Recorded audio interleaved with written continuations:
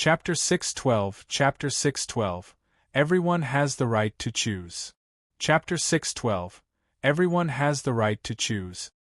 After retrieving the storage treasure from Ran Hui, Jiang Hao returned to his room. He looked around to make sure everything was fine before taking out the storage treasure. He wanted to check how many spirit stones were inside.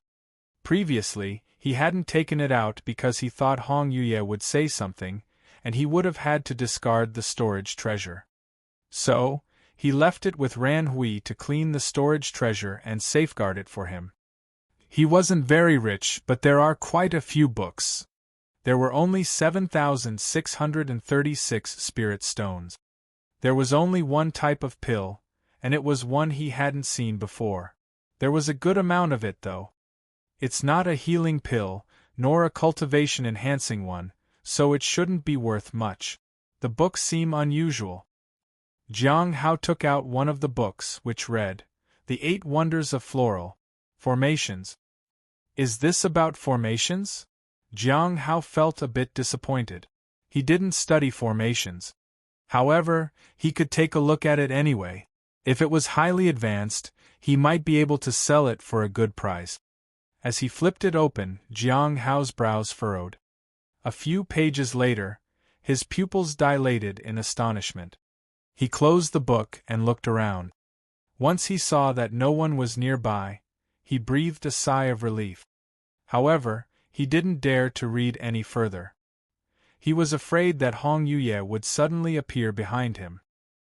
He had a subconscious feeling that it might be much safer to read it after he activated the Heavenly Cauldron. He then looked at the other books. The Classic of the Pure Woman, Scenes of Love and Lust, The Union of Yin and Yang in 6 volumes, and so on. Jiang Hao set all the books aside and fell into deep thought. He didn't know how to handle them for a moment. Should he burn them? It would be a pity to do so. Should he sell them? How would he even go about selling them? Should he keep them? He was afraid of being discovered. After much hesitation, Jiang Hao made a decision. I'll seal them. He used the universe in a palm technique and sealed the books in a purple sphere in his hand. He decided to find a suitable place to exchange the books for spirit stones later. After that, Jiang Hao turned his attention to the pills. He appraised them. Soon, he received feedback from his divine ability. It was a pill meant to be used in conjunction with the content of the book. Its effects were quite wild. For a moment, he couldn't help but wonder if this pill would be effective for him. Finally, he sealed the pills too. He planned to sell them later. Only one question remained. What identity should he use to sell them? Smiling Sand Sheng was not this kind of person. Should he sell it as himself? That didn't seem like a good idea. The fan could change into different forms, so there was a chance he could use another disguise. Finally, he focused on the gains from the spirit stones. Adding to what he already had, there were 38,000 spirit stones. He still had some items on him that hadn't been sold yet. Once they were sold, he would have around 80,000. I'm getting rich. Jiang Hao stored everything and began to study the 4th form of the Heavenly Blade, No Regrets. The more he studied it, the deeper his understanding of the 7 forms of Heavenly Blade became. The blade intent in his eyes also grew stronger. When he unleashed his blade again, its power would reach new heights. 5 days later, the ship docked again. This time, Jiang Hao and Hong Yuye stood on the deck and enjoyed the scenery. Nobody paid attention to Ran Hui anymore. That day, the ship set sail again. After that, they crossed the endless sea fog. It wasn't clear which direction they were headed. They couldn't even see the sea ahead. There was thunder in the sky. If not for the large ship, few people could traverse this area. The whole experience was disorienting. 3 days later, the large ship passed through the sea fog and arrived in a calm sea with clear skies. We've finally arrived. A few days later than expected. On the deck, someone sighed. It's probably because of Smiling Sand Sheng. He disrupted the plans of many people. Let's not mention him. Just talking about him makes me afraid that he'll kill another.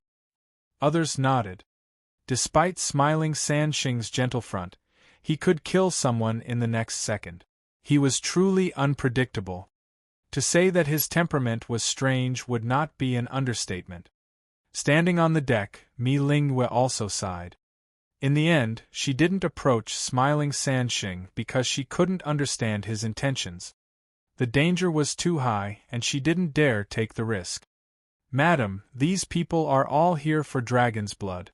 Should we get involved?" asked a maid. "No, that is not our purpose. There's no need to take risk." Mi Lingwe shook her head. The ship docked. "Let's go." Mi Lingwe took flight on her sword. Upon reaching the shore, many people flew toward the central part of the island. That was the destination of their journey. Because of smiling Sheng, they had to get there ahead of time. Otherwise, it might cause trouble. At this moment, Jiang Hao arrived at the deck.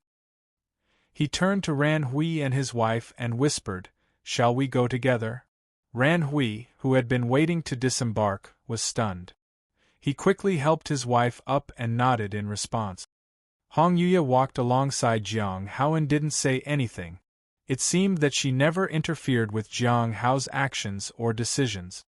"Thank you, Immortal Elder," Ran Hui said gratefully. He knew that without the person in front of him, he and his wife would have died long ago. "Did you come here to escape or cure your wife?" asked Jiang Hao. "Cure her?" Ran Hui was surprised. His wife seemed anxious. "Even changing her appearance won't help," said a faint voice. At that moment, Hong Yuye suddenly reached out and pulled down the woman's robe. The woman was frightened. She held on to Ran Hui tightly and bowed her head to try to avoid being seen. However, Jiang Hao still saw her. Her face was full of scars. There was even a burn mark on the cheek. "It seems you've indeed tried many methods," Jiang Hao said. He remained calm. He wasn't affected because of the poison. His state of mind helped a great deal too. "But it's useless," Ran Hui said helplessly. "I might have a way, but I don't know if it'll work. If it fails, there's a possibility you might end up dead," Jiang Hao said solemnly. "You can consider it. Before I leave, I will contact you again. The choice is up to you." Jiang Hao didn't linger. He indeed had a way, but there were things he couldn't foresee. As for whether they were willing, that depended on the two people. If they were willing, it was a small effort on his part. If they weren't, he wouldn't bother with it. Everyone had the right to choose, but everyone also had to bear the consequences of their choices. On the ship, Li watched smiling Sheng leave with a slight frown. The arrival of the person could easily affect his position on the island. Will smiling Sheng's audacity affect this trade? A middle-aged man behind him asked. "This is Chaos Stone Island. Once there's trouble, someone will handle it naturally. But take a few people and inform them that this is our place for external trade. Advise him to be less aggressive. Taking a loss isn't a big deal. The overall situation is what matters," Li said. "The big picture is important. No matter who it is, we have to be patient. We can indeed suppress him." The middle-aged man nodded. "For safety's sake, take the island master's token with you," Li said. The middle-aged man was delighted. Chapter 613 Chapter 613 Smiling Sheng is actually a woman. Chapter 613 Smiling Sheng is actually a woman. Jiang Hao left. Ran Hui and his wife were also working hard for their future. Jiang Hao didn't know their decision because he wasn't sure what mattered to Ran Hui more, a future with her or her charm physique. Even if she was disfigured, her gift still exuded unparalleled allure. Ordinary people couldn't resist it. Could Ran Hui resist it, or was he captivated by the allure? Ordinary people didn't possess strong mental fortitude to remain unaffected by the charm. So, it was unclear whether Ran Hui only loved his wife because of the influence of the charm or if he really loved her. If it was the former, that was to be expected. Many went crazy over someone with a charm physique. If it was the latter, it was an extremely rare case. He left the choice to them. Senior, what do you think they will choose? Jiang Hao asked curiously on the way. Perhaps Hong Yuye could understand something he did not. Who can say for sure when it comes to the affairs of the heart? Said Hong Yuye as she walked ahead. Didn't you mention someone who loved someone with a charm physique before? Shang-un, Jiang Hao said. Right. Did he love the person or her charm? Hong Yuye suddenly asked. Jiang Hao lowered his head. He was unwilling to admit it. I think he liked her irrespective of the charm. He still remembered that the charm goddess had instructed Shang-un to attack him, but Shang-un had refused. It meant Shang-un was unaffected by her charm, and he truly saw her for herself. He had his own values, morals, and worldview. Why can't it be possible that this person is the same? Maybe his decision is his own, said Hong Yi. Jiang Hao remained silent for a moment. Was it because the other person wasn't special enough? Or was Shang-un too unique? He couldn't find an answer. From what he knew, it seemed that Ran Hui's mind hadn't been influenced. There were occasional passers-by on the road. Unlike other islands, this island had ordinary people. There were quite a few of them. Jiang Hao looked at them but didn't think much about them. When I left just now, they had no answer. I don't know if they are afraid of dying or something else, Jiang Hao said softly. How confident are you? Hong Yuye asked. 70%. But even if I was 99% sure, I would still say the same thing. No one knows what might happen at the last minute, said Jiang Hao truthfully. He helped them out of kindness. It was a small effort. After all, he used the identity of Smiling San Sheng. He had nothing to lose. Do you hope for a good ending for them, Senior? Jiang Hao asked. Hong Yuye just glanced at him but didn't answer. The two hurried toward the center of the island. They wanted to ask about the location of the 7-day village. Tian Chen's child was there, and finding him meant finding Tian Chen himself. Then, they would know whether the stone tablet came from him. Senior, please wait, said a voice suddenly. Jiang Hao looked over and saw a young cultivator. He had a good cultivation base, and was at the early stage of the primordial spirit realm. He looked about 28 or 29, but his actual age was unclear. He might not be that young. Young friend, you called me? Jiang Hao asked. He imitated Dan Yuan. However, Hong Yuye seemed to give him a peculiar look. Is this the first time you have come to Chaos Stone Island, Senior? The young cultivator was dressed somewhat messily and tidied up as he came over. I'm Jing Fengyun. Greetings to both of you, seniors. How did you know it's our first time here? Jiang Hao asked. Because those who come to Chaos Stone Island are here for trade or have their own purposes, and they head to the center of the island. However, the location there is first come, first served. The better trades will be taken by the earliest arrivals. Seniors, you arrived late. It implied that it was your first time here. Jiang Hao nodded and was about to say something, but the young man continued. By the way, I just heard that Smiling San Sheng is here this time. The rumors aren't good, and the best trades this time might be taken by him. But I think he's an imposter. Jiang Hao was surprised. Why do you say that? I've seen Smiling San Sheng, Jing Fengyun said confidently. She is actually a woman. I saw it with my own eyes.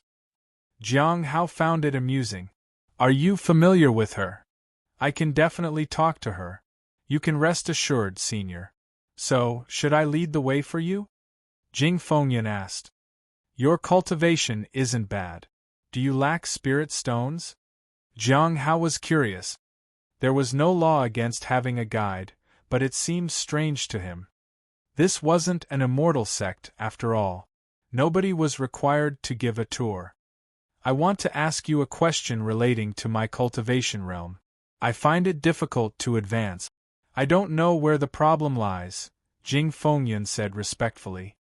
Jiang Hao intended to use his appraisal on this person, but Hong Yuye was present, so he was hesitant to do it.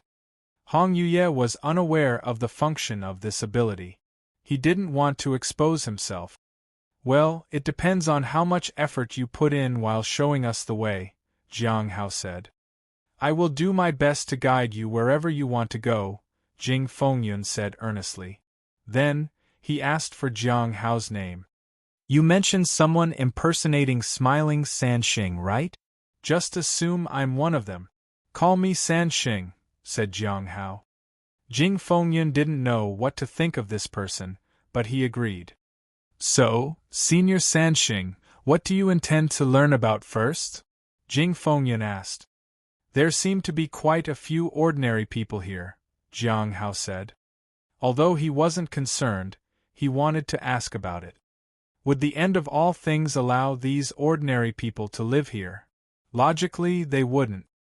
They need some tasks to be done, so ordinary people are allowed to live here, said Jing Fengyun. The people gathered here join the end of all things because of their hatred and helplessness. That's not all. After joining, they earn spirit stones. Once life is easier, they change. Once they change, they strive for something better. However, these people can never become the higher-ups ot the end of all things. It is said that those who can rise to the top not only have exceptional talent but also steadfast willpower. Jiang Hao understood that people change. Are there many villages in Chaos Stone Island? There aren't any villages here.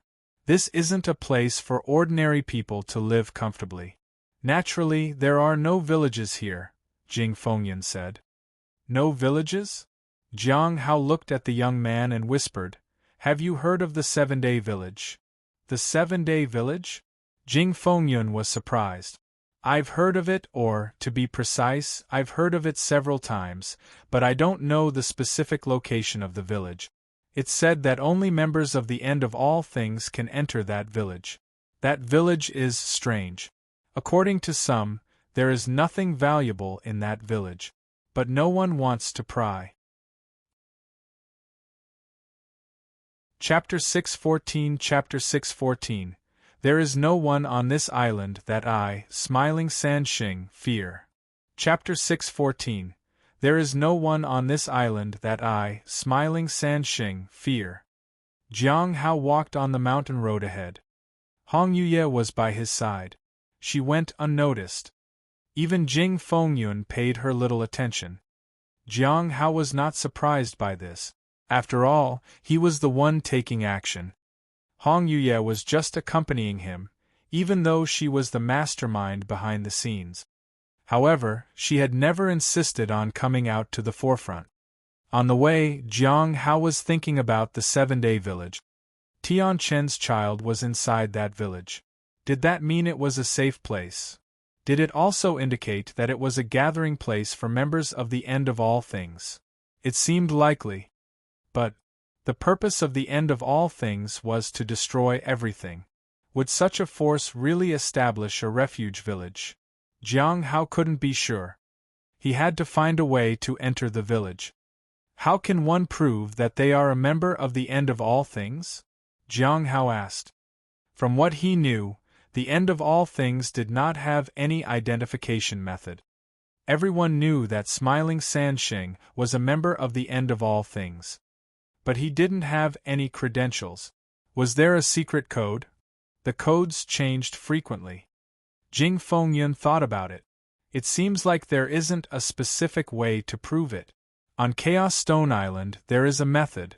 If you are a member of the end of all things, you can get it from the island master's subordinates at the center of the island. Do they have a token or something like that? Jiang Hao asked. They usually have a secret code, Jing Fengyun said. The secret code is necessary for the end of all things. It's a way for them to designate tasks. Jiang Hao asked, What cultivation realm is the island master? The island master? Jing Fengyun fell into deep thought. According to rumors, the Island Master is not a high-ranking member of the End of All Things, but his cultivation realm is definitely not weak. He is not considered an important figure in the End of All Things. That's why the cultivation realms of people entering the island are restricted to below the Immortal Ascension platform. The Island Master is probably a cultivator of this realm, so he can control the overall situation. Immortal Ascension platform. Jiang Hao felt that this was a bit troublesome. His cultivation was too low. It seemed like he needed to avoid conflict with the Island Master at any cost. But would Smiling Sheng be afraid? He would probably avoid it, but not out of fear. He would have other cards up his sleeve. He had the Immortal Mountain and Sea Shield. As long as he held out a bit longer, he could use the 1,000 miles teleportation talisman to escape. Once he escaped, he would have some time to communicate with the ring he left on the small island. He could always return using the ring and attack again. The other person might surrender after a few back and forth. Jiang Hao smiled. When Jing Fengyun saw this, he was surprised. He felt that this senior's smile was somewhat unsettling. Senior, aren't you going to the central area for trade? It's said that this time they have dragon's blood. Dragon's blood. Yes. It's said that dragon's blood is an unexpected gain for the End of All Things. Consuming it can temper the body and condense a strand of true dragon's aura. It has many benefits for cultivation. It can resonate with things related to the dragon clan. It's a rare treasure. Even if you don't use it, the selling price outside is extremely high. Really? Jiang Hao was quite surprised. Yes, there are quite a few people outside begging for dragon's blood. Jing Fengyun nodded. Jiang Hao thought of Shaoli. Extremely high price. Shaoli rarely encountered mishaps, and she seldom suffered losses. The worst-case scenario for her would be embarrassment. He sighed inwardly and didn't think about it any further. People from overseas all coveted dragon's blood because it could summon the ancestral dragon's heart. Otherwise, it wouldn't have caused such a stir. But he had no interest in it. Apart from Shaoli, Lu Xingchen had the remnant soul of a true dragon in him. Heavenly King Hai Luo had also told him that there might be real dragons beneath Chaos Stone Island. So, instead of dragon's blood, it would be better to look for real dragons. So many people are vying for it, but we don't need it for now, Jiang Hao said with a smile. Let's go to the Island Master's subordinates to get an identity token for the End of All Things, and then, we visit the 7-day village. Jiang Hao strode forward. Jing Fengyun was puzzled. But you have to be a member of the End of All Things to get one.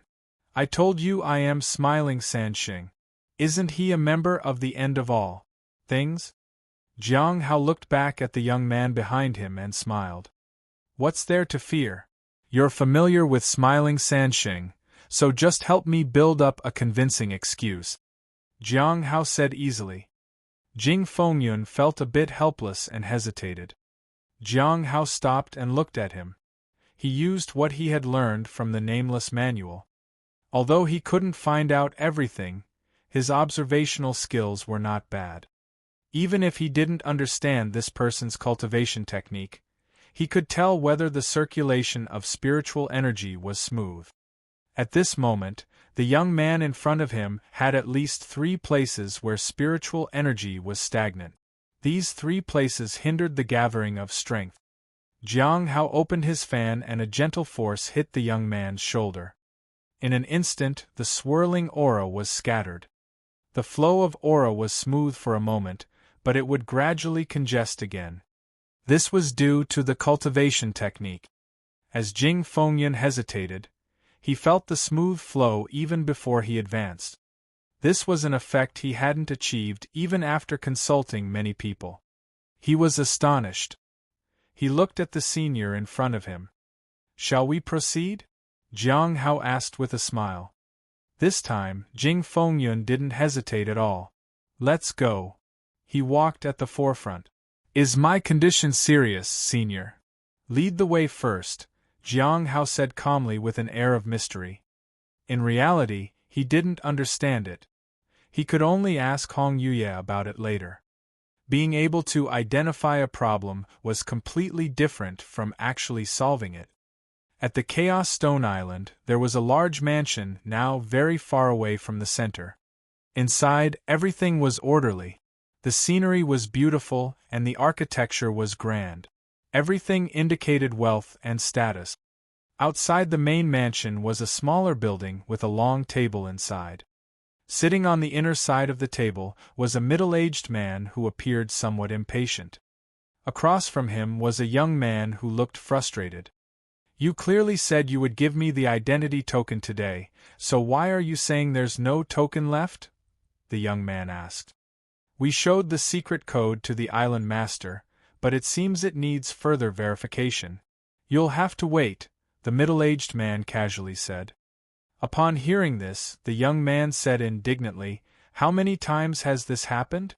Every time you say it needs verification, but each time during the secret code change, you claim it's incorrect. Yesterday, you assured me it would be fine today, and now you're saying it's not? If it's not fine, it's not fine. What's the use of arguing with me? The middle-aged man said. Then, who should I talk to? That's beyond my capacity. Then, who's in charge? It's Senior Tianchun, but he's not available at the moment. So, for now, you'll have to continue waiting. Then, the young man angrily walked away. Once he left, a servant entered. The middle-aged man handed over an identity token. Deliver this to that distinguished guest and make sure they settle the remaining spirit stones. Yes. The servant took the token and hesitated. Senior, if this is discovered, what will happen? What will happen? Daring to cause trouble here is challenging the island master. The island master rarely goes out, so there are guards to deal with troublemakers. Do these people still have the guts to cause trouble? The middle-aged man said coldly. Then, he asked, how many more distinguished guests need identity tokens? There are 3 more, said the servant. Let them bid. Whoever offers the highest price will be given the next token, the middle-aged man said. Understood. The servant nodded in response. Chapter 6:15 Chapter 6:15 Are you disappointed? Follow me, I'll overturn the world. Chapter 6:15 Are you disappointed? Follow me, I'll overturn the world. In the center of the island there was a bustling city. This place is really amazing. Jiang Hao walked on the main road in awe. The streets here were clean and smooth, with buildings standing side by side. They were similar in type, but different in style. It was refreshing. There was no dirt or mess in the alleys. The entire city looked aesthetically pleasing. It seems they put a lot of effort into building this city, Jiang Hao said. Yes, the island master has invested a lot into this island. Jing Fengyun nodded. What kind of people live here? Jiang Hao asked. There were many ordinary people here, and cultivators were everywhere too. Their cultivation realms were not weak. Some are ordinary people brought here by the End of All Things, some are members of the End of All Things who stay here, and some are like me, who came here and didn't leave immediately. There are also some who took refuge here, Jing Fengyun said. Jiang Hao nodded. Ordinary people had to come in by boat from outside, and only once a year. Once they took refuge here, they would be much safer. Is there an inn? Jiang Hao asked. He had quite a few spirit stones and could afford to stay in any inn.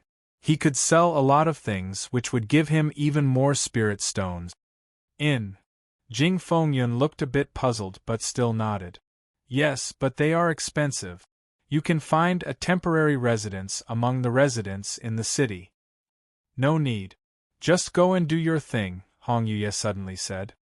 Jiang Hao turned to look and found her smiling. It seemed like she really wanted to see how he would handle things. What does she want to see? Jiang Hao wondered. In the past, Hong Yuya would rest at the inn while he dealt with some trivial matters. This change made him quite curious. Initially, his plan was to provoke the island master alone. Then, he would leave Chaos Stone Island and come back at night. He would then destroy the island master's residence the next day and leave when the island master appeared. Again, he would return at night. He would then proceed to destroy the trading center at dawn and leave again. As long as he wasn't caught, he would keep causing havoc until the island master would take action. Of course, there was a problem. He had to be strong enough to endure the power of the Immortal Ascension platform. Otherwise, everything would be in vain. Furthermore, the golden ring must not be discovered. If that happened, he wouldn't be able to return. Hong Yuya didn't have the one heart palm anymore. If she activated the ring on her hand, it could work. But now that Hong Yuya was following him, it was difficult for him to handle everything. Should he take her with him when he escaped? It felt like putting the cart before the horse. There was also a possibility that the other party would take action. After all, everything was for her purpose. It was only natural to make a move when encountering a strong enemy. Glancing again at the calm but suffocating face of the woman, Jiang Hao felt somewhat helpless. Life and death were in her hands. He had to be careful. She could afford to be laid back, but he couldn't be blindly confident. After all, they had been on an unequal balance from the very beginning. He looked at Jing Fengyun. Let's not go to the inn. Let's go get the identity token and ask how to get to the 7-day village. The 7-day village is a bit unique, senior. Let me handle it when the time comes, Jing Fengyun said. Many seniors were too impulsive and easily caused trouble. The members of the End of All Things weren't easy to deal with, especially on Chaos Stone Island. They were the rulers here, and offending them meant not being able to buy a ticket to leave when the time came. Jiang Hao smiled and remained silent. Jing Fengyun didn't understand what kind of temperament the senior in front of him really had, so he could only lead the way for now. After all, there was a reason to go to the 7-day village if they could really obtain the identity token. If they couldn't get it, there would be trouble. On the way, Jiang Hao observed the surroundings. In the end, he took a detour. When Jing Fengyun wasn't looking, he entered a house and planted a golden ring there. The place wasn't particularly concealed, but it did look wealthy. The family must have a high status here. There was a risk if there was a person with a very high cultivation realm in their family. They might sense the presence of the golden ring. Therefore, when he came out, he looked at Hong Yuya and said, "I'll have to trouble you, senior." Hong Yuya's eyes flickered and she smiled. "What are you willing to offer in return?" "I'll brew red azure tea for you tonight, senior," said Jiang Hao. "Since when can red azure tea be used as payment?" Hong Yuya smiled lightly and stared at him. He felt uneasy. A red light flashed in the house. It meant Hong Yuya had taken action. "Change it to September-spring," Hong Yuya said. Jiang Hao agreed reluctantly. He still had some red azure tea left, but he would have to buy the September-spring again. It cost over 30,000 spirit stones. Although it was painful, he hoped he could still sell a lot of things later. Losing 2,000 wasn't a big deal if he could earn it easily. As for the conversation between the two, Jing Fengyun seemed oblivious. He just felt that this senior really had taste in things. He was wandering around everywhere. He felt relieved. Just at that moment, he heard angry voices ahead. "This is too much. Simply too much. They didn't even give me a token. They delayed it for so long. It's bad enough they delayed me, but they had the audacity to give the token to someone else. Outrageous."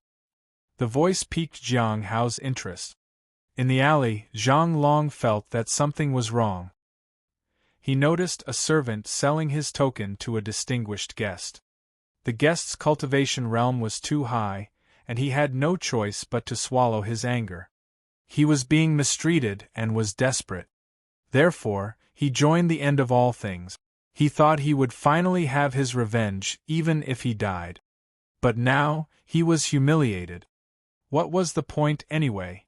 What was the use of joining the end of all things? He pounded his fists against the wall a few times and dropped his hand weakly. If he destroyed the walls here, he might attract the guards. Trouble would ensue. Zhang Long felt sad.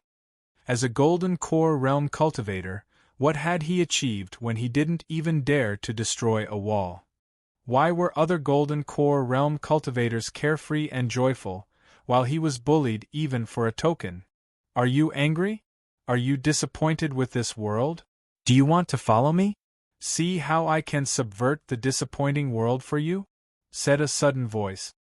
Zhang Long felt surprised because he had heard similar words before.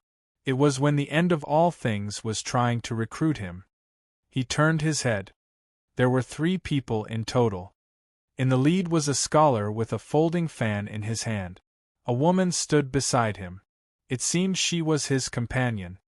On the other side, a man seemed to be showing them around. Who are you?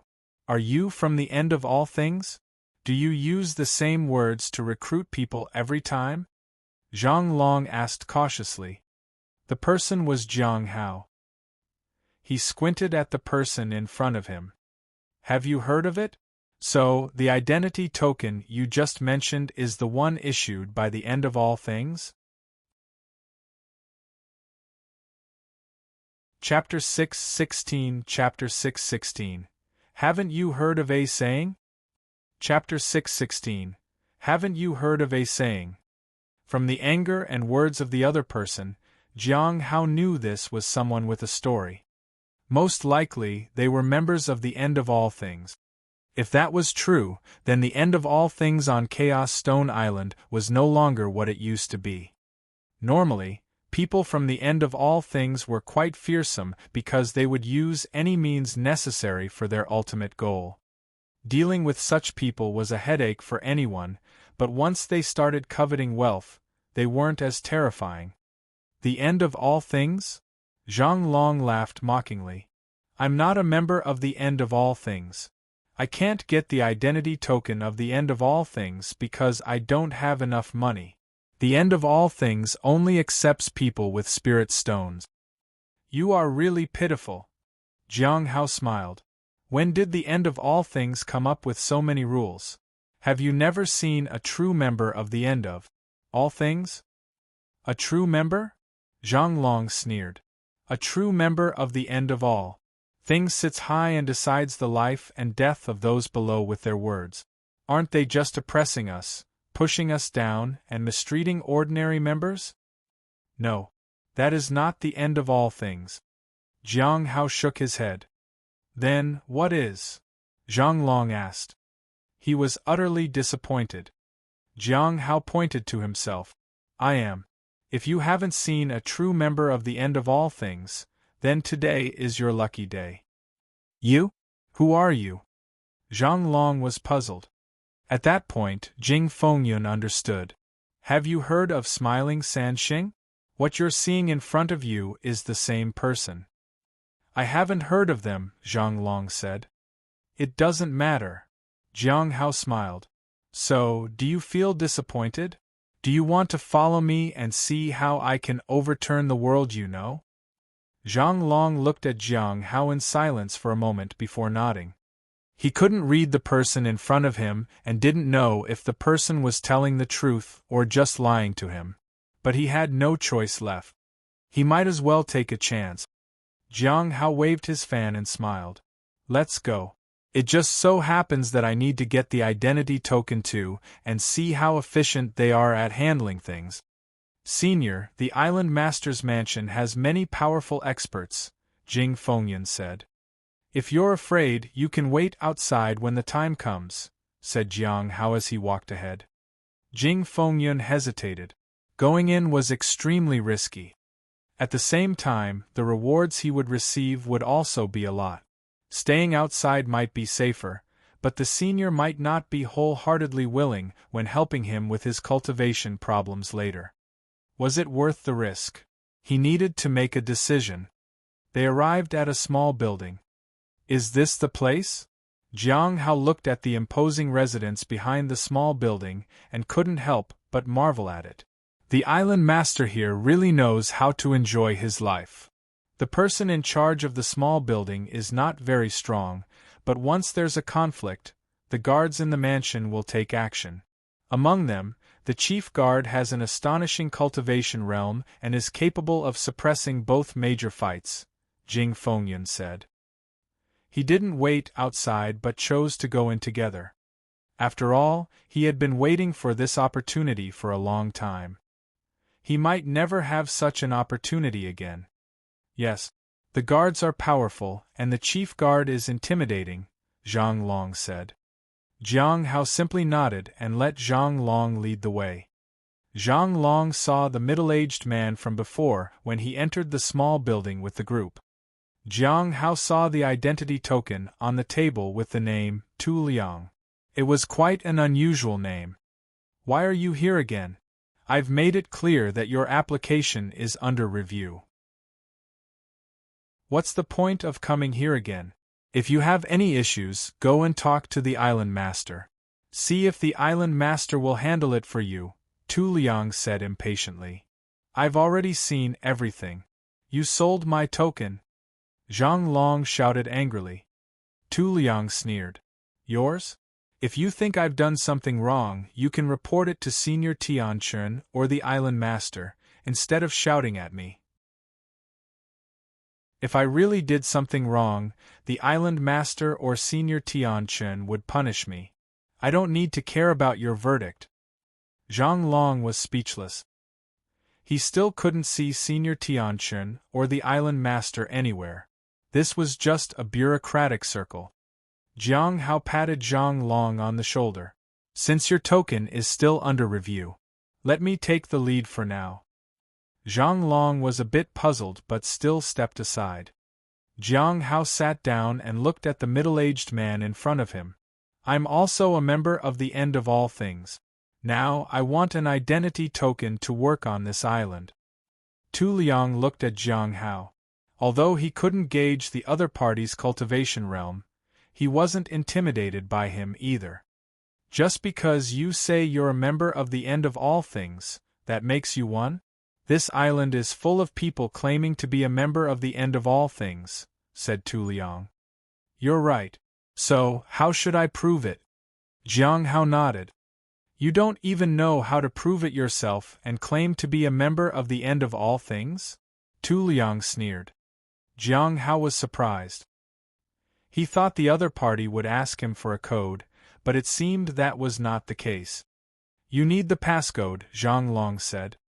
Oh. Jiang Hao acknowledged it and then asked Zhang Long to share the passcode. The reason he had brought Zhang Long over was for this. He didn't have the End of All Things' passcode. Zhang Long didn't hesitate even a bit and shared the passcode with him. Jing Fengyun was stunned. Was it okay to reveal the passcode so openly? Tu Liang looked at Jiang Hao and said nothing. He then picked up a pen and a piece of paper and asked, Name? Smiling San Sheng, Jiang Hao said. What is your mission on Chaos Stone Island? Tu Liang asked. No mission. Just here to stroll around, Jiang Hao said. Tu Liang raised an eyebrow at the person in front of him and then put down his pen. All right, I've noted it down. This will be under review. How long do I have to wait? Jiang Hao asked. It depends on how long the review takes. Either you wait a few more days or come by daily to inquire, Tu Liang said. Isn't that a bit inconvenient? Jiang Hao asked with a gentle smile. If it's inconvenient, report it to the island master, Tu Liang said coldly. Isn't there any way in which the process can be hastened? Asked Jiang Hao. I'm not in charge of this. If you want to improve efficiency, talk to Senior Tianchun, Tu Liang said. Can you help me pass a message to him? Jiang Hao asked. Sorry, I can't. If there's nothing else, you may leave. Tu Liang dismissed them. Well, Jiang Hao's lips curved into a sinister smile. What use do I have for you then? The fan moved, and the blade appeared. Boom! Tu Liang was astonished. The blade cut into his skin. He was flung against the wall. His body bore multiple cuts. Although not fatal, it left him in a sorry state. Jiang Hao slowly stood up and looked at him. It seems you all have forgotten what the end of all things truly is. How dare you attack someone in charge of the Chaos Stone Island? Tu Liang roared. Chaos Stone Island? Isn't this the territory of the end of all things? Jiang Hao asked. Then, he shook his head and sighed. It doesn't matter. Today, let me tell you what kind of person truly embodies the ideals of the end of all things. Haven't you ever heard of the saying that the end of all things has no future but only a lingering last wish? Chapter 6:17 Chapter 6:17 The Truth of the End of All Things. Chapter 6:17 The Truth of the End of All Things. Who do you think you are? Tu Liang asked angrily. This is Chaos Stone Island. This is a place with rules. Without rules, there is no order. These rules were set by the island master. Now, you have taken action on your own and challenged the authority of the island master in the process. If you were truly a member of the end of all things, you wouldn't have acted against us in this way. Instead, you would have respected the jurisdiction of the island master. Even if you don't like me, you should serve the island master and use your identity and logic to file a complaint against me instead of attacking me in this manner. Are you a match for the island master? Are you a match for the chief guard? I am so disappointed. Jiang Hao looked at the middle-aged man in front of him. Don't you know that with my cultivation realm, I could kill you effortlessly? Where do you get the courage to say such things? What a joke. Then, why am I still alive? Isn't it because you don't dare to kill recklessly? Tu Liang seemed to gain more courage. Murdering someone is an entirely different thing. The fact remains that you attacked me and ignored the rules set by the island master. You will have to bear the consequences. You are truly beyond redemption. Jiang Hao shook his head. Then, he moved his fan. The blade cut off the opponent's arm. A painful muffled sound came from Tu Liang's mouth. He held his severed arm and still firmly believed that he wouldn't die. Jiang Hao approached him. Are you scared? I thought you weren't afraid? If you kill me, it'll only bring more trouble, said Tu Liang. Jiang Hao picked up the fan and placed it on the only remaining arm of the opponent. Then, he lightly swiped it. Splat! Blood sprayed out. A cry of agony followed. Jiang Hao laughed. I thought you could rely on your rules to protect yourself from harm. Tu Liang leaned against the wall. He looked at the person before him in horror. He realized his own insignificant nature. Jiang Hao shook his head slightly and was about to finish him off. It had been so long, and no one had come to look. The guards here seemed incompetent. However, just as he was about to take action, he suddenly felt a force from behind. He turned around to avoid it. Boom! The force blasted open the building. At that moment, Tu Liang ran outside. Jiang Hao did not stop him because he wanted him to experience what it truly meant to face a member of the end of all things. As smiling Sheng, he understood the end of all things quite thoroughly. He understood it more than these people. Smiling Sheng, how dare you kill someone here? The middle-aged man behind Elder Li walked to the front of the building. He was accompanied by many people. Tu Liang seemed to have found his savior and hid behind them. He taunted Jiang Hao. You can't preach now. Jing Fengyun and the others retreated to the side. They dared not get involved. Zhang Long didn't expect things to escalate this quickly. He thought it was a pity that Tu Liang wasn't dead, though. Jiang Hao fanned himself and looked at the middle-aged man. Do you have something to say?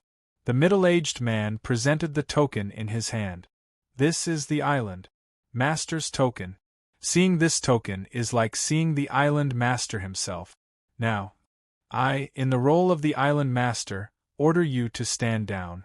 Today is Chaos. Stone Island's important day. It's trading day. Whatever you want, you must consider the situation before you act. Otherwise, you will be presumed to be against the entire Chaos Stone Island. Jiang Hao couldn't help but laugh out loud. The Island Master's token? Consider the overall situation? He looked at the man in front of him. Are you still a member of the End of All Things? What do you mean? The middle-aged man frowned. Do you know what kind of force the End of All Things is? Jiang Hao walked step by step toward them. The end of all things. The end of all life on Earth. That's the purpose of this organization. That's why we gather here. Do you know what it means to end all life? It means everyone must die. Anyone standing in the way will be eliminated, including the members themselves, if they stand in the way of the greater goal. Now you are blocking my path. Isn't it just as logical for me to end you here? Jiang Hao approached the middle-aged man. Somehow, the fan had already touched the man's forehead. In horror, the middle-aged man said, "Consider the greater good," smiling San Sheng. Splat! The blade pierced through the middle-aged man's forehead. Jiang Hao smiled. What is the greater good? The token in your hand? The island master you mentioned? Is he worth more than the goal of the end of all things?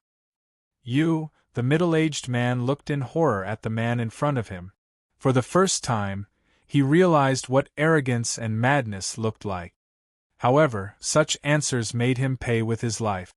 In an instant, he understood why others hated the end of all things so much. Such people were unreasonable and utterly illogical. A moonlight appeared. His vision became distorted. He had no power to resist the attack. From the beginning, he had been suppressed by a divine aura of smiling San Sheng. It was too late to regret it. Jiang Hao beheaded the man in front of him with a single stroke of his blade, and then looked at the others. Are you all in this together? Attack! One of them roared and rushed forward. Jiang Hao stepped forward and swung his blade. When facing enemies, he never underestimated or hesitated because he knew that they were powerful. If the opponent's cultivation realm was weak, it wasn't worth sparing them. At that moment, everyone felt fear. They saw the young, scholarly-looking man killing the people one by one. Blood stained the ground. The blades swung ruthlessly. Regardless of the defenses the opponents used or the techniques they employed, he cut them down with a single stroke. When the last person fell, Jiang Hao looked at Tu Liang and smiled. Do you now understand what the end of all things truly is? I am disappointed that you have survived here for so long and yet failed to grasp the essence of the end of all things. Tu Liang was terrified and lost for words. Jiang Hao turned to look at Zhang Long, who was hiding in the distance. Do you want to kill him? Zhang Long was shaken, but he walked to Jiang Hao's side. Jiang Hao handed the enemy's sword to him. When you kill him, you need to understand one thing. The angrier a strong person gets, the more they strike at an even stronger opponent. The angrier a weak person gets, the more they strike at an even weaker opponent. Zhang Long took the sword, and Jiang Hao walked away. On the way, he picked up the Island Master's token, thus completing the purpose of this trip. After that, he let Jing Fengyun pick up the storage treasure and clean it. Then, he handed it over to Jiang Hao. With this done, he walked away with Hong Yuye. Jing Fengyun snapped back from his daze and caught up with them. Not long after, they heard screams from behind. It was Tu Liang begging for mercy. Chapter 618 Chapter 618 Blade at my neck, and he asks me if it's difficult. Chapter 618 Blade at my neck, and he asks me if it's difficult. From the start to the end, there were no guards. No one came to suppress the impostors. This was now normal. The only explanation was that Hong Yuye might have intervened. This is the only way they could proceed smoothly. It could also be true that the guards were too incompetent. On the way, Jiang Hao thanked Hong Yuya anyway. It was always good to be respectful to Hong Yuya. She just glanced at him without saying a word. Sometimes, he could easily perceive the meaning in her eyes, and even deduce her thoughts from her actions. However, Hong Yuya's emotions were too few, and her actions were limited. "Senior, why did that person call you Smiling San Sheng just now?" Jing Fengyun asked. "Because before meeting you, I met him first," Jiang Hao said. Although Jing Fengyun was puzzled, he didn't ask further. "Is this token enough?" Jiang Hao tossed the token to Jing Fengyun. He also retrieved several storage treasures. After settling down, he checked how many spirit stones were inside. He also wanted to see if there was September spring here. In theory, there should be some. It's unlikely to have a lot, but there might be a rare chance that he could get some. Since the Chaos Stone Island gathered various forces, it wouldn't look good if they didn't have good tea for sale. With this token, many things can be done. Jing Fengyun was astonished. Originally, he only went to get a normal identity token, but he unexpectedly got the Island Master's token. "Senior, do you have something to do? If you use this token for trading, it will be much more convenient," Jing Fengyun said. "I want to go to the 7-day village," Jiang Hao said. "All right. I will inquire about it. We should do it as soon as possible," Jing Fengyun said.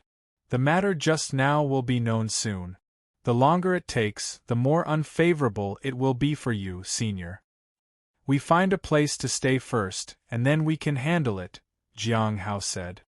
It so happened that he had some matters to take care of. A short while later, they settled in an inn and spent some spirit stones. Although it was a bit pricey, they could afford it. After that, Jiang Hao and Jing Fengyun left the inn. Jing Fengyun wasn't surprised. After all, he had the token, and it would be strange if they asked him to go alone. However, Jiang Hao was accompanying him to find out whether Jing Fengyun could fulfill what he promised. He appraised him. A disciple of Heavenly King Hai Luo? Jiang Hao was surprised. He didn't expect to encounter a disciple of Heavenly King Hai Luo during this trip. Indeed, Heavenly King Hai Luo was formidable in the overseas regions and had various subordinates. However, he had given up his position as the Heavenly King to become a prisoner at the Lawless Tower. "What cultivation technique are you practicing?" Jiang Hao asked. Jing Fengyun was momentarily stunned. He then immediately said, "The 9 transformations of wind and clouds technique. It's currently in the primordial spirit realm. The technique needs to be exchanged in our sect later." "Let me take a look." Jiang Hao extended his hand. Smiling San Sheng wasn't known for his tact. Jing Fengyun hesitated for a moment and handed over the cultivation technique. Jiang Hao took a look at it. With his experience, he should be able to identify some issues. After all, practicing the Hong Meng Heart Sutra and the Nameless Manual made him sensitive to the intricacies of cultivation technique. As expected, there weren't many issues from lifeblood refinement to foundation establishment realm, but there were some problems with the primordial spirit realm in this cultivation technique. He wasn't certain how to modify it though. He could only take the cultivation technique and ask Hong Yuya later. This left Jing Fengyun puzzled. Was Jiang Hao using the cultivation technique as collateral? But in the eyes of such a powerful person, his cultivation technique should be quite ordinary. Unfortunately, before he could ask, Jiang Hao disappeared from the spot. So, for now, he could only get to work. A little while later, they found a large shop and inquired about the September spring tea. "Esteemed guest, we don't have much September spring tea here, and the ones we do have already been booked by other guests. It's difficult for us to sell it at this point," a woman said hesitantly. Jiang Hao's fan transformed into a long knife. He placed it against her neck. "Is it difficult now?" he asked politely. When the knife appeared, the sword's intent surged. The woman knew that if she said something offensive, she would end up dead. She smiled. Esteemed guest, you must be joking. Whether it's difficult or not depends on whether we do our best. It's our duty to serve the guests. I don't think it's difficult. In the end, Jiang Hao bought some September spring tea for 19,000 spirit stones. He still had another 19,000 spirit stones left. After that, he took out the blood-burning pill and other magical treasures. The other party purchased them for 60,000 spirit stones. In this way, most of the items were sold. Although the price was higher than expected, there were 2 decent magical treasures among them. He didn't know if he had been swindled. Fortunately, he could accept 60,000. He now had a total of 79,000 spirit stones. It was then that he remembered he still had some storage treasures. He began to open them right there. The spirit stones in these storage treasures weren't much. It totaled up to only 22,000 spirit stones. There were also some ordinary magical treasures and pills. Jiang Hao handed them all to the woman in front of him. This bewildered her. It was the first time she had seen someone act so recklessly, and these storage treasures seemed to belong to the island master. What had this person done?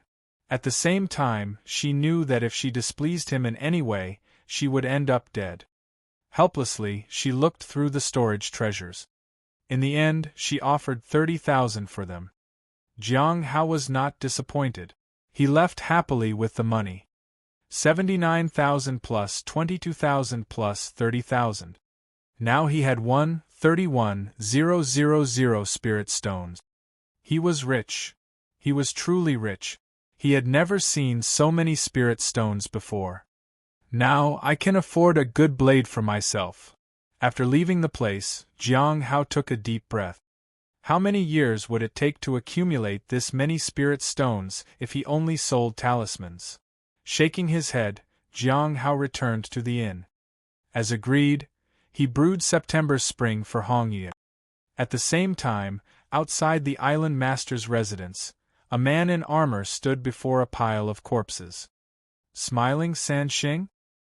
He's only at the early stage of the return to Void Realm, and yet, he dares to be so arrogant? The chief guard looked at old Manly beside him. Chief guard, you underestimate this cultivator. Li felt uneasy. He killed Bai Ying and several other cultivators at the middle stage of the return to Void Realm with a single stroke. I didn't notice when he made his move. He probably blocked my perception, said the chief guard with a frown. That person had the ability to deceive him. That wasn't good. It seems we'll have to wait for Senior Tianchun to come back. Is the island master still in seclusion? Li asked. No need to wait. I will personally go and meet him. I'll see if he still has the strength to kill me with a single stroke, said the chief guard coldly. Chapter 619 Chapter 619 A Corpse by the River. Chapter 619 A Corpse by the River. The next day, by the riverside of Chaos Stone Island, Li arrived with the others. At that moment, there were many people gathered by the river. When Li arrived, they all made way for him. Li witnessed a terrifying scene. He trembled. Lying by the river was a man dressed in armor. He looked serene and peaceful, with no injuries on his body. However, there was no sign of life. He was dead. Chief guard. Li was agitated. He felt a mix of fear and rage. He was so flustered that he couldn't even stand on his own and needed help from others to stay upright. However, his shock counted as a warning for others. Smiling Sheng. Li gritted his teeth. He was filled with contempt. All those who had dared to go against Smiling Sheng had ended up dead. Even the chief guard was dead. That showed how terrifying Smiling Sheng actually was. Finally, Li decided not to investigate the matter involving Smiling Sheng any further. This incident had completely exceeded his expectations. The death of the chief guard was a sign that Smiling Sand Sheng was an enemy of Chaos Stone Island. It was also a warning. The end of all things. At that moment, Li finally understood why some people said they weren't really true members of the Ed of all things. Smiling Sand Sheng was what the end of all things represented. A person who was reckless and didn't care whether they lived or died. Someone who didn't care about the influence of sex and other forces. Who would dare to provoke such a person? Li was afraid. Report to the island master and let him decide. In the end, Li could only entrust the matter to someone more capable. As for himself, he was no longer willing to go against Smiling Sand Sheng. The person lying by the river today was the chief guard. Tomorrow it could be him. Jiang Hao woke up in his room. After drinking tea last night, he felt refreshed and began practicing the Mountain Sea Seal. This time was different as he finally started to grasp the basic. When he extended his hand, the Mountain Sea Seal condensed in his hand. But it was still in its infancy. To achieve sufficient power, he needed to continue to study it. Perhaps he needed to keep drinking September spring tea. This type of tea truly yielded benefits with every sip. Unfortunately, he couldn't afford it. He could only wait until next time. Last night, he had felt a strong individual approaching him, but they disappeared in an instant. It must have been Hong Yuye's doing. After that, he took out the Heavenly Fate Misfortune Pearl and sealed it with the Mountain Sea Seal. Everything was enveloped in purple energy. The seal became much more solid for a moment. It's useful for reinforcing the existing seal on something. Unfortunately, it doesn't have offensive capabilities for now. I can only rely on further understanding later. However, the Mountain Sea Seal still had a formidable aura. It was just not very noticeable. Shaking his head, Jiang Hao went to Hong Yuye's room. He lightly knocked on the door and opened it when he received no response. He found Hong Yuye sitting by the window. She was lost in thought. She wasn't looking at the sunrise. She stared in the direction of the sea. However, the sea wasn't visible from where they were. Semmer, Nat, are you 100k wonning at? Jiang Hao asked. What can you see? Hong Yuye asked in return. The building and the streets, Jiang Hao said. Then, why do you ask? Hong Yuye turned and looked at Jiang Hao. He lowered his head. Do you have news? Hong Yuye stood up and asked. Yes. Jiang Hao nodded. Jing Fengyun is waiting below. He has already asked about the entrance to the 7-day village. We need to enter the village to investigate the place. After that, Jiang Hao recounted what happened last night. However, he didn't get an answer. Jiang Hao felt puzzled. He could perceive it. That meant that Hong Yuye had allowed him to perceive it. Then, why didn't she tell him anything today? He didn't think too much about it. He was busy with the matter of the 7-day village today. As long as he found Tian Chen's child, he would have the leverage to ask him if he had placed the stone tablets in the southern region. If the other person knew about the stone tablets, he could find more information. As for the mastermind behind the stone tablets, Jiang Hao felt that it was still very complicated. It might not be easy to discover the truth. Mi Lingyue stood in front of a woman and shared some information about Mu Longyu as well as the preparations that were made. The woman nodded. She then stood in front of Mi Lingyue. The Great Thousand Spiritual Technique began to resonate with Mi Lingyue. This can deepen your spiritual strength and make it less likely for problems to arise when undercover. Now that you have gained the trust of the other party, you must be even more careful. This time, you will receive more benefit. The Great Thousand Spiritual Technique was applied to Mi Lingyue. It allowed her spirit to have a stronger connection with the artifacts of the Great Thousand God sect. If she were to defect, she would face a catastrophe. This was the Great Thousand God sect's method for controlling their undercover agent. It also allowed them to roughly understand the undercover agent's state of mind. Mi Lingwe worried immensely whenever this happened. If she was discovered, she would die right here.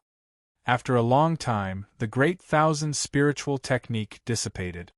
The woman wearily let her leave. Wait for the next debriefing. It probably won't be at Chaos Stone Island. Not Chaos Stone Island? Then where? Your status is already quite high.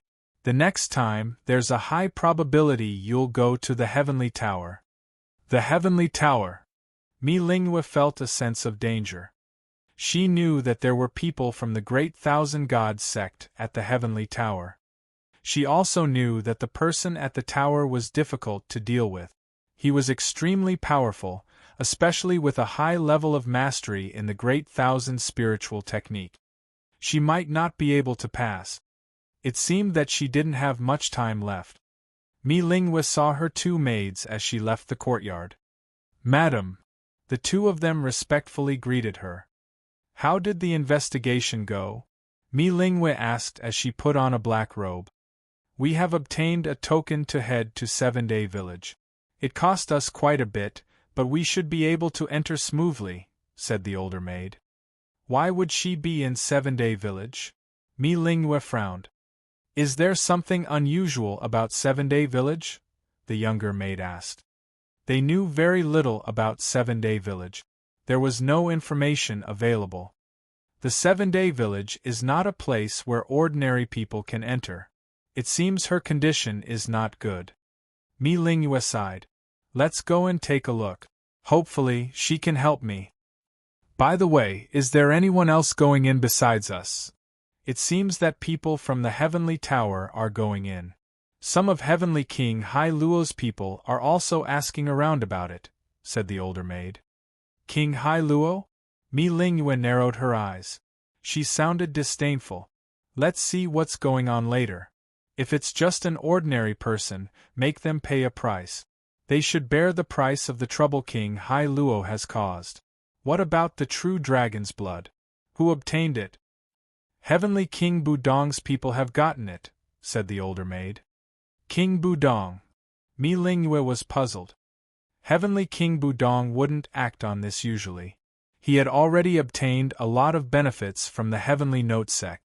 The other Heavenly Kings definitely wouldn't agree to this. Never mind. Leave the matter to the Heavenly Kings. Let's go to the 7-Day Village first. Mi Lingwe didn't think too much about it. Chapter 620 Chapter 620 Wherever smiling Sand Sheng appears, everyone must retreat. Chapter 620 Wherever smiling Sand Sheng appears, everyone must retreat. When Jiang Hao saw Jing Fengyun, he inquired about the situation of the 7-Day Village. The 7-Day Village is not far from here. It's beyond a mountain and can only be reached on foot. What if we fly there? We won't be able to reach the intersection if we fly. There must be an array set up by seniors. It makes it impossible for normal cultivators to know about the 7-Day Village. Jiang Hao nodded. After all, who would choose to walk when they could fly? So, despite flying all over Chaos Stone Island, the entrance remained unseen. It meant that the person who had set up the array had a high cultivation realm. By the way, I heard that smiling Sand Sheng has killed someone, said Jing Fengyun on the way. Oh! Jiang Hao was surprised. Who did he kill now? I heard that smiling Sand Sheng broke into the mansion last night and killed the chief guard. Now, the entire Chaos Stone Island is shrouded in the shadow of smiling Sand Sheng. That's also the reason why things went so smoothly for me this time. I used smiling Sand Sheng's reputation to my advantage, said Jing Fengyun. Senior, what if we are discovered impersonating him? Didn't you say that he is also an impersonator? Jiang Hao asked with a smile. Now, he knew who the powerful figure from last night was. It was actually the chief guard. He was indeed very powerful. He would probably not be an easy opponent to fight head-on unless he used the no-regrets technique again. But no regrets wasn't something that could be used at will. It required a calm state of mind and immense pressure. Is it possible that the person wants you to bear this grudge, Senior? Jing Fengyan asked. Wouldn't that be even better? Jiang Hao opened his fan. My reputation will grow. But it feels like you're being used, said Jing Fengyan. Jiang Hao smiled and remained silent. Jing Fengyan stopped talking about this and instead talked about the 7-day village. During the investigation, I found that besides us, there are others planning to enter the 7-day village. Who else? At least 2 groups. One should be from the Heavenly Tower, and the other is probably from one of the Heavenly Kings. The Heavenly Tower? This was the first time Jiang Hao had heard about it. On the other hand, he had heard about the 12 Heavenly Kings. After all, he was somewhat familiar with one of the Heavenly Kings. As for the Heavenly Tower, he knew nothing about it. Is this your first time overseas, Senior? Jing Fengyan was stunned. It shouldn't be. Even if it's your first time, you should have heard something about it. Jiang Hao did not answer but looked at him. Jing Fengyan was puzzled but also knew better than to ask too much. He just felt a bit puzzled about this senior in front of him. He seemed to have appeared out of thin air. The Heavenly Tower controls the livelihood of most of the lower class overseas. They have the most information on overseas territories, and the majority of the secrets come from the Heavenly Tower. In the Heavenly Tower, there is a master on every level. They are powerful and hold many secrets. The highest level Great Master has never appeared, and it is rumored that even the 12 Heavenly Kings have to bow and greet him when they meet him. Moreover, all the overseas forces, such as the Great Thousand God Sect, the End of All Things, the Blood Dragon Sect, the Heavenly Spirit Tribe, and the Four Seas Tantra Sect, all show respect to this Great Master. There are rumors that this Great Master emerged from the Astronomical Academy. Although the Heavenly Tower is not the strongest, it is indispensable to many people and not an easy organization to provoke, Jing Fengyan said and then looked around. There are probably some spies from the Heavenly Tower around here. Is it possible that our actions have already been noticed by the Heavenly Tower? Jiang Hao asked. Jing Fengyan thought for a moment. It's possible. Even if they don't find out immediately, they would piece together the situation based on the circumstances. Of course, it's not easy to transmit the information back to the Heavenly Tower, at least the information in Chaos Stone Island is not easy to send out. Will they be entering the 7-day village to obtain information? Jiang Hao asked. Not exactly. Jing Fengyan shook his head. Jiang Hao nodded. So, there were at least 3 groups of people. Although it was unknown if these people would cause trouble for him, it would be best to remain cautious. If they did, he would have to bear with it. For them, crossing a mountain was not difficult. At noon, they crossed the mountain and arrived at a valley. This was the entrance to the 7-day village. At the entrance, Mi Lingyue and others stared at the 2 people from the Heavenly Tower. They frowned. One was an old woman, and the other was a young woman supporting the old one. Both of them emitted an unusual aura and appeared to be in the Return to Void realm, but their primordial spirits were quite powerful. They were very dangerous individuals. However, she had no intention of getting into any disputes with these people. This time, she was mainly targeting Heavenly King Hai Luo's people. Soon, they sensed that someone had arrived. Mi Lingyue looked at the 2 people from the Heavenly Tower with hostility. But in an instant, her brows raised. Smiling San Shin. Then, she turned and glared at her maid. The maid said, That guide, Jing Fengyan, is under the Heavenly King. Mi Lingyue was speechless. Jiang Hao, who had come over, was surprised to see Mi Lingyue here. However, it seemed that she had just been glaring at someone with hostility a moment ago. But the hostility disappeared when he arrived. He thought for a moment and looked at Jing Fengyan. Then, He shifted his gaze to the old woman and the young woman. From their spiritual extensions, both of these individuals were extraordinary. Their aura intertwined into one. They were indeed extraordinary. I don't know who is behind them. The entrance of the 7-day village is fixed, so we need to wait for some time, Jing Fengyun. Jiang Hao nodded and waited quietly. Mi Lingyue and others remained silent as well. All 8 people stood in their positions without interrupting each other. Jiang Hao glanced at Hong Yuye, who stood there and stared at the spot ahead. She was lost in thought. Shortly after, she furrowed her brows in disdain. Jiang Hao looked over but saw nothing. Before long, the stone wall turned into a narrow path. This was the entrance to the 7-day village. I remind you all, after entering, if you want to come out, you'll have to wait for 7 days. Some people can't stay in there for 7 days, said the old woman as she walked ahead. Mi Lingyue didn't say anything and followed inside. Naturally, Jiang Hao didn't care about this either. He was going in to find Tianchen's child. He would then have a better chance of finding Tianchen himself. As for these people, as long as they didn't disrupt his plans, he didn't care. After some hesitation, Jing Fengyun followed as well. He had never been inside the 7-day village before, so he was quite curious. At the island master's mansion, a white-haired man looked down at the body of the chief guard and frowned. Smiling Sheng has come here? Yes, master. What cultivation realm is he in? Early stage of the return to Void Realm. Early stage. The island master chuckled.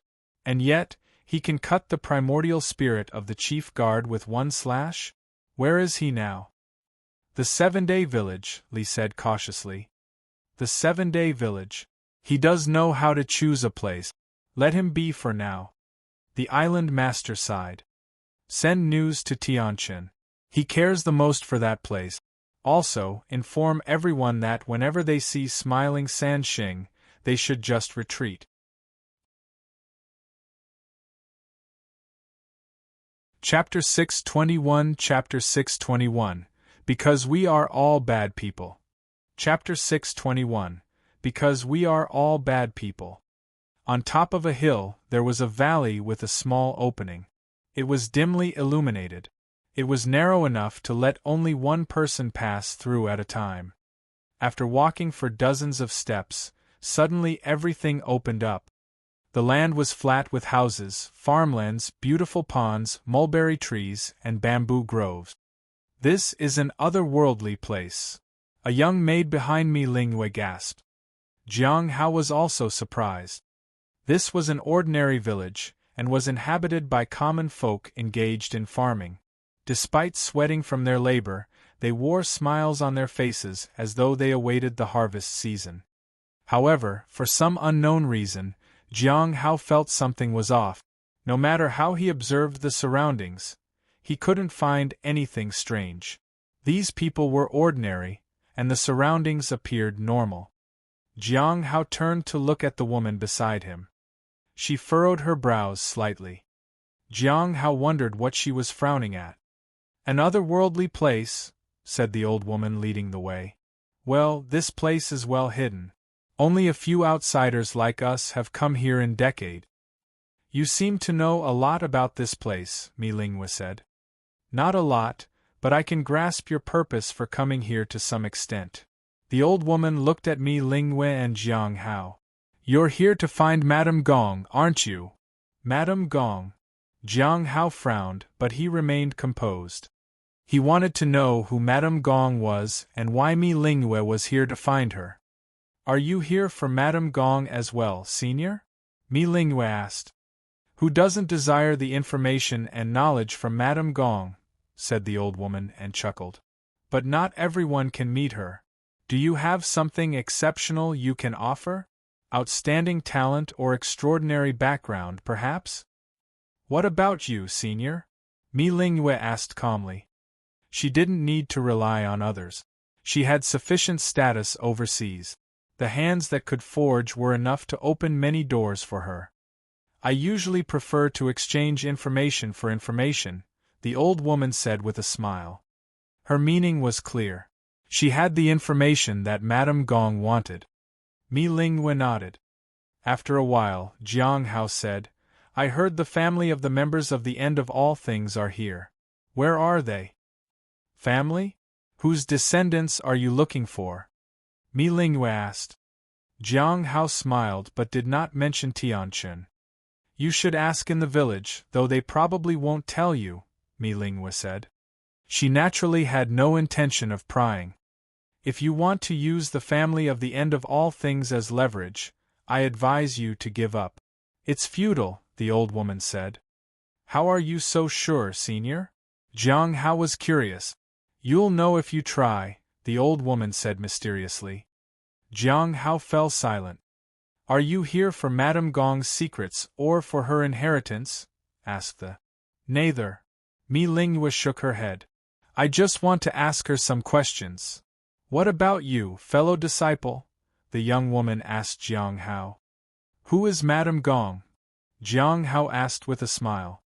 The question left everyone stunned, especially the old woman. She looked embarrassed. She thought this young man was mocking her. Madame Gong was once one of the third master of the Heavenly Tower. She had remarkable strength and grace. She even contended for the position of one of the 12 heavenly kings back in the day. She failed though. However, her failure was not due to lack of strength, but rather the sea realm did not choose her. Later, it said that she delved into the secrets deep within the sea realm and obtained a treasure. After that, she disappeared completely, Jing Fengyan said. He thought Jiang Hao really didn't know who Madame Gong was. Jiang Hao nodded. The secrets of the depths of the sea and a treasure. It wasn't worth his time to investigate further. After that, he asked Jing Fengyan to lead him to the village chief. When Jiang Hao left, the old woman furrowed her brows. This young man is quite impolite. Don't be upset, senior. It's normal for young people to be spirited, the young woman said with a smile. The old woman snorted. I hope he can walk out of the 7-day village after finding the member's family here. He's really brash. Mi Lingwe frowned. She had some knowledge about the 7-day village, but clearly not as much as the person in front of her. She asked a few questions but didn't get any answers. Since you also want to meet Madame Gong, let's go and see her, the old woman said. Shortly after, they arrived at a courtyard. Peach blossoms were in full bloom, and a seemingly ordinary woman was seated there. She looked like she was waiting for someone. The old woman furrowed her brows. Senior, what's wrong? Mi Lingwe asked. Something's off. What? People. Yes, usually Madame Gong stays in her room, and seeing visitors is entirely based on her mood. But today, she's in the courtyard. It means she wants to see someone. Is it one of the newcomers? Mi Lingwe asked. Hard to say. Maybe she's thinking of something and hoping that person will come. The old woman shook her head. Although unexpected, the situation might be better than what she had expected. It all depended on how the interaction went. Are you looking for someone? In the center of the village, an elderly man looked warily at Jiang Hao and the others. Yes, we are distant relatives of disciple Tianchun. We heard that he has a child here and wanted to ask where the child is right now, Jiang Hao said with a smile. However, the man was cautious. He refused to reveal anything. He even wanted to drive them away. Jiang Hao had no choice but to use spiritual power to confuse the old man. He would then make the person utter the answers he wanted to hear when he was distracted. It wasn't a bad approach. Otherwise, if the man annoyed Hong Yuye, it could lead to a life-threatening situation. Jiang Hao walked to the east of the village when he learned the information he wanted. As expected, he saw a young boy in a humble courtyard. He seemed to be about 8 or 9 years old. He was much younger than Shaoli. He was struggling with firewood and muttering something to himself. It's the 3rd day. The third day. Jiang Hao was puzzled. "Little guy, where are your parents?" he asked. At this moment, the young boy turned to look at Jiang Hao. He was a bit shy. He then put down the firewood and ran back into the house. With a bang, he closed the door. "My father will be back soon." "How soon?" Jiang Hao asked as he approached the door. "It's the third day. My father will be back on the seventh day," said a voice from inside the house. Jiang Hao furrowed his brow. "Did your father leave 3 days ago?" "I won't talk to you. My father says strangers are bad people," said the stubborn voice of the child. "I'll help you chop firewood. If you're scared, you can hide in the house. But the few of us have nowhere to stay. Can we stay in your courtyard for now?" Jiang Hao asked. "We can also cook. Do you want to eat something?" "I don't want to eat and you can't stay here," the young boy shouted. "Unfortunately, if we are all bad people, your objection would be invalid," said Jiang Hao with a chuckle. Chapter 622, Chapter 622. The Demoness. You can cook? Chapter 622. The Demoness. You can cook? In the courtyard, Jiang Hao sat in front of the firewood. He looked calm. He reached out and picked up the axe and started chopping the firewood. He used an ordinary person's strength. Snap! The firewood was split with a single strike, but he was calm and composed. He recalled the first time he had learned to chop firewood as his stepmother watched him. He didn't know why she was watching him. He had a massive number of tasks that he needed to fulfill, and she used to intentionally make things difficult for him. Snap! Another firewood split in half. Although he didn't like his stepmother, she did raise him well until he was 5. Snap! The firewood fell to the ground. Jiang Hao was calm as ever. He felt a peace of mind from deep within. For a moment it was as if he had returned in the time when he was 4 years old. He had been restless, impatient, and full of resentment toward his stepmother. He had felt contempt toward his father for his negligence. He also remembered the bowl of rice with meat and how he had loved meat at that time. Countless emotions intertwined, but his mind remained calm. He felt a sense of acceptance with a bit of nostalgia. The mountain sea seal appeared in his hand, as if it had become vast due to its owner's state of mind. A sense of peace extended in the surroundings. The firewood fell. Jing Fengyun suddenly froze. He felt that the surroundings had become too quiet. He even felt a sense of peace. Then, he recalled the past. For some reason, this time, he viewed it without prejudice and without anger.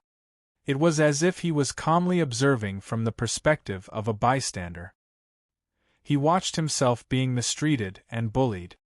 The resentment he had held before slowly resurfaced, but this time, it seemed like he understood more. A profound change occurred deep within his heart. Wind and cloud 9 transformations activated instinctively. The obstructing aura was crushed into fragments. He broke through the restraints and advanced to a new cultivation realm. When he came back to his senses, he was in disbelief. At that moment, there was nothing he could hear except the sound of firewood being chopped. What's going on? A storm surged in his heart. Hong Yuye was looking at Jiang Hao. No one knew what she was thinking. When he finished chopping the firewood, Jiang Hao let out a sigh. He looked at the mountain sea seal that had condensed in his hand and felt that it had some power.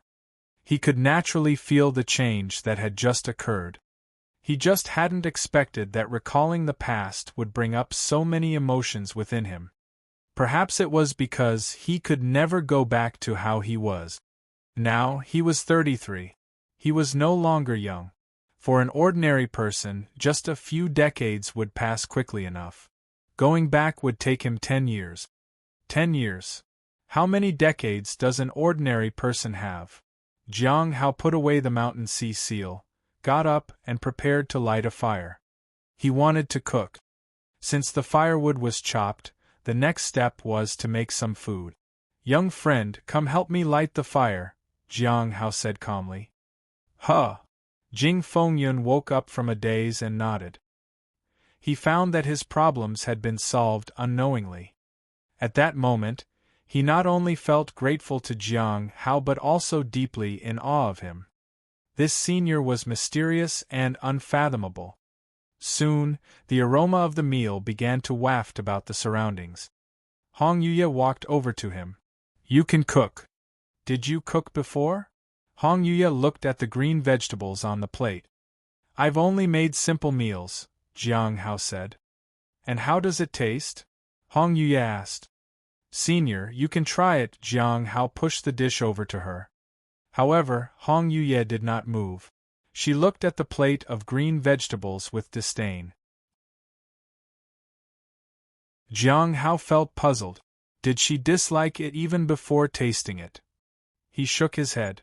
He wanted to know what she thought about his culinary skills. As soon as he picked up the chopsticks, Hong Yuya stared at him. In the end, he could only put down the chopsticks in his hand. It seemed that he couldn't eat it either.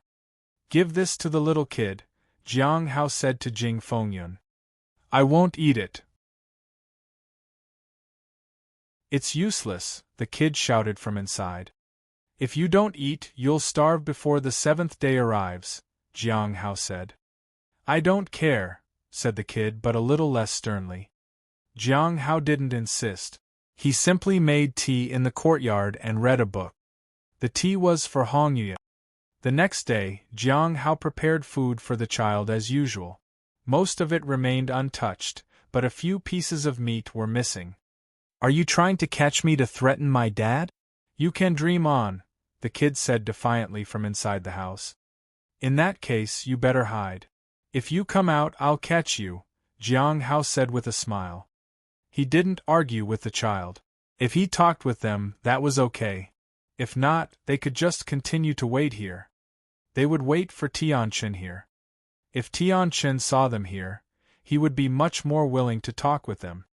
Jiang Hao didn't expect it to be easy, but he had to try. This is the 4th day. Is your father coming back soon? Jing Fengyun asked. Of course. When my father arrives, you bad guys are done for, the kid said proudly. The 4th day. The old woman frowned as she looked at the woman in the courtyard. How could it be the 4th day so soon? It is indeed the 4th day. Many villagers have said the same, the young woman said. It seems that Madame Gong really wants to see someone, the old woman said as she knocked on the door. Nothing had worked. They had to take another approach if they wanted to succeed. Senior, who do you want to see? Perhaps we can help you find them, the old woman said softly. Creak. The courtyard gate opened. Mi Lingyue was surprised. Previously, no matter how they tried, it never worked. Now, with just a mention of someone, the gate opened. She immediately stepped inside. Madame Gong didn't appear as stunning as she was rumored to be. She looked just like an ordinary woman. However, she didn't seem to be in a good state. There was no sparkle in her eyes. She seemed lifeless. Senior, may I ask whom you wish to see? The old woman asked. At that moment, she expanded her mental power to try to pry. I can sense its fear. A person with great luck has appeared nearby. I want to see him. Madame Gong looked vacantly at the old woman and the others. A person with great luck? Mi Lingyue asked.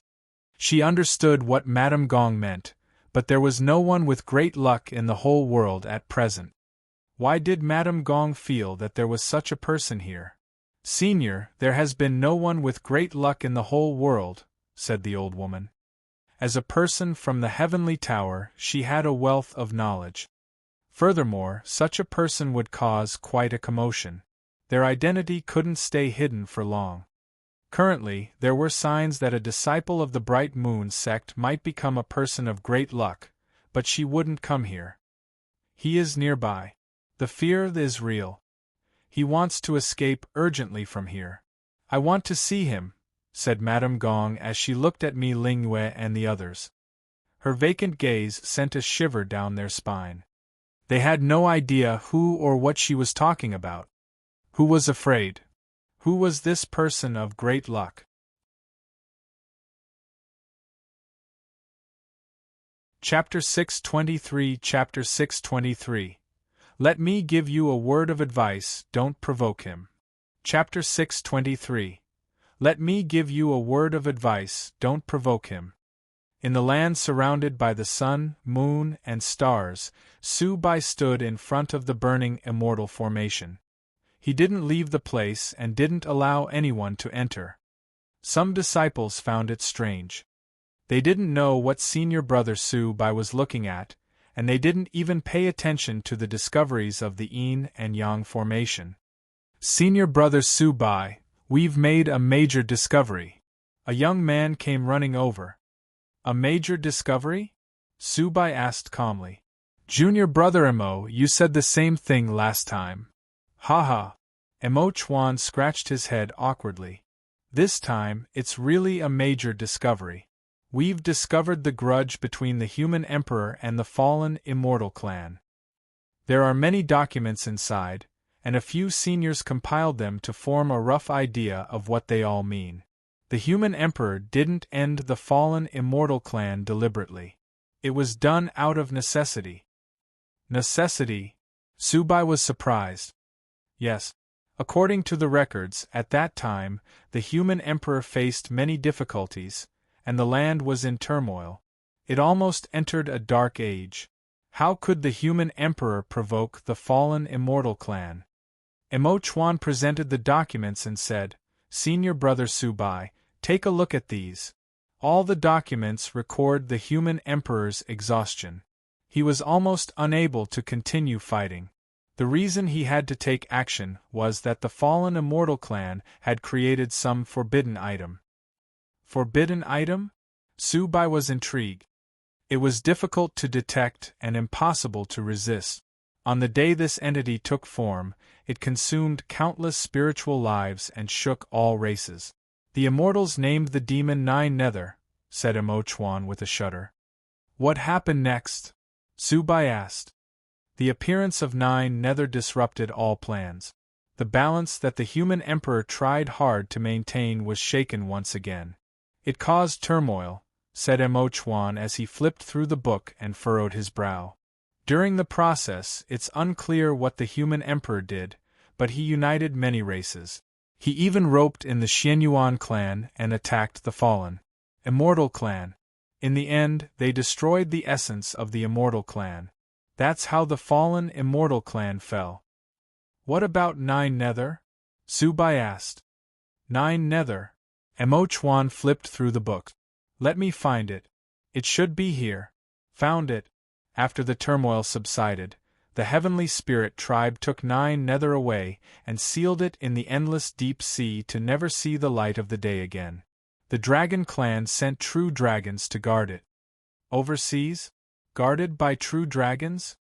Su-bai was astonished.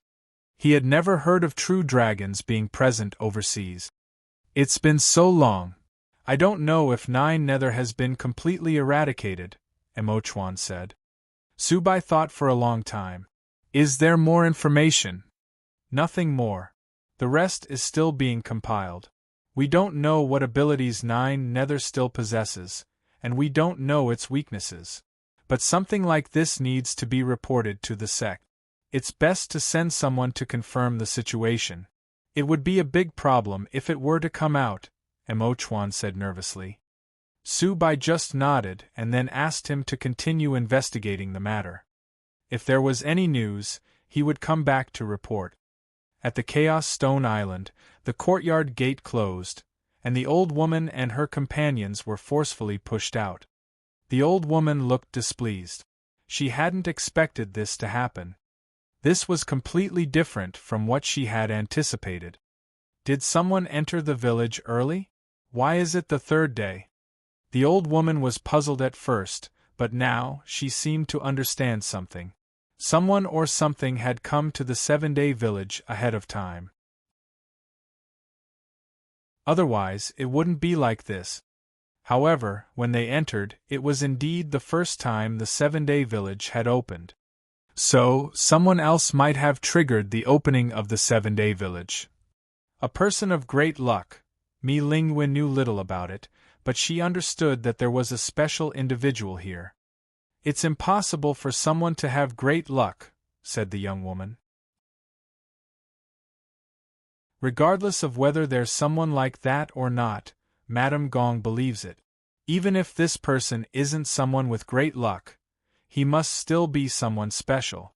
We must find this person. Mi Lingwen looked at the others. Her tone of voice invited no question. She was a powerful individual, after all. The young woman was puzzled. The old woman also felt something was strange with the person in front of her. There's no way to determine who this person is, said the old woman. 3 days ago, the 7-day village started its activity, and at that time, no one entered. This means that everyone on the island is suspicious. No. Not all, Mi Lingwen said seriously. 3 days ago was the day we arrived. At that time, we were still on the road, but it was enough to make something here sense our presence. So, this person must have been on the ship. Even if that's the case, there's no way to determine who it is. We need to certain Tieni entire island. We ain't nave tnat mucken time, said Tieni young woman. Weren't you on the ship? Mi Lingwen asked. We weren't, the old woman said truthfully. If you were, you wouldn't say that, said Mi Lingwen. Why? The young girl asked. We must first find the unique and outstanding person that was on the ship. Mi Lingwen smiled. There must have been too many people. How can we be sure who it was? Even if we are sure, how do we get them to come here? Asked the young woman.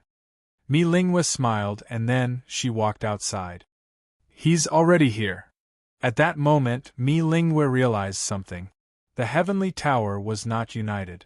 The information was not shared with everyone.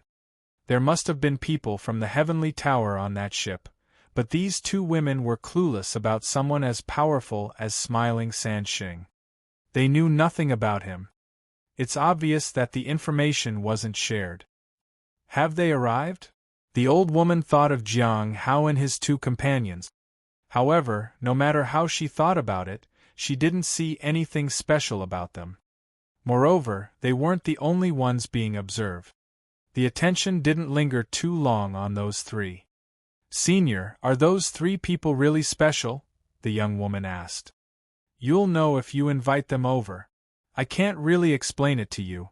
The biggest impression he left behind was of his unrestrained and unpredictable nature, Mi Lingwen said.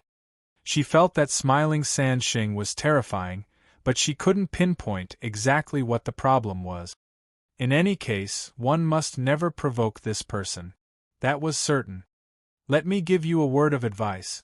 Don't provoke him. Mi Lingwen's words stunned the old and the young woman, but they didn't say anything. Everyone came with a purpose in this place. As long as they could complete their mission, everything else could be put aside for now. At that moment, Jiang Hao was sitting at the table and reading a book. Jing Fengyun was busy cleaning the courtyard. Sometimes, he stood watching the firewood and thought about how he could learn to be like Jiang Hao. He was amazed the first time he saw Jiang Hao chopping the firewood. Someone is here, young friend. Please make some tea, said Jiang Hao. Hong Yuye raised her eyebrows and looked at Jiang Hao. She was intrigued.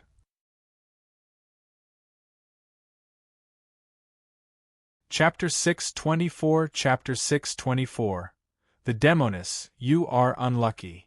Chapter 624 The Demoness, you are unlucky. Jing Fengyun set the teacups on the table and poured fresh tea. He didn't even want to think too much about Jiang Hao's instructions. He even chopped firewood with such purpose that everything else was redundant. Sure enough, 5 people approached from outside. It was Mi Lingwen and her group. They were surprised to see Jing Fengyun preparing tea. The host was indeed hospitable. But why were they lingering in this courtyard? Moreover, they sensed the aroma of food. They were puzzled about the purpose of the person in front of them. "Would you like some tea?" Jiang Hao made a welcoming gesture.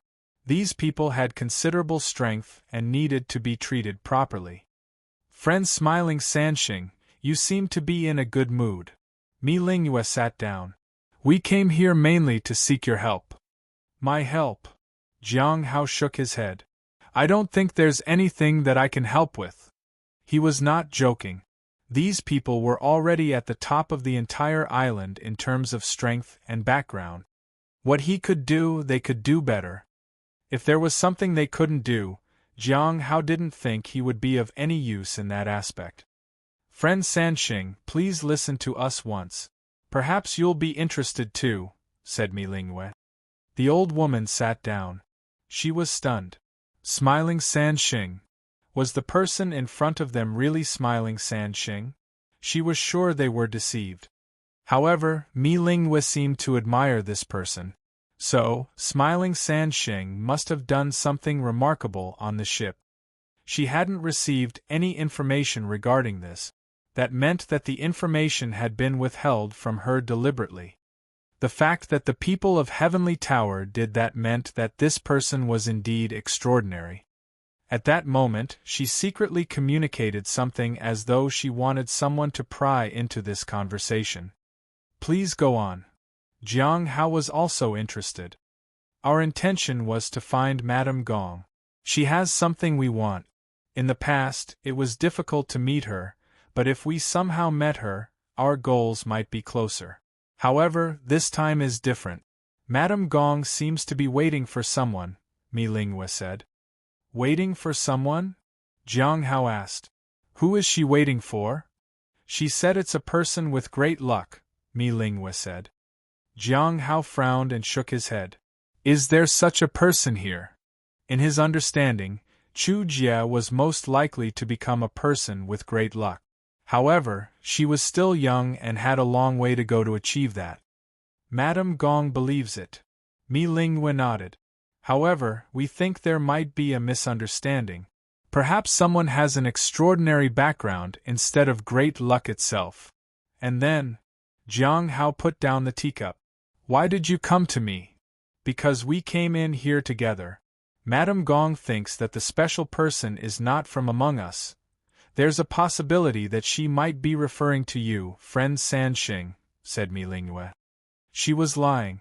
She didn't tell him the whole truth, but that was fine for now. It was easy to arouse his interest. Jiang Hao was puzzled. Had Madame Gong really discovered him, or Hong Yuye? Hong Yuye wasn't a person of great luck, but she was immensely powerful. There was the primordial heavenly blade, the heavenly fate misfortune pearl. "Is there any benefit in meeting her?" Jiang Hao asked. He was somewhat interested but didn't want to cause any trouble. Being able to detect a special aura meant that the person was quite formidable. Madame Gong is different from others.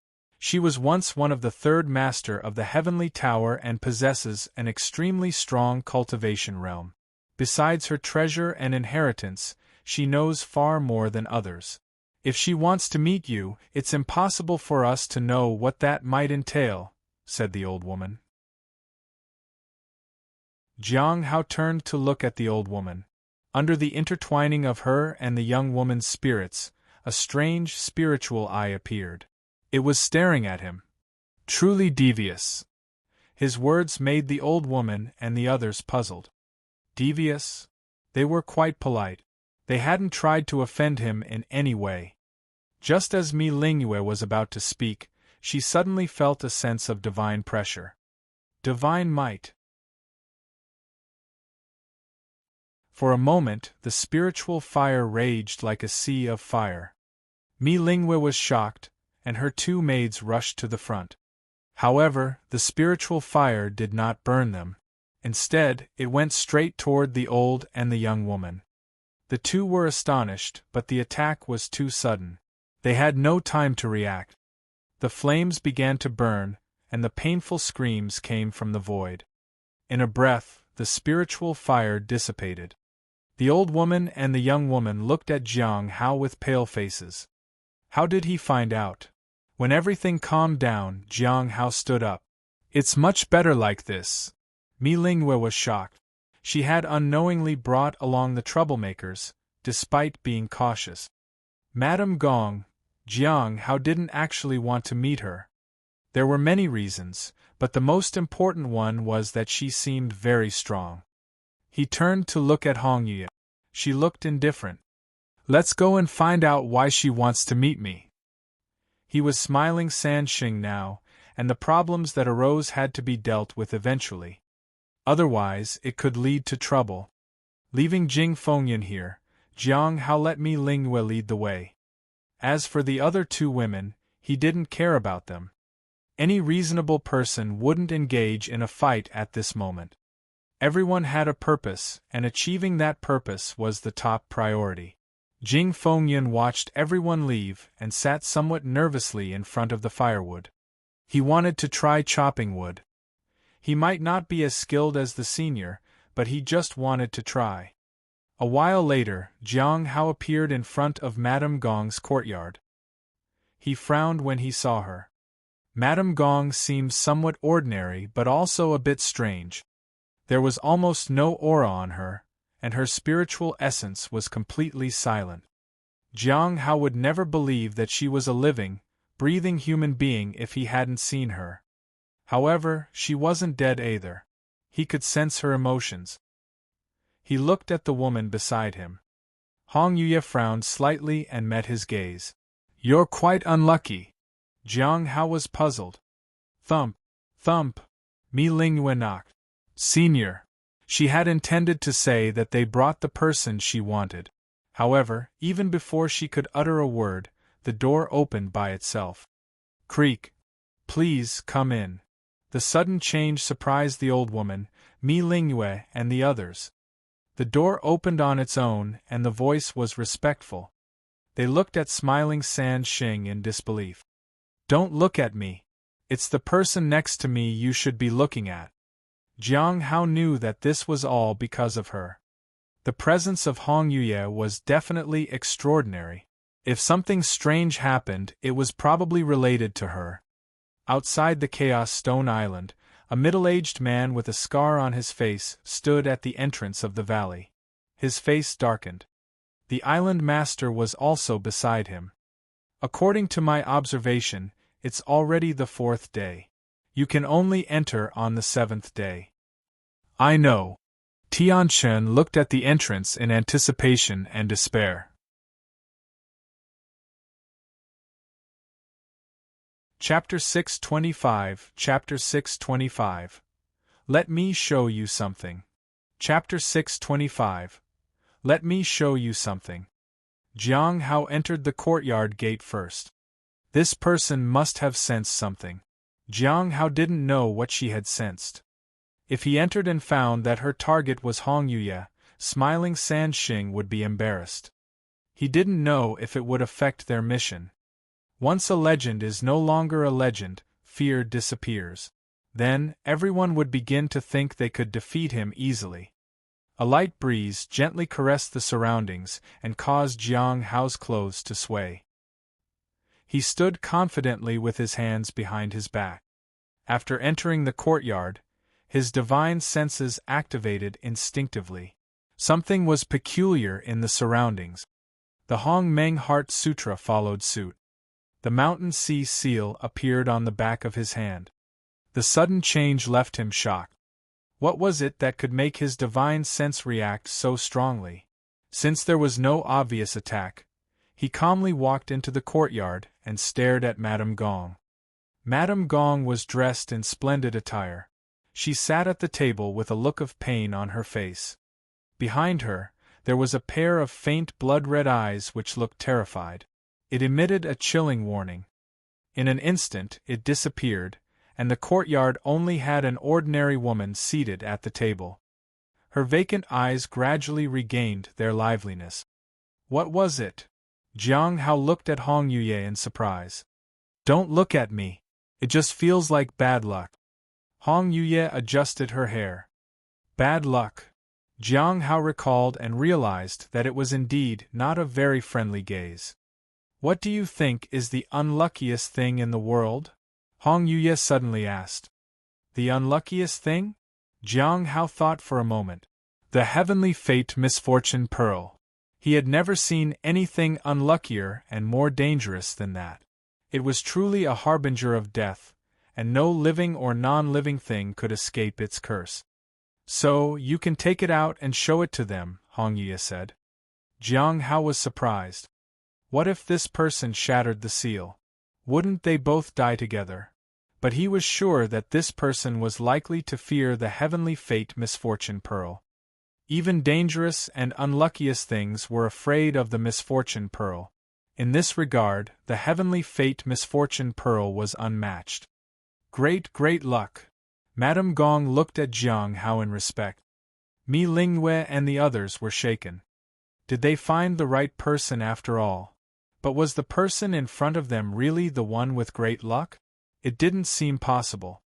Even though Mi Lingyue was wary of Sheng, she thought he was a far cry from being a person with great luck. When they heard Jiang Hao's response, they couldn't help but feel disappointed. Senior, you've got the wrong person. Jiang Hao didn't think of himself as someone with great luck.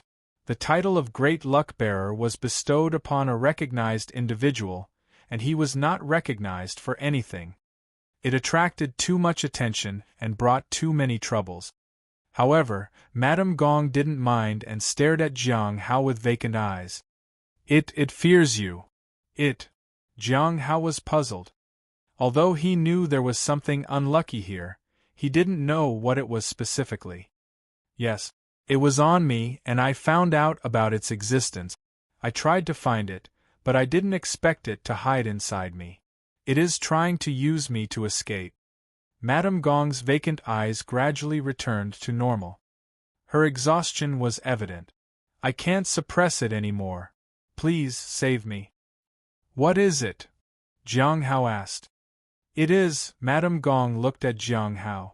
Her voice was very soft. I'll come closer to listen. Jiang Hao stepped forward. As he got closer, Madame Gong's voice got clearer. It is. At that moment, Madame Gong's eyes became vacant, and something sinister appeared. Suddenly, Jiang Hao interrupted her. Wait! Madame Gong instinctively paused. Jiang Hao smiled softly. Let me show you something first. As he spoke, he took out a purple pearl. His fingers slowly unfolded. Madame Gong, who was puzzled, was stunned when she saw the pearl. Then, she grimaced. A piercing cry of fear resounded. Madame Gong tried to distance herself and attempted to escape from this place. However, she couldn't escape from the courtyard. Jiang Hao held the heavenly fate misfortune pearl and looked at the panicked Madame Gong. He understood that she was no longer Madame Gong at this moment. She had become the creature. He restrained himself from appraising her because Hong Yuye was present. After a bit of panic, the thing seemed to calm down. The old woman and the others had no idea what had just happened. All they felt was that Jiang Hao had taken something out, and then Madame Gong started to flee. At that moment, Jiang Hao felt strange as he looked at Madame Gong. He was sure that something had possessed Madame Gong's body, but he didn't know how to ease her state. However, the ominous thing seemed to resonate with the divine sense. In order to ensure a smooth meeting with Tianchen in the future, he needed to do something. After thinking for a moment, he approached Madame Gong. The heavenly fate misfortune pearl had been in his hand all along, and it seemed to be effectively suppressing the other party. He immediately extended his hand and activated the universe in a palm technique. He wanted to try and seal the opponent's soul. The next moment, purple energy spread and invaded Madame Gong's body. It's working! Soon, Jiang Hao felt the creature struggle, and the mountain sea seal appeared. This time, the other party became much more obedient. In a few breaths, the purple energy started to return to his palm. Initially, Jiang Hao thought he would see Madame Gong's soul, but when he looked closely, it turned out to be a distorted figure.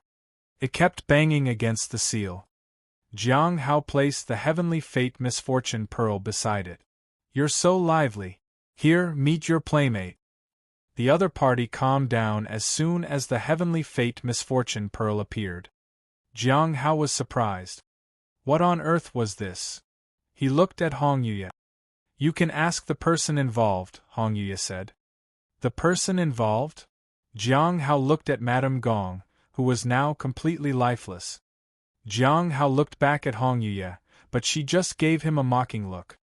Jiang Hao's knowledge was quite limited on this. He turned to Mi Lingyue and her others. "Seems like Madame Gong is dead," he said. Mi Lingyue was speechless. What exactly had happened just now? For some reason, when San Sheng showed something to the other party, she had a strange sense of déjà vu. "Eleni old woman just what knekel Ivyam Gong." Sni was silent. Seeing that they had nothing more to say, Jiang Hao turned and left. Although he found the situation strange, he had to leave it at that. Fortunately, it didn't affect his original plan. Once Jiang Hao left, Mi Lingyue looked at the old woman. "Why aren't you leaving, senior?" "Why don't you leave first, little girl?" the old woman said. "Senior seems to be injured, so it's only right for me to stay and help take care of things." "Heh!" The old woman didn't say anything more. Mi Lingyue didn't know exactly what the old woman was planning, but her intuition told her that there might be more changes in the future. And these changes were likely to come on the 7th day.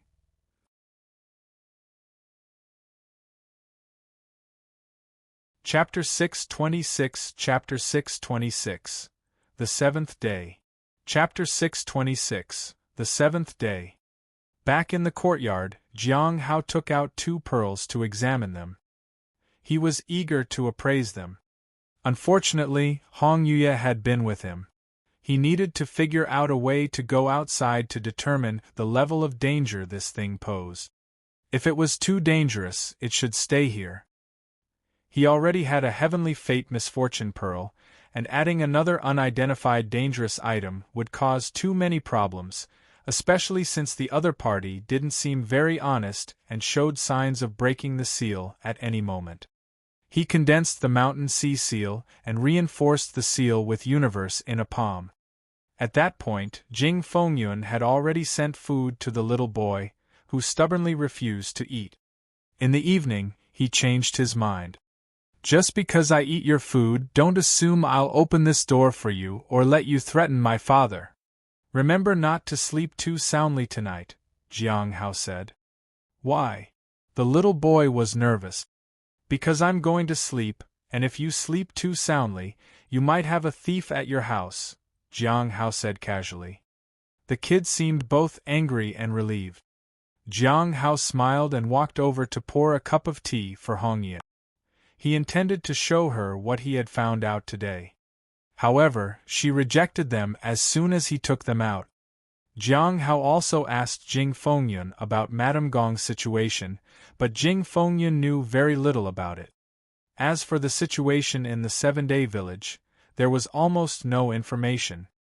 Now, they could only wait for Tianchun to arrive and learn more from him. On the 5th day, the weather was clear.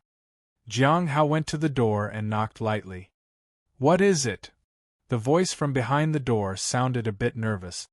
"It's time for breakfast," Jiang Hao said. Creak. The door was opened, and the little boy was about to come out. However, as soon as he saw Jiang Hao, he froze. Their eyes met, and they stared at each other in shock. Then, there was a scream. Bang! The door banged shut. "What kind of sorcery did you use?" asked the little boy from inside. "A very frightening one," Jiang Hao said. After a brief chat with the little boy, he asked Jing Fengyun to prepare a meal for him. In the past few days, Jiang Hao had not eaten a single bite, not because he didn't want to, but mainly because Hong Yuya didn't allow it. "My father will be back soon, and you'll be in big trouble if you don't leave," the little boy said loudly. Jiang Hao had gone out for a walk that day. He noticed that many people were talking about the 5th day. In other words, everyone was waiting for the 7th day to arrive. Jiang Hao found it strange, but when he asked Hong Yuya, she didn't have an answer. On the 6th day, it was partly cloudy. In the early morning, Jiang Hao sat at the door and knocked twice. "What is it?" said the sleepy voice of a child. "Your father is coming back tomorrow?" Jiang Hao asked. "Of course, and when he comes back, you bad people will be in big trouble," the little boy said proudly. "How old are you this year?" Jiang Hao asked. "I'm 9 years old," the little boy said. "Where's your mother?" Jiang Hao asked. "She went out, but my father will come back soon. My mother will return the day after," the little boy said with confidence. Jiang Hao remained silent for a moment. "Wouldn't you like to come out for some fresh air? Tomorrow we're going to get a scolding from your father. Won't you want to watch?" "That's your own fault. You should have run away," the little boy said. Jiang Hao smiled and didn't say anything. At mealtime, he would exchange a few words with the little boy. "Uncle, why do you want to be a bad person this badly?" the little boy asked. "Why?" The child's question stumped Jiang Hao. "Yeah, why become a bad person? Isn't it better to be a good person?" the little boy asked. "You get bullied when you're good." Jiang Hao didn't say it aloud. There was no place for good people in the Heavenly Note sect. He could only struggle to survive. It wasn't that he wanted to be a member of a demonic sect. It was just that he couldn't adapt to life in another way. "I want to be a good person too," Jiang Hao said with a smile. "Why don't you become one then?" "Why do you have to do bad things?" the little boy asked. Jiang Hao's eyes flickered and he smiled. "What about you? Do you want to be a good person?" "I don't want to," said the little boy. "I want to become a benevolent person." "A benevolent person?" Jiang Hao was surprised. "Yes. When I grow up, I want to be a benevolent person who is celebrated by the world," the little boy said in excitement. Jiang Hao burst into laughter. "Well then, benevolent person, it's time to rest. Your father will be here tomorrow." This time, there was no sound from inside. Jiang Hao sat by the door and gazed at the night sky. The moon was exceptionally bright tonight, and its silvery light was scattered like white frost. The village was calm and peaceful, with the sounds of insects in the fields. A gentle breeze accompanied the sounds of insects. Time passed slowly. Midnight marked the arrival of the 7th day. Suddenly, the moonlight was obscured by dark clouds. The weather grew gloomy and rain seemed imminent. "It seems it's going to rain on the 7th day," Jiang Hao said as he looked at the sky. Jing Fengyun felt that the weather was getting worse with each passing day. Hong Yuya sipped her tea and remained silent. In the morning, rain began to fall. However, what surprised Jiang Hao was that the rain didn't seem to affect the villagers at all. They were already up and working in the field. Smoke rose from the chimneys of their homes as they prepared breakfast. Others went to their fields to do their work. Although everything seemed the same as before, Jiang Hao sensed a change in the atmosphere. Out of curiosity, he knocked on the little boy's door. However, the boy seemed disinterested. At noon, heavy rain began to pour from the sky. Such rain was not suitable for farming, but no one in the village returned to their homes. "Senior, look over there."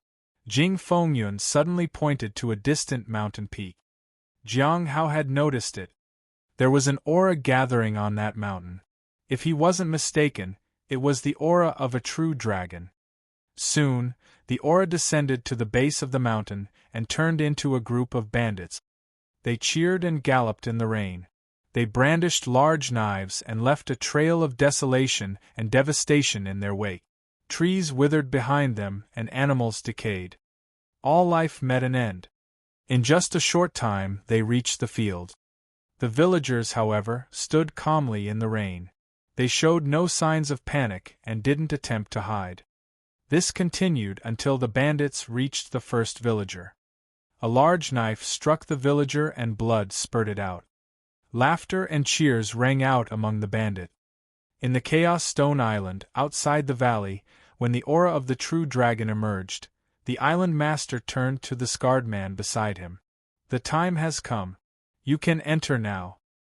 Tianchen nodded. As he stepped forward, the island master said, I advise you to come out before the end of the first day. Otherwise, you know the consequences. Tianchen lowered his head and nodded briskly. As he walked down the passage, he trembled. It seemed like he was about to witness the most painful experience of his life.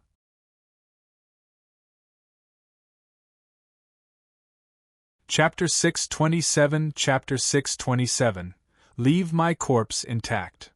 Chapter 627 Leave my corpse intact. In the rain, Jiang Hao watched the oncoming thugs with a frown. They left a trail of death in their wake. They didn't just kill the villagers, but all life seemed to wither away. Flowers, plants, trees, birds, and animals. Everything died. Even the cured meat hanging in the courtyard decayed. The villagers met even more gruesome fates.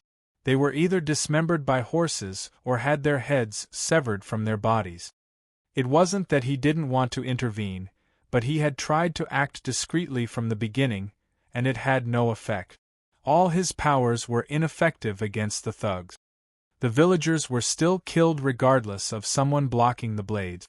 The bandits raising their knives were just a gesture. All life ended regardless. On the seventh day, the village was about to be destroyed. So, this is what it means when they say 7-day village. He now understood what the old woman from the heavenly tower meant when she said he couldn't use people here to threaten the members of the end of all things. Creak. The courtyard gate opened. The little boy walked out into the rain. He saw the thugs brutally slaying the villagers. As a 9-year-old child, he was scared. But it seemed like he knew what his fate would be. He didn't attempt to run away. Jiang Hao frowned. He could see that the little boy before him was trembling and deeply afraid. It seems like something bad is happening on the 7th day, Jiang Hao said as he shielded the boy from the pouring rain. Something good is happening today. My father will be coming back, the little boy said and trembled. But I won't be able to see him. Really? Do you miss him a lot? Jiang Hao asked. Yes. The little boy nodded. I want to ask him if he's doing well, and if I've caused him any trouble. I wanted to ask if he missed me. Jiang Hao fell silent for a moment. I'll ask him for you. The little boy looked at Jiang Hao. Uncle, can you do me a favor? Sure, Jiang Hao said without hesitation. He had understood the fate of the 7-day village. Although he didn't know why, the village's power was gradually erasing all life here. It wasn't just that. Even the meat they had cooked over the past few days was starting to decay. The boy asked, Uncle, are you a bad person? Yes. Jiang Hao nodded. Bad people kill others, right? It depends on what kind of bad person they are. But I have killed too. In that case, the boy stared at Jiang Hao. Uncle, can you kill me and leave my body intact? Otherwise, I'm afraid my father won't be able to find me. Jiang Hao was stunned. He was shaken by the boy's words. He fell silent. Just then, excited cheers came from a distance as many villagers were left dead and without complete corpses. Seeing this, the boy grew even more frightened. He looked at Jiang Hao pleadingly. Uncle. Jiang Hao gazed at the 9-year-old boy before him. He found it hard to remain composed. He could never do something like that if it were only him, but he was smiling Sheng here. He smiled kindly.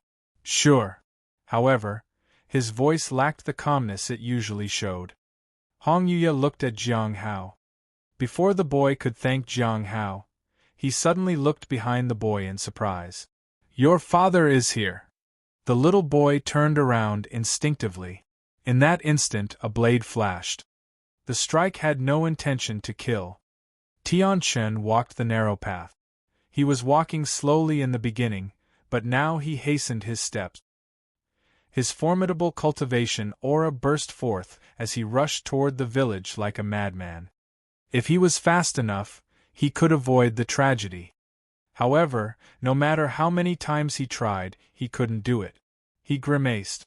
The speed at which he walked left others dumbfounded. "Wait for me! Wait for me!" He went mad. Soon, he arrived at his house. As soon as he arrived, he saw the blade flash over his son. The boy, who was just an ordinary person, lost his life under that strike. With a thud, his body fell to the ground. Tianchun lost his sanity. "I'm going to kill you! I'm going to kill you!" Tianchun let out a howl and unleashed all his power. He wanted to end the person before him. Jiang Hao laughed. "You're so slow. I only struck him gently, but he died." Tianchun looked ferocious. His power began to burn. He was going to die with the person before him, but suddenly he felt a gaze on him. He looked down. It was his son's gaze.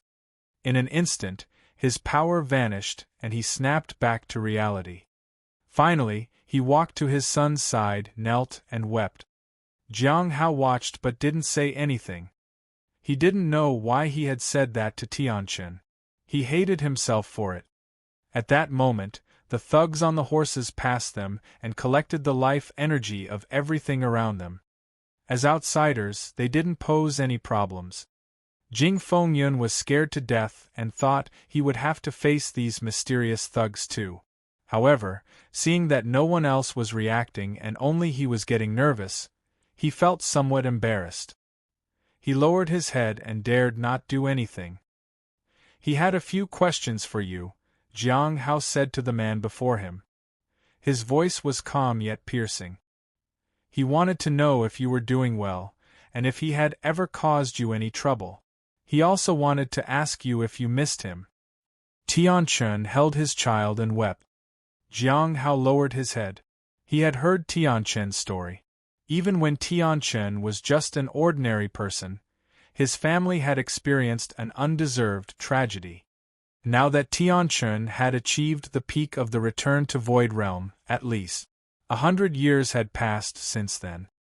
A dead 9-year-old would still stay as a 9-year-old child in 100 years. He should have understood it a long time ago. The resurrection had just frozen the dead loved ones at a certain time. The person he sought had appeared, but Jiang Hao had no intention of asking any questions. Instead, he watched the vanishing thugs and fell into deep thought. By this time, the village had already lost all its vitality. It was in ruins and was engulfed in silence like a burial ground. "You should leave," said Tianchun after weeping for a long time. "The first day is about to arrive. Without special protection, if you stay here, your life force will be sucked away little by little. It will affect you." Jiang Hao looked at Hong Yuye, who looked as indifferent as ever. "Young friend Jing, please leave first." Hong Yuye could protect him, but there was no guarantee for Jing Fengyun. Jing Fengyun dared not linger and quickly left. Mi Lingwei and the others left with him. They exchanged glances and realized that Jing Fengyun was the weakest among them. However, they didn't dare to provoke him as they had seen Jiang Hao's extraordinary abilities. He had single-handedly killed Madame Gong. As time passed, moonlight appeared once again. At midnight, Jiang Hao looked up and faintly saw the shadow of a dragon. Following that, a surge of life force began descending. The grass, trees, and the land itself regained its vitality, and all living things were reborn. Death and life alternated like a continuous cycle. With each breath, it repeated itself. The first day was about to begin.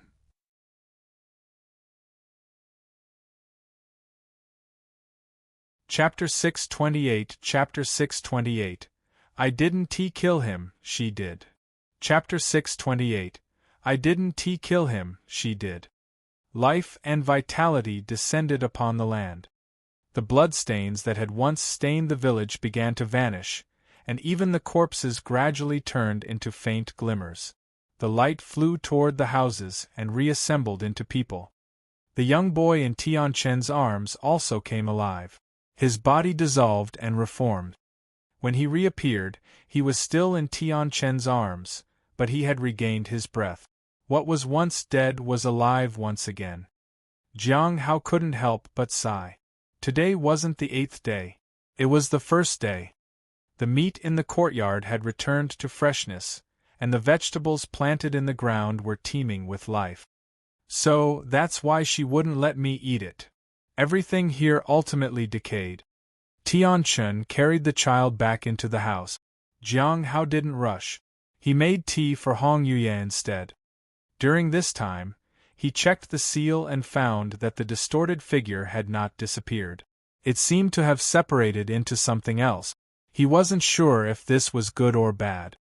After a while, Tianchen came out of the house. Smiling San Sheng. You know me, Jiang Hao said. The island master mentioned you. He said you killed the chief guard. Tianchen stared at Jiang Hao. And you think I didn't? Jiang Hao asked with a smile. It doesn't seem like it, Tianchen said honestly. Indeed, I didn't. Jiang Hao shrugged. Then, who did it? She did. Jiang Hao glanced at Hong Ye. She looked at him mockingly. Jiang Hao was speechless. He performed his role too well, and he was getting carried away. Tianchen felt that this person was just playing with him. The woman in front of him was the least likely person to have killed the chief guard. What is your purpose for coming here? He asked. To find your son and have a conversation with you through him, Jiang Hao said honestly.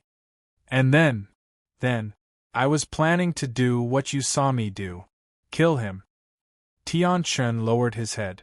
Finally, he sighed. What do you want to know? He could understand some things better than the person in front of him, and he knew the meaning behind that single strike. Do you know about the stone tablets? Jiang Hao asked. I do. Tianchen nodded. The end of all things once gave several of those to the Great Thousand God sect. I'm not sure of their exact use. Wasn't it you who provided them? Jiang Hao asked. No. It wasn't me, Tianchen shook his head. It said that these things are extraordinary. Given my cultivation realm, just knowing about them is already good enough. I thought it was you who handled them.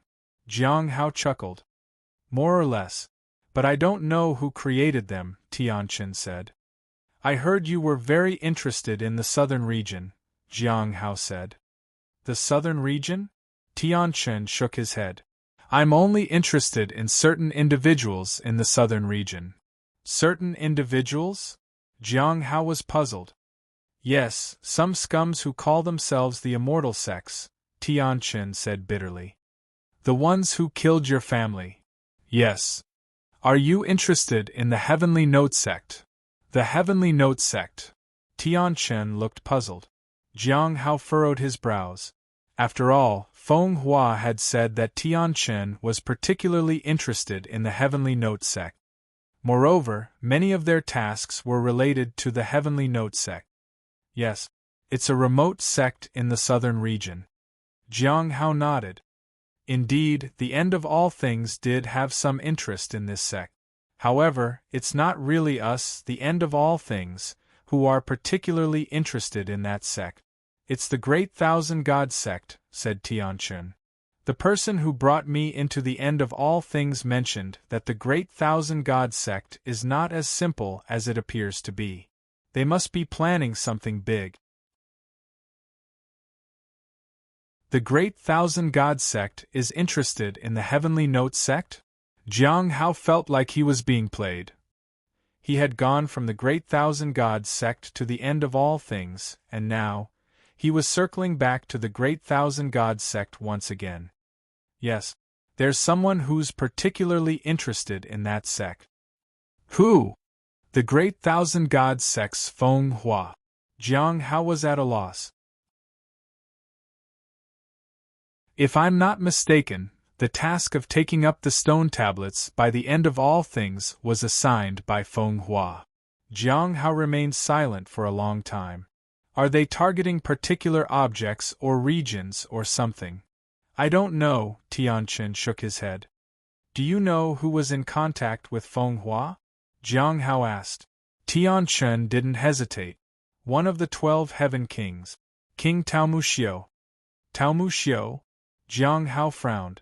Then, he took out a book. As expected, he found the information there. One of the 12 Heaven Kings. Taomuxiu is most likely one of the core members of the End of All Things.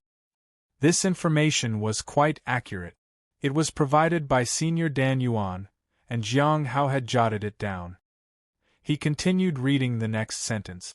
It is rumored that a core member of the End of All Things entered the depths of the sea fog and has not returned. Is that true? I'm not sure about that, but it is true that the End of All Things is without a leader right now. This information was given to me by the one who brought me into the End of All Things, Tianchen said. Jiang Hao nodded and put the book away. What kind of person is Feng Hua? Tianchen thought for a long time. He has countless avatars. It's difficult to find his true body.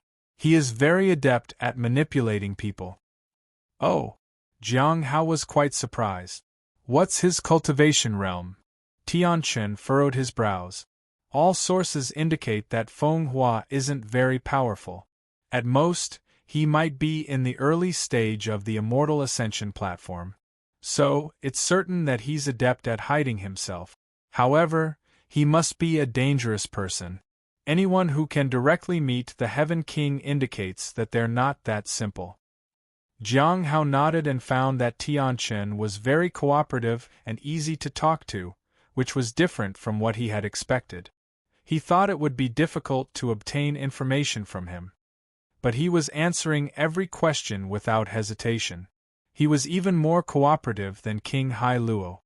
It made Jiang Hao wonder whether Tianchen was lying to him or had some kind of hidden agenda. Unfortunately, he couldn't appraise him here.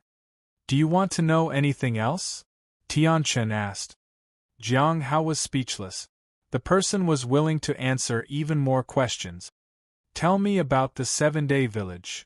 Jiang Hao raised his head. Do you know what just caused this place to recover? I don't know.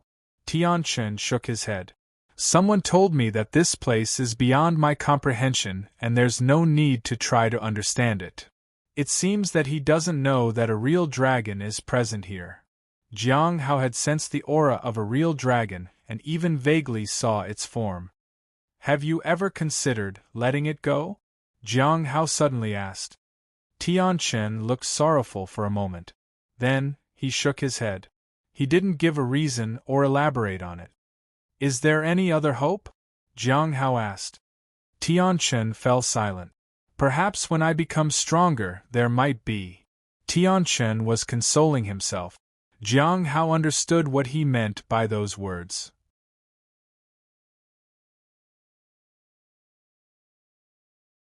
Chapter 629. Chapter 629. Uncle, aren't you married yet? Chapter 629.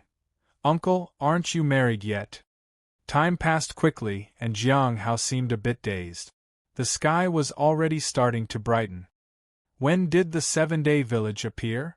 He looked at Tianchen.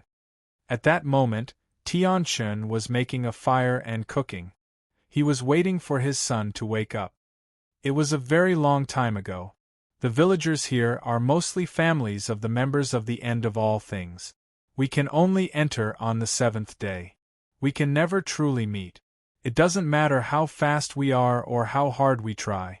The only thing we can do is stay until the first day starts again, Tianchen said absent-mindedly while tending to the fire. Isn't that cruel? Jiang Hao asked. That's why others don't come here anymore, but they all care about the Chaos Stone Island, and there are some powerful figures among them. So, the Island Master allows them to visit, Tianchen said. What if I were to kill the Island Master and the others? Jiang Hao asked calmly. If you kill them, others will come and take their place. There's no shortage of people like them. Jiang Hao didn't pay much attention to it. Have you ever thought about starting over? Tianchen's hand paused. He then shook his head and smiled. We can't go back. Are you really interested in the end of all things? Jiang Hao asked. He never really got to talk with someone from the end of all things. He had so many questions. I'm not really interested, Tianchen said honestly. I just want to kill the people that I want dead. I'm not interested in anything else. But I will also do things for the end of all things anyway. In the world of cultivation, there's no such thing as innocent or guilty. What about ordinary people? Jiang Hao asked. If a lot of people die as a casualty, I wouldn't care, Tianchen said solemnly. I have become the person I hate the most in this journey. I understand why those people don't care about the life and death of my entire family. Nobody cares. The only ones who care are the ones suffering. Jiang Hao fell silent. After some time, he asked more about the end of all things, but he didn't receive any concrete information, only some vague details. However, he obtained a way to access the end of all things secret code. It was regularly updated. The advantage was that he could truly become a member of the end of all things in the future. The disadvantage was that by using this identity, he might be noticed by Tianchen if he came into contact with him. Tianchen didn't have much information, but he knew that Feng Hua had taken over the stone tablet and that King Taomuxiu was involved. Both of them seemed powerful, and Jiang Hao wasn't sure if he could postpone the mission. However, there was one thing he couldn't ignore. Feng Hua had played him. As smiling Sheng, he couldn't let this slide. The first thing he had to do when he got back was to kill Hai Ming as a warning. It would be even better if he could somehow hurt Feng Hua. Only then could they communicate on equal terms. Now, it was a matter of whether he could make new discoveries, as there wasn't much information at the gathering. It seemed he would have to find unconventional method. Jiang Hao thought of leaving, but at that moment the door suddenly opened, and the young boy walked out. He was dressed in ordinary clothes, and looked like he had just woken up. His hair was messy, and his aura hadn't changed at all. Even the surprise and worry in his eyes when he saw Jiang Hao were the same as when they first met. The boy was about to warn his father when Tianchen said, "Don't worry about it. It's all right." The young boy brightened up and ran over. "Where's my mother?" The boy glanced at Jiang Hao occasionally. However, he didn't seem as scared as before. "She'll be back soon," Tianchen said with a smile. "Let's have breakfast first." Jiang Hao watched the young boy eat. After a while, Tianchen cleaned the dishes and went to wash them. Jiang Hao didn't understand why he was so calm. "Uncle, are you very close to my dad?" the young boy asked. "Not really," Jiang Hao said. "Do you know my mother?" the young boy asked in a hushed voice. Jiang Hao shook his head. "I don't know her." "I thought so. My mother said my dad cares about her a lot. He treats her like a precious treasure. I just don't know why he's letting her go out alone now," the young boy said. "Really? Maybe she's visiting relatives, so he's at ease," Jiang Hao said with a smile. "Do you like Auntie too?" the young boy suddenly asked. "Huh." Jiang Hao was a bit puzzled. "That Auntie?" The young boy looked at Hong Yuye. Jiang Hao was speechless. "Children say the most ridiculous things," he said hurriedly. Hong Yuye had been drinking tea. She set her teacup down. She glanced at the young boy and then back at Jiang Hao. A faint undercurrent seemed to be lurking in the gentle breeze. It was ready to surge at any moment. The young boy looked at Jiang Hao with wide eyes. He was confused. "Aren't you two married yet?" asked the boy. Jiang Hao sighed inwardly. This child wasn't as well behaved as Shaoli. He had to change the topic of this conversation. "Do you have dreams for the future?" "Dreams?" The young boy glanced at his busy father and nodded. "Yes." "What do you dream of?" Jiang Hao asked. The young boy smiled warmly and said, "When I grow up, I want to be a great and kind person. I want to be someone whom others look up to. Jiang Hao was stunned. After hesitating for a while, he asked the question he had never asked before, "What's your name?" "Yang Chu. My mother named me. She's very knowledgeable, and she said I'd bring hope like the morning sun in the future," the young boy said. "Indeed." Jiang Hao nodded and smiled. Some people get to live their lives, no matter how bitter or melancholic they may be. Others don't even get to start, despite having bright dreams for the future. "I have to go now," Jiang Hao said as he got up to leave. "Uncle," the young boy said. "You are a good person, right?" Jiang Hao laughed. He bid the child goodbye and left. He had asked all he wanted to ask Tianqin. Now, he had some questions for Madame Gong. In theory, she should be able to survive and possibly gain her freedom. Tianqin also knew very little about her. He only knew that she suddenly arrived one day and decided to stay. Since she hadn't caused any trouble, no one questioned her presence. As for Madame Gong's condition, Tianqin knew nothing about it, so he couldn't inquire about the twisted figure. On his way, Jiang Hao had wanted to ask the young boy about his future, but when he met Hong Yuye's gaze, he didn't bring it up. It was a strange look. It was like a warning that advised him to not ask something like that.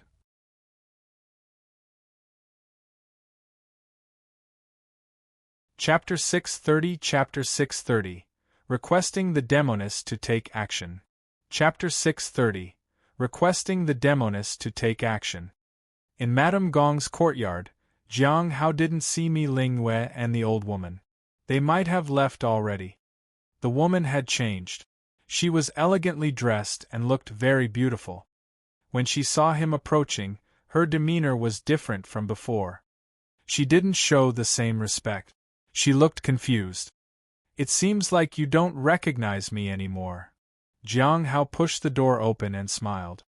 In reality, her strength far exceeded his, and he should not be so disrespectful. However, the events from earlier had taught him not to appear weak, as it might affect their conversation. Madame Gong sat in a chair. Her brows were furrowed. She genuinely couldn't recognize the person in front of her. "May I ask who you are?" she asked softly. Jiang Hao sighed. "I'll show you something. Perhaps it will help you remember." With that, he tossed a purple bead to her. "I'm returning this to its rightful owner." Madame Gong instinctively caught the object. Upon closer inspection, she saw the twisted figure within. In that instant, she recalled the fear that had dominated her for centuries. Her hands instinctively recoiled from the object, and she instinctively stepped back. The dignified and elegant Madame Gong appeared disoriented. "Oh? Don't you want it back?" Jiang Hao smirked. At that moment, Madame Gong finally realized who the person before her was. She stood up. "Senior, I have not given you a proper welcome. Please forgive me." "Please, don't address me as a senior. I'm not that high in my cultivation realm," Jiang Hao said. He caught the pearl and asked, "If I were to unseal it, would the thing return to your body?" Madame Gong's face turned pale, and she trembled in fear. "Please forgive me, senior." Jiang Hao decided to leave it at that, as the figure within the pearl started to struggle. It seemed to be yearning for its companion. He put away the pearl and sat down with Hong Ye. As for Madame Gong, he left her standing. "I have a few questions to ask you," Jiang Hao said. "Please, senior, go ahead," Madame Gong said politely. She felt somewhat bitter. At this point, because almost everyone who came to see her had questions. It always depended on her mood to answer them. But today, she was the one standing and urging the other person to ask away. The person appeared to be in return to Void Realm. The thought of whether she could kill them crossed her mind. Maybe it didn't take a strong person to seal the thing that was inside her. Or, the person might be lying that he did it. Jiang Hao, though not a master of reading people's minds, understood the frustration that strong individuals felt when they were being questioned by someone weaker than them. This could impact their interaction. He turned to Hongyue. Before he could speak, she said, September spring. Of course, Jiang Hao said quickly. If she was willing to help him, everything would be much easier. He was clearly here to fulfill her mission, but it still seemed like he was asking for a favor. Strong individuals truly didn't follow logic. Madame Gong was thinking about what to do when the next question caught her off guard. Madame Gong, have you ever considered how insignificant you are? Asked Jiang Hao calmly. Insignificant. The question was quite odd, and she wasn't sure how to answer it.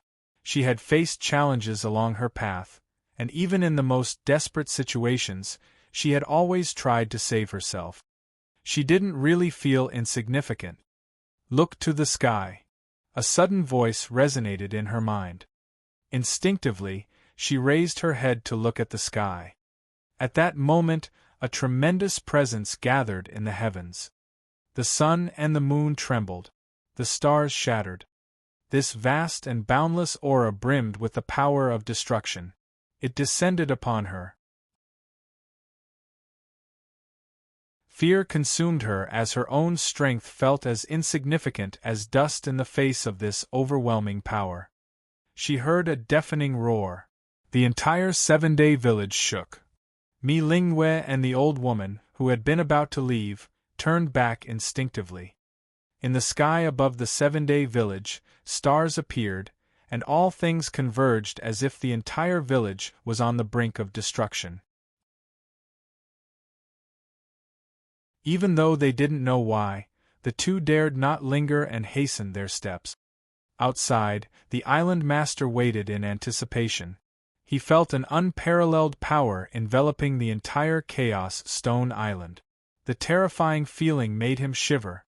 Next to him, Jing Fengyun trembled in fear. Further away, the sea surged and a storm approached. Everyone looked around with a sense of dread.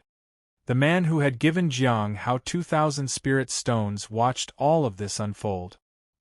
He thought of smiling San Sheng. Inside the 7-day village, Madame Gong experienced the most profound thing of all. Even before the aura reached her, she couldn't endure it any longer. She fell to the ground. She was overwhelmed by the powerful force. Please, please forgive me, she pleaded in a trembling voice. Fear, dread, despair, and regret. All sorts of emotions overwhelmed her. May I ask you a few questions now? Jiang Hao asked politely. He was respectful toward her. I will tell you everything I know, Senior, said Madame Gong in fear. In the next moment, the aura vanished. Madame Gong kept her head bowed and dared not raise it. This time, she finally understood the power it took to take the creature away from her. Jiang Hao looked at Hongyue. He had just witnessed her aura that had almost destroyed the entire 7-day village. Was the commotion a bit too loud? Pour the tea, Hongyue said. Jiang Hao didn't hesitate. He couldn't help but wonder if such a massive aura was needed to intimidate Madame Gong. He brushed the thoughts aside and asked his questions. How much do you know about Heavenly King Taomuxiu as a member of the End of All Things? Jiang Hao asked. Heavenly King Taomu? Madame Gong was surprised by this question. She thought he would ask about some major secret. Taomuxiu became a heavenly king after joining the End of All Things.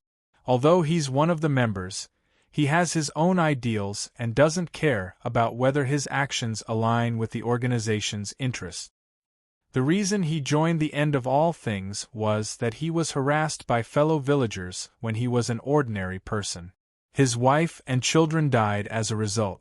After he joined a sect, he was harassed by his fellow disciples, and his partner also died because of him. When he joined overseas forces, he faced harassment again, and his beloved died for him. After that, his feelings changed dramatically, and he began to kill on a grand scale. He joined the End of All Things, and countless people died at his hands. He wanted to judge all the evil he suffered, and his verdict was just one thing: death. Later, he successfully competed for the position of Heavenly King, and his killings continued.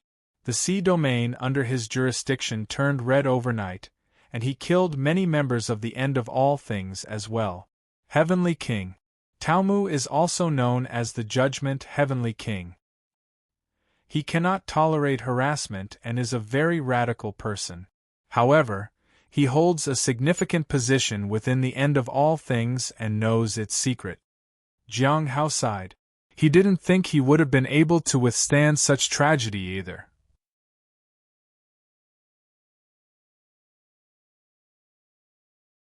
Chapter 631 Chapter 631 Making 9 Nether a Servant.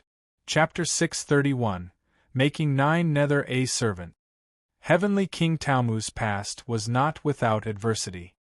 Becoming a member of the End of All Things was not unexpected, but what was surprising was that even after becoming a Heavenly King, his thoughts hadn't changed. This was somewhat unusual because, at the Heavenly King level, one usually focused more on profit. As long as the interests aligned, many things could be done. In theory, they would prefer the stability of the cultivation world, which would conflict with the End of All Things goals. However, Heavenly King Talmu seemed different. It was unlikely that anyone could coerce him, given his formidable strength as a Heavenly King. Even the entire Heavenly Note sect couldn't take him down. The Heavenly Note sect had managed to imprison someone at that level, King Hai Luo. Sometimes, Jiang Hao felt sorry for Heavenly King Hai Luo. It was said that he had been brutally attacked when he was weak. Nowadays, any branch master could easily defeat him. Recently, Heavenly King Talmu took charge of matters related to the Heavenly Note sect. Do you know about this? Jiang Hao asked. Madame Gong shook her head. I've been here for nearly 100 years, and my knowledge of recent events is limited. But the fact that Heavenly King Talmu has taken charge is no small matter. Perhaps he has prepared for it. I'm not sure if there's anything related to this. Maybe I can find out something. Stone tablet, said Jiang Hao calmly. Stone tablet? Madame Gong was perplexed. A mission in the south for that? Yes. Jiang Hao nodded. In that case, the one who took charge must be from the Great Thousand God sect, probably Feng Hua. He is highly attentive to matters in the south, Madame Gong said. Jiang Hao was surprised. Go on. The stone tablet is a mysterious artifact. While many people know about it, very few have actually seen one. No matter how much you look for it, you can't obtain one, Madame Gong said. Once the End of All Things finds a special opportunity, they release the stone tablet. We don't know the specific reasons, but it can be confirmed that when the End of All Things releases a stone tablet, it's usually because of a significant mission. This mission can strengthen them and bring them closer to their ultimate goal. Such missions usually involve collaboration with the Great Thousand God sect. Among the 3,000 members in the southern region, Feng Hua is the most outstanding one. It seems they have a special mission related to the stone tablets, and they will definitely fulfill that mission. Is the stone tablet from the End of All Things? Jiang Hao asked. I'm not sure, but they do possess some of them, Madame Gong said. Jiang Hao sighed inwardly. It seemed that he would have to deal with the higher-ups of the End of All Things. At present, Heavenly King Talmu was the most noticeable figure. He couldn't talk with them on equal footing. It would be very difficult to get information from them. It seemed he needed to plant a spy there. Fortunately, he could ask Qi Tian. How much do you know about Feng Hua? Jiang Hao asked. Meeting Heavenly King Talmu was impossible, but Feng Hua was still within reach. Right now, the plan was to provoke him and try to communicate as equally powerful individuals. Madame Gong, unlike Tianchen, had extensive knowledge of numerous people, including Feng Hua. Feng Hua. Their real name is Ming Tianshui. Their cultivation realm is unclear, and they have concealed their true strength deeply. They have never used her full power, so it's difficult to predict how strong they really are. Due to their high talent, they have mastered the Great Thousand spiritual technique. They have many avatars. Finding their main body is almost impossible, but you can try an ambush. An ambush? Jiang Hao was quite curious. Yes. Madame Gong nodded. When Feng Hua was young, they were cursed with a peculiar curse that takes away their beauty every 20 years. They need to consume a special fruit from a particular tree. Although there are substitutes, they are difficult to find. It consumes a lot of their time. Their beauty. Jiang Hao narrowed his eyes. Feng Hua is a woman? Feng Hua is most likely a woman, Madame Gong said. I'm about 80% sure of it. Jiang Hao didn't care about Feng Hua's gender. It didn't change anything. What about the tree? He was worried he couldn't find Feng Hua's weakness, but now he had stumbled upon it. Madame Gong was truly exceptional. She knew many things. This tree just so happens to be my property. If you want it, I'm willing to give it to you, Senior, Madame Gong said respectfully. Jiang Hao looked at her carefully. What do you want in exchange? She clearly wanted to make a deal. I want to be useful so that I can help you, Senior. Jiang Hao was speechless. Is she worried I'll make a move? She's too strong. He had no plans to engage further. Hong Yuya wouldn't always be around. There was no need to take risk. The more they interacted, the more problems would arise. Furthermore, he didn't intend to kill her. After all, he couldn't. He was thinking of planting a spy here. Madame Gong quickly said, 9 Nether can be tamed. With your strength, you can do it. It won't harm you in the least. 9 Nether. Jiang Hao didn't know what she was talking about but quickly figured it out. He took out the sealed creature from his pocket. You mean this? Why yes, Madame Gong said. Tell me about its origin, Jiang Hao said. He had never heard of 9 Nether before.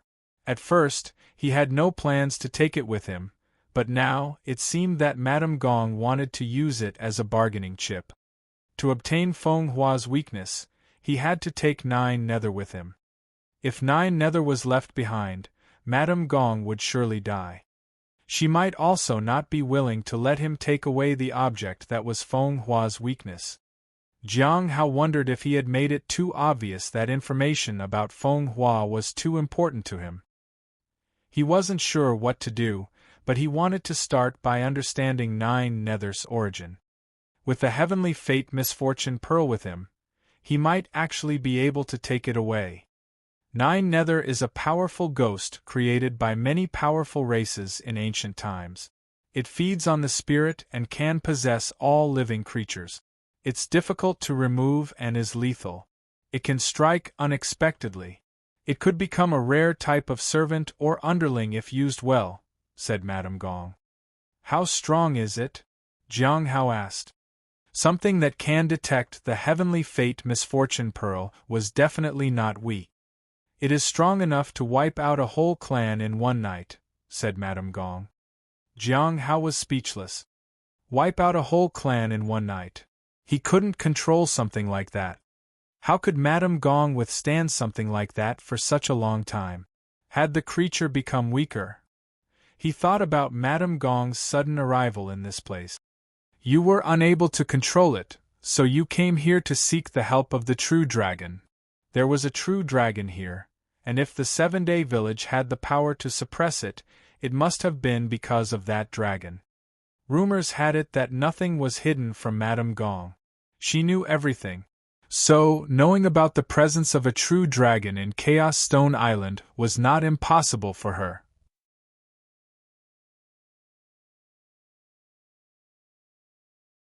Chapter 632 Chapter 632 Leaving Together with the Demoness.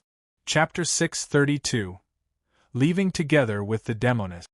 Madame Gong was surprised that Jiang Hao knew about the true dragon. But soon, she understood. It was only natural for him to know about it.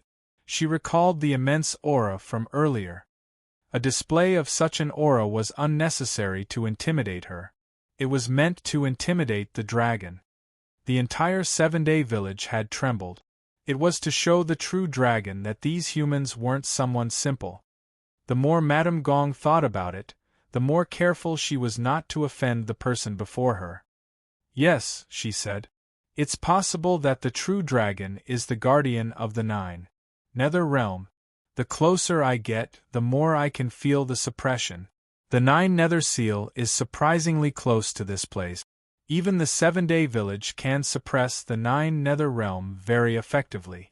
I think that the 7-day village might be a special barrier drawn from the 9 Nether seal, combined with the power of the true dragon. Where did you learn about the 9 Nether? Jiang Hao asked. From a relic of the Heavenly Spirit tribe, Madame Gong quickly said. The 9 Nether should be related to the Heavenly Spirit tribe. Jiang Hao sighed and thought that the Heavenly Spirit tribe had done many things. They had a significant influence on everything. He wondered if the 9 Nether was their creation. Compared to the Heaven Lock technique, the 9 Nether was somewhat lacking. The former had the power of creation, while the latter only had the power of destruction.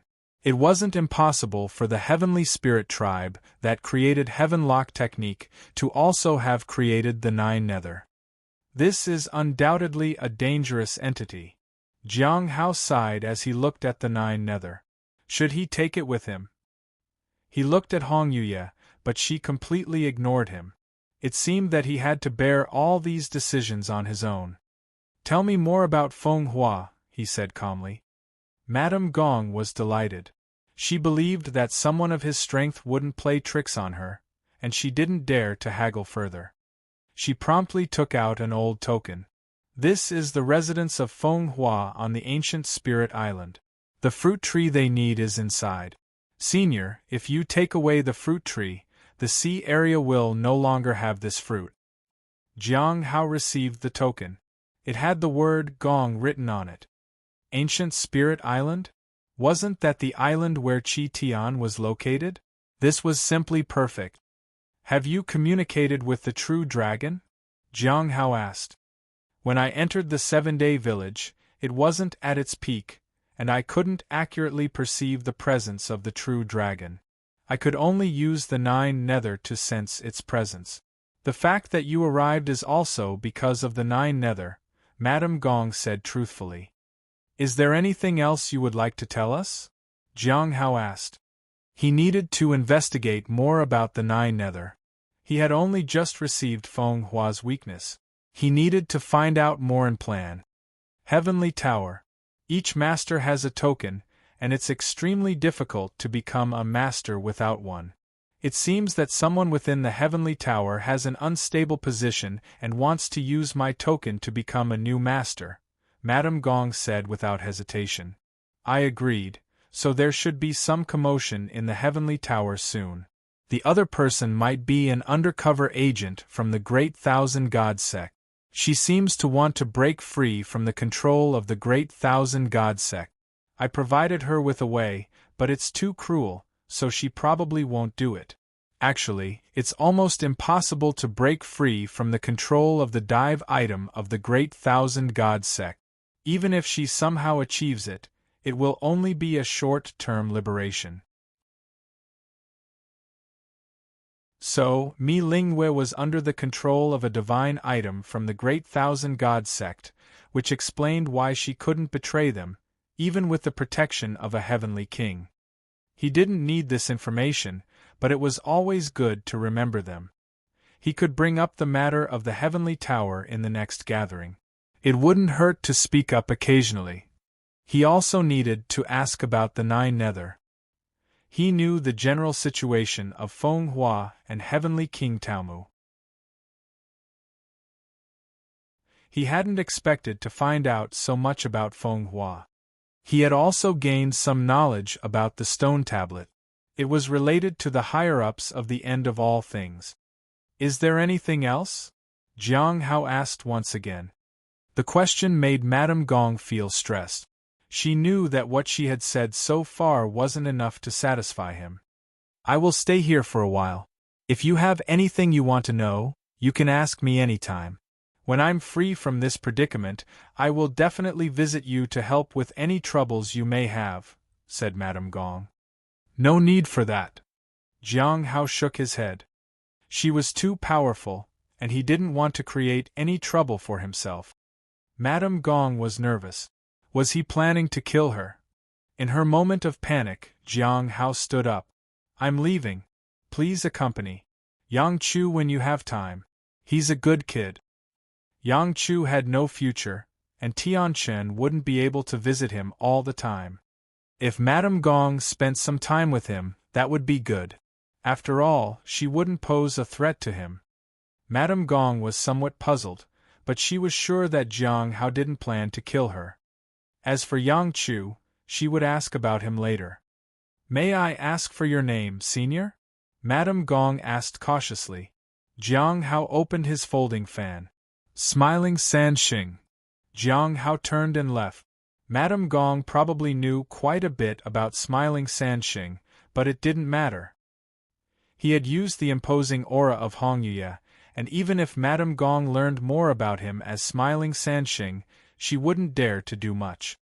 Hong Yuye didn't even look at Madame Gong and followed Jiang Hao.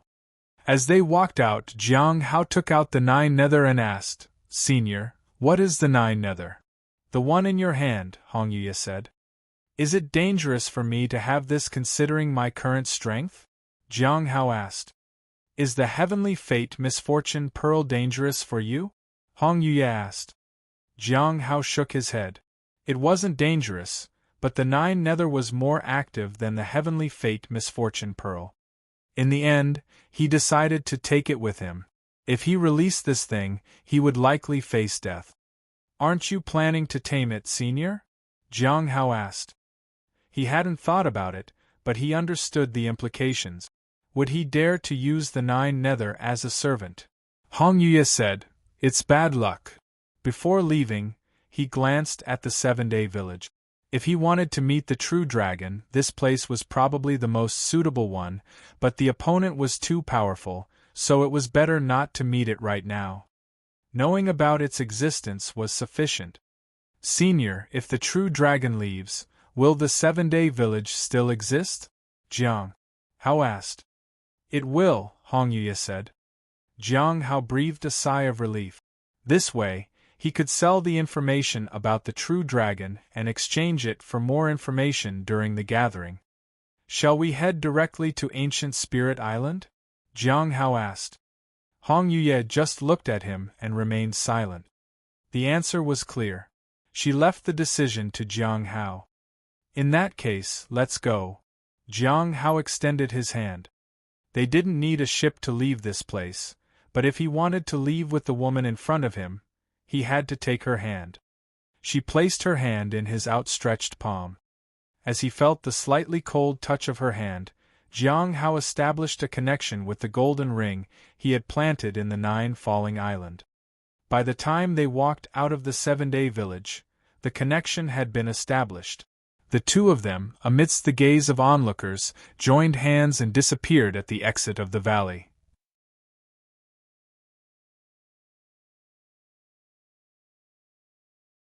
Chapter 633 Chapter 633 Smiling San Sheng is out? Chapter 633 Smiling San Sheng is out? Something strange happened in the 7-day village. The island master and others waited outside. Though they were somewhat worried, it was their duty, and they couldn't move from their post. Jing Fengyun, Mi Lingyue, and 3 others were all there. They all watched the exit to see if Smiling San Sheng would come out of the village. They all kept a distance from each other and silently waited. 2 figures emerged from the exit. They were walking side by side. This surprised everyone. It was Smiling San Sheng. He appeared scholarly. He was fanning himself. The words, unrivaled in the world, flashed on his fan. At first, they thought of going up to greet him, but without any warning, he and the woman with him disappeared. He had nodded briskly before he vanished. It was a farewell. How did he disappear? The young woman asked. Everyone had the same question in their mind. It was at that moment that Li realized Smiling San Sheng was not someone he could afford to offend. At 9 Falling Island, 2 figures appeared among the mountains. One looked like a scholar, and the other was a woman in a red and white gown. As soon as they appeared, Jiang Hao let go of her hand. At that moment, the golden ring flew to his wrist. He planned to go to Ancient Spirit Island first, and then return to Chaos Stone Island. After all, he still needed to find Ran Hui and ask him if he and his wife had made their choice. With a golden ring buried on the island, it would be convenient. He would retrieve it before returning. The ring was imbued with Hong Yue's power, so he didn't have to worry about being discovered. There was no need to rush. However, he didn't know if Ran Hui could wait for him. Perhaps they would. The commotion on the ship was so great that no one would dare to harm them. Moreover, the person who had provided them with the ship tickets surely had made arrangements for them. They must have settled down somewhere on the island. At the harbor town, Jiang Hao found the person with the highest cultivation realm in charge. She was a woman with a divine cultivation realm. "Senior," said the woman politely. "Is Ancient Spirit Island far from here?" Jiang Hao asked. When he arrived, he paid attention to the 9 Nether, and with the Heavenly Fate Misfortune Pearl, there hadn't been any trouble. As soon as he left the Chaos Stone Island, it became more active. It seemed that the seal needed to be made stronger. "It's some distance away," said the woman as she handed over a map. Jiang Hao wasn't a stingy person, so he let the woman name her price. She kindly offered it for 10 spirit stones. "Your price is quite fair, young friend," said Jiang Hao as he accepted it. However, he didn't take the man with him. He needed to check its contents first. With his current wealth of 130,000 spirit stones, 10 more wouldn't hurt.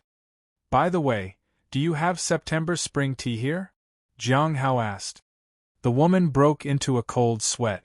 "I'm sorry to disappoint you, but we don't have such expensive tea here." Jiang Hao nodded and left. 7 days later, Jiang Hao stood on the sea and looked at the massive island shrouded in mist. He let out a sigh of relief. They had finally arrived. The journey had been quite troublesome. He had used the light and dust technique to the extreme. His figure could often be seen on the sea surface. The path shown on the map was considered safe. "This island is larger than Chaos Stone Island." They arrived at the shore and stood in front of a city. "Ancient Wind City. Madame Gong's mansion is here," Jiang Hao said. Hong Yue wasn't in a hurry. "She gave you her entire mansion?" "More or less." Jiang Hao nodded. "Let's go in and take a look," Hong Yue said. Jiang Hao began queuing up to enter the city. Unlike other places, the security here seemed particularly strict. "Mr. Zhu, why are you queuing up?" Outside Ancient Wind City, Zhu Xin walked calmly along the road. He was accompanied by a young man dressed in luxurious attire. It indicated a good social status. "I just happen to be free, young Master Qin." Zhu Xin smiled. "Haha, I've embarrassed myself. My father told me to learn from you," the young man said sincerely. Zhu Xin shook his head. "The son of the Blood Dragon sect master is of an unattainable status. I can't possibly teach him anything important." Chen Zhangji shook his head. "Mr. Zhu, you must be joking. Who here doesn't know that you are the favorite disciple of the 6th master and also in charge of the 6th hall? If such a person can't teach me, then who possibly can?" Zhu Xin walked to the back of the line and frowned slightly. He saw the back of the man in front of him. He seemed familiar. "Do you know him, Mr. Zhu?" Chen Zhangji was puzzled. "I advise you not to say or do anything offensive," Zhu Xin said. However, he felt that he might have been mistaken. He hesitated. "Has the ship from Chaos Stone Island arrived?" "No," said Chen Zhangji confidently. "It will take some time. Probably about half a month." "Then, I must be mistaken," Zhu Xin said softly. However, as he got closer, He felt more and more like it wasn't a mistake. After learning about Smiling Sand Sheng, he put in a lot of effort to investigate the person. He had already learned about the person's appearance. In terms of appearance and posture, the person in front was a perfect match. After hesitating a while longer, he took a step forward. "Apologies for bothering you, fellow disciple." Jiang Hao was observing the figure in front of him. She looked elegant and classy. However, every time he thought about her, the image of her taking a bath would flash in his mind. He brushed the thoughts off. If he was discovered, it would be a disaster. Suddenly, he heard someone call him from behind. He turned around to see a young man behind him. He had a restrained aura and a brilliance in his eyes. He was very powerful. However, the cultivation realm he displayed was only at the early stage of the return to Void Realm. "Did you call me, fellow disciple?" Jiang Hao was calm. "I am Zhu Shen. I thought I knew you from somewhere, so I came to introduce myself," said Zhu Shen politely. "People call me Smiling Sand Sheng," Jiang Hao said calmly as he opened his fan. "Smiling Sand Sheng?" Chen Zhanji was surprised. He had heard of this name from the ship. But it didn't make sense. The ship hadn't left the island yet, so how could Smiling Sand Sheng be here? Is he an imposter? "What brings you here, fellow disciple?" "I know this place fairly well," said Zhu Shen. "I'm looking for Madame Gong's mansion." Jiang Hao fanned himself. "Madame Gong's mansion?" Chen Zhanji was surprised. "That place is not easy to enter. Even though Madame Gong is no longer the third master of the Heavenly Tower, she is still a very powerful person. Her mansion is rumored to hide many treasures. Even though no one guards it, no one has dared to enter it," he said. "We're next," said a voice from the front. Jiang Hao nodded and asked Zhu Shen, "Do you know where it is?" "Naturally, I do." Zhu Shen nodded with a smile. "I will lead the way for you."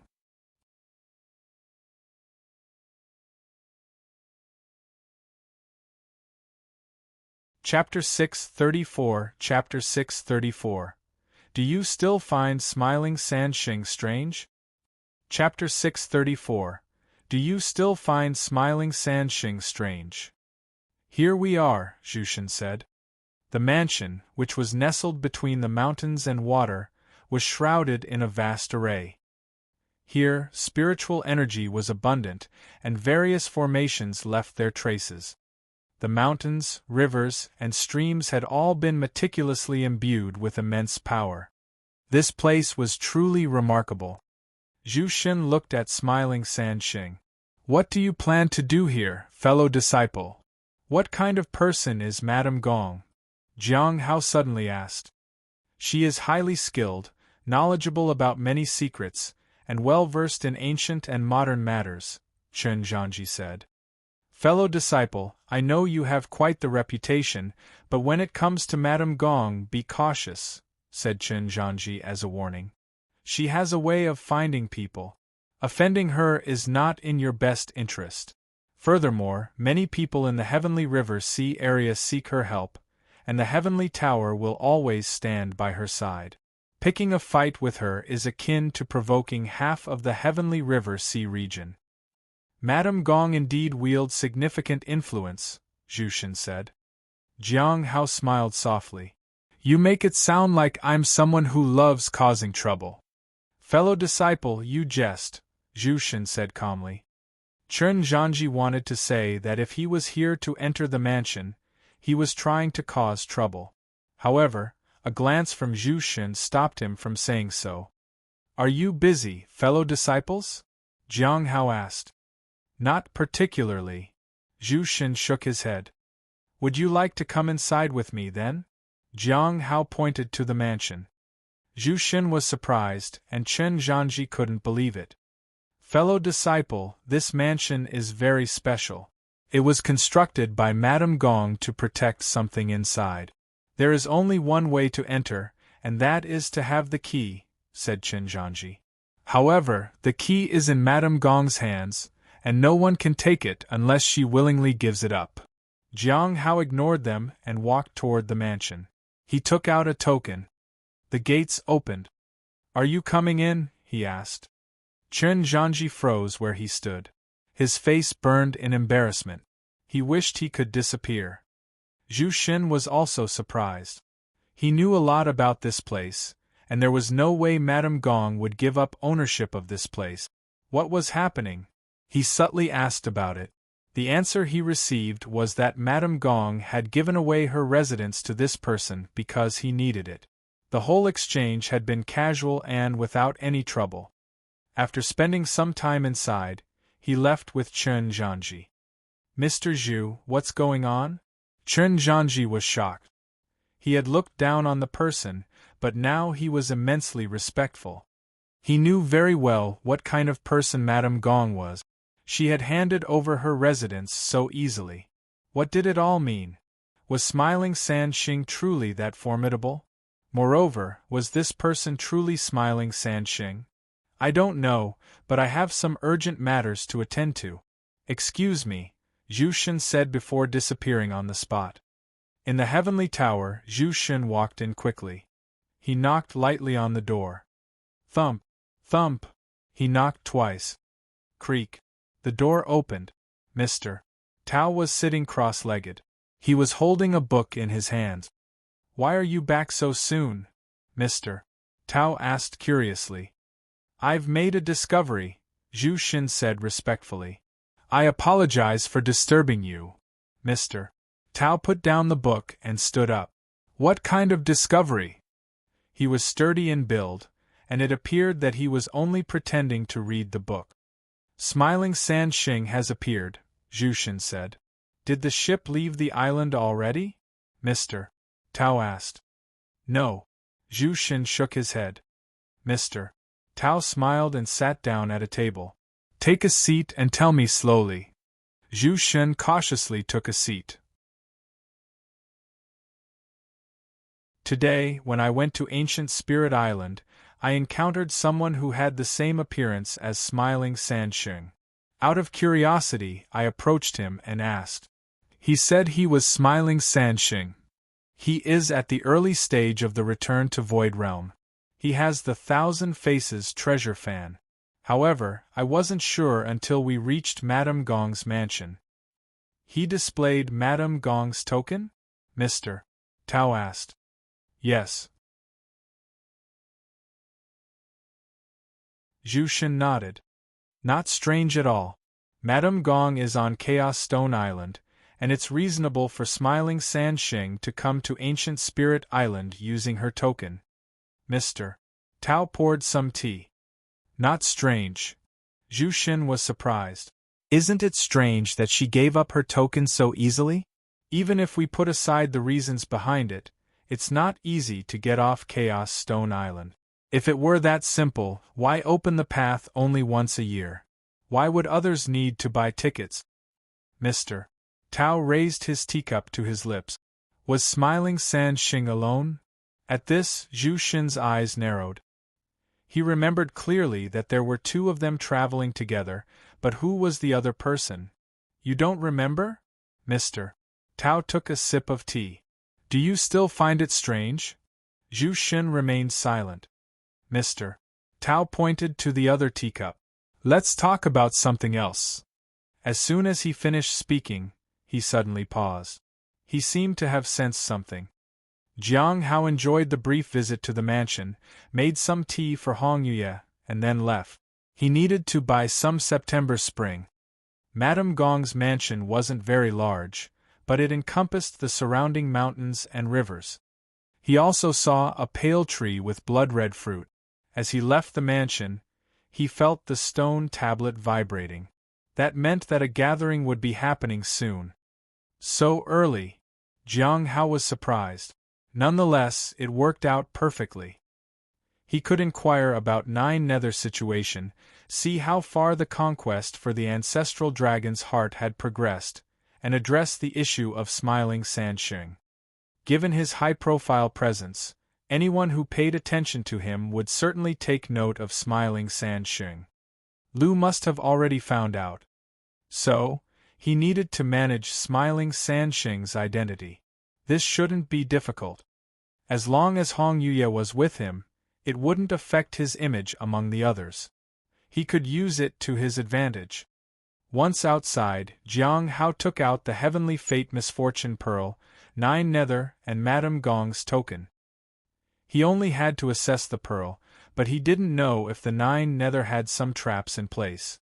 At that moment, 9 Nether seemed more dangerous. He appraised it.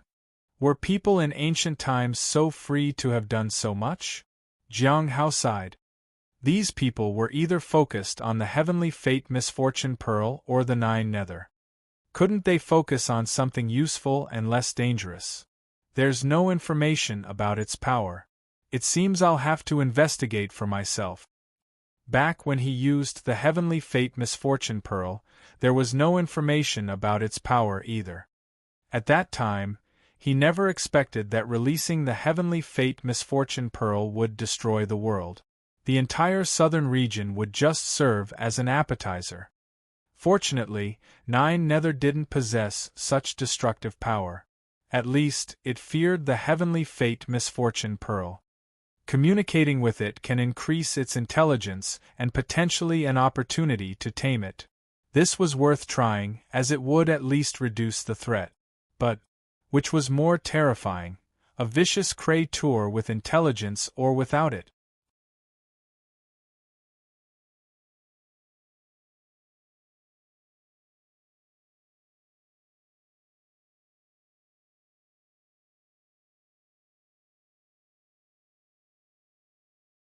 Chapter 635 Chapter 635 The Demoness Leaning on the Tub. Chapter 635 The Demoness Leaning on the Tub. 20,000! Jiang Hao frowned. He was no match for this old vendor. The old man was in the middle stage of the return to Void Realm. The people here were quite powerful. It was unexpected. After several rounds of bargaining, Jiang Hao bought some September spring tea for 20,000 spirit stones.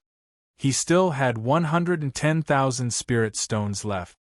Besides the spirit stones, there were also some extra items like simple magic treasures and pills that he could sell. He knew people at the Foundation Establishment and Golden Core Realm in the Heavenly Note sect, so he kept some for them. "Do you accept talismans in exchange?" Jiang Hao asked. "It depends on the quality," the old man said politely. Seeing that the person in front of him had a high cultivation realm and was generous, he seemed like a good business partner. Jiang Hao thought for a moment. "They might be quite valuable." "Valuable?" The old man chuckled. "If you ask about who has the most guts on the ancient spirit island, it would be our 1,000-moon pavilion. We accept things that others don't, and we can afford what others can't. Friend, you can rest assured. We have won the market with our integrity, so you don't need to worry." "Do you accept this?" Jiang Hao placed Madame Gong's token on the table. The old man hesitated for a moment. This seemed impossible. "What is this?" "It's Madame Gong's estate token. This represents ownership of her estate. I heard from my friend Zhu Shen that there's only one key." "I believe I understood him correctly," Jiang Hao said. Because the area was quite large and well established, he was a bit worried. After all, it wasn't his, so he felt uneasy. But since he wouldn't be coming back here anytime soon, he didn't really care, at least not for the time being. The old man was stunned. "Is it really Madame Gong's estate? The one by the mountains?" "That's right." The old man chuckled. But soon, his smile faded and he looked serious. He straightened his clothes and pushed the storage treasure toward Jiang Hao, which contained the spirit stones for purchasing the September spring. Then, he stood up and bowed respectfully. "I've made a mistake. I've been impolite to you. Just consider this September spring as an apology. Please forgive me. Let's not discuss buying Madame Gong's estate anymore. Our 1,000-moon pavilion is small in scale, and we can't handle something like that." Jiang Hao was speechless. He had been serious about selling it. He was planning to stay here for a few days, but after leaving, this place would be of no use to him. If he could exchange it for some spirit stones, that would be best. It was a pity that it was more difficult than he had expected. Don't you want to consider it? The old man bowed even lower. Jiang Hao sighed and got up to leave. As for the spirit stones, he didn't take them with him. He didn't want to make things difficult for the old vendor. After that, he visited several other people and asked about Madame Gong's estate. Whenever he brought it up, people knelt and begged. It was clear that Madame Gong was a formidable person in this region.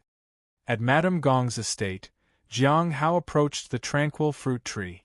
He had decided to take this tree with him. The 7 fruits on it had already been unsealed, and he planned to eat them all in front of Feng Hua to tease them.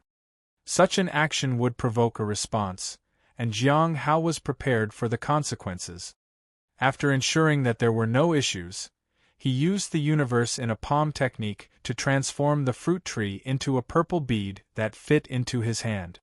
Since he had learned how to use the technique, he had sealed many things, including 9 Nether, the corpse heart, a fragment of the earth extreme heart devouring pearl, and more.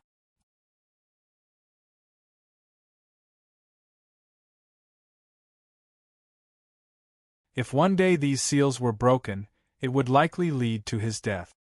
I wonder what cultivation realm is required to resist the dangers these things bring. He shook his head and went to find Hong Yuya. He told her about the gathering that night. She didn't seem to care. Instead, she asked him to prepare a bath for her. At night, with complete darkness outside, Jiang Hao sat behind the screen and reviewed recent events.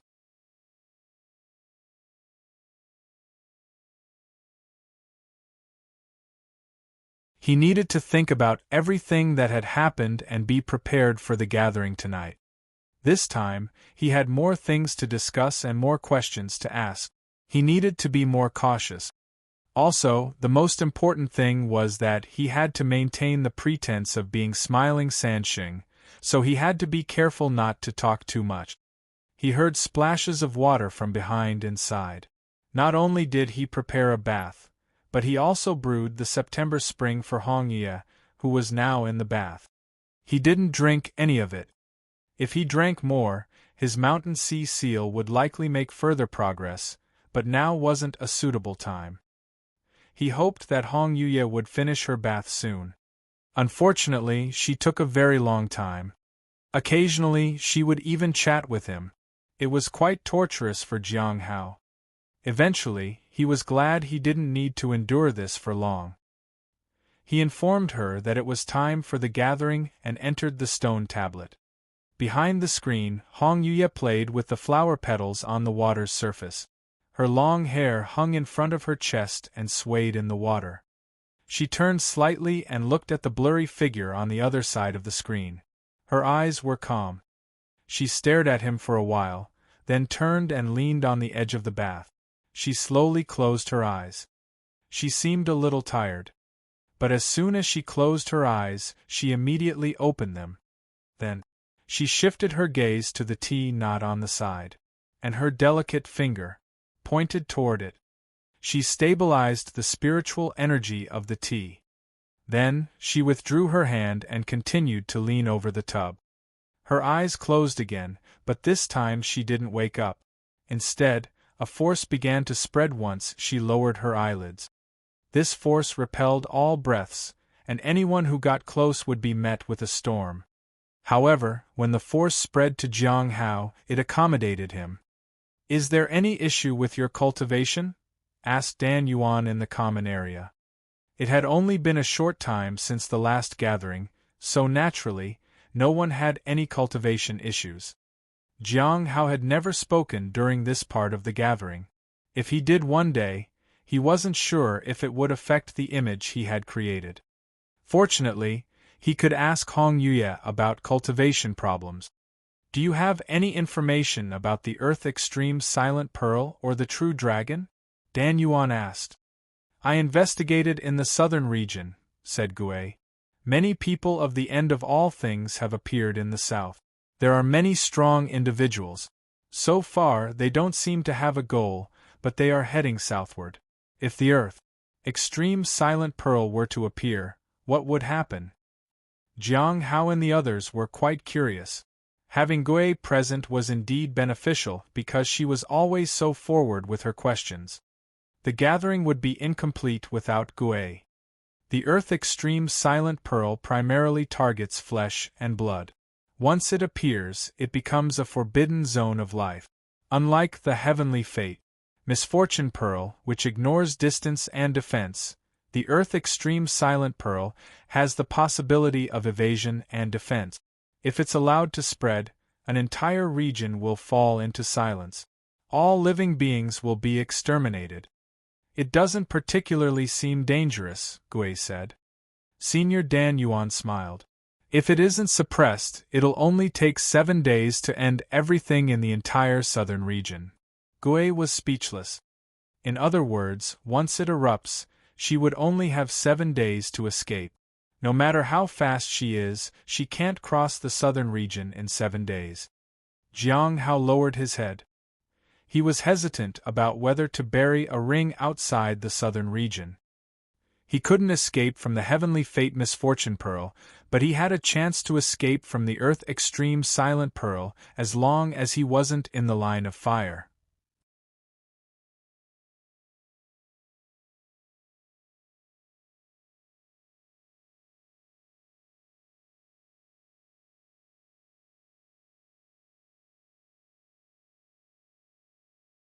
Chapter 636 Chapter 636 9 Nether in my possession. Chapter 636 9 Nether in my possession. There was a problem with planning the rings in places. He didn't have enough rings. The Spirit Beast and Shaoli each had one. One was in the corpse realm. Another one was in his courtyard, and one was with Hong Yi. Now there were only 3 left, and if he used one more, it would limit his movement. Maybe he should consider asking for the rings back from Shaoli and the Spirit Beast. As for the end of all things activities overseas, it seems they've already finished what they needed to do. There's no progress on the Ancestral Dragon's heart at the moment, but many people are gathering in the Abyssal Sea. Something might happen soon, Lu said. Dan Yuan nodded. Is there anything else? He asked. Seeing no one else speak up, Jiang Hao said, There's a true dragon on Chaos Stone Island. That surprised everyone. He had found a true dragon already. Are you sure, friend Jing? Dan Yuan was surprised. Jiang Hao nodded. I received information as well. There is a true dragon overseas, but we didn't expect it to be on Chaos Stone Island, said Sheng. He wanted to say more, but he stopped himself. Maybe you can think about the reward you'd like, and we should have results next time, Dan Yuan said with a smile. Jiang Hao hadn't thought about what he wanted yet. He needed to think it over carefully. The matter with 9 Nether and others wasn't something he wanted to ask Dan Yuan about. He wanted to save them for more important situations. Once Dan Yuan was done, their transaction was next. Sheng was the first to speak up. Friend Jing, you were right. It was a yin and yang formation. Then, shall I entrust the reward to friend Lu? Jiang Hao nodded. That had been agreed upon previously. Lu didn't need anything specific at the moment, so he set that aside for now. Do you have any leads on the Burning Immortal? Sheng asked. Lu thought about it. I found some information. All I know is that it's used against a group of immortals. Other details are unclear. Sheng looked at Gui. She shrugged. Then, she turned to Jing. If you don't want to die, don't get too close, and certainly don't activate the Burning Immortal formation, Jiang Hao casually said. Could you explain a bit more, friend Jing? Sheng asked. Jiang Hao remained silent. It wasn't that he didn't want to, but it was Hong Yuye who had shared this information. So, do you have any leads on the person I'm looking for? Gui asked. Yin Zichen. Lu thought for a moment. I heard some news. It said that he entered the Mountain Sea Sword Sect. Mountain Sea Sword Sect? Gui was somewhat incredulous. Is he really that talented? The Mountain Sea Sword sect was an immortal sect with strict disciple recruitment standard. Only those with extraordinary qualifications could enter. I'm not sure about that, Lu said. But there is also news that he left the Mountain Sea Sword sect and has fled to the southern region. Gui, you can try to find people from the Mountain Sea Sword sect in the south. Maybe you can get some information. All right. Gui nodded. What else can I offer? Just give me some cursed books, Lu said. Gui readily agreed. The trading session concluded, and the next part was for casual conversation. Jiang Hao had been waiting for a long time. It was the first time he had something to say, and he was quite eager. He also wanted to mention 9 Nether and see if he could get some information for free. If it didn't work, he'd figure something else out. It was dangerous for him. If necessary, Dan Yuan would provide answers. I haven't found anything other than the end of all things activities in my area. The Black Heaven sect is also very quiet these days. It's probably because the Grand Earth Sovereign is about to appear, Gui said.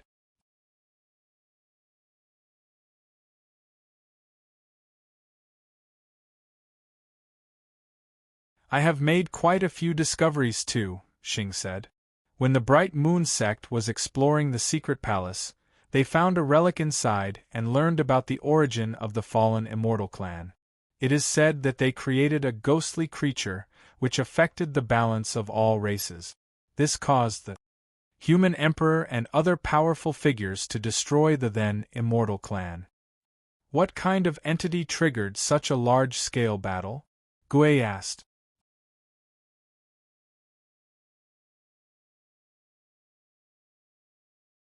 Jiang Hao praised her for the excellent question, but he didn't want to ask himself. 9 Nether, Sheng said. It is said that 9 Nether was sealed overseas and guarded by a true dragon. He looked at Jiang Hao. The others also glanced at him because Jiang Hao had just discovered a true dragon overseas. Perhaps it was just a coincidence, but it made people wonder. Even Dan Yuan was looking at Jiang Hao. Jiang Hao felt a bit helpless. He had wanted to get information on 9 Nether but had ended up unknowingly exposing himself. I took 9 Nether with me. It was unfortunate, but Madame Gong was on Chaos Stone Island, and the person Dan Yuan was dealing with would inevitably ask for details. Since everyone at the gathering knew that Smiling Sand Sheng was related to him, it might just be best to be honest. Sheng was speechless. Dan Yuan smiled. Young friend, it seems you have a connection to such things. Gui thought the same, considering that the Heavenly Fate Misfortune Pearl was in his possession, and he also knew about the Earth Extreme Silent Pearl. Now, there was 9 Nether too.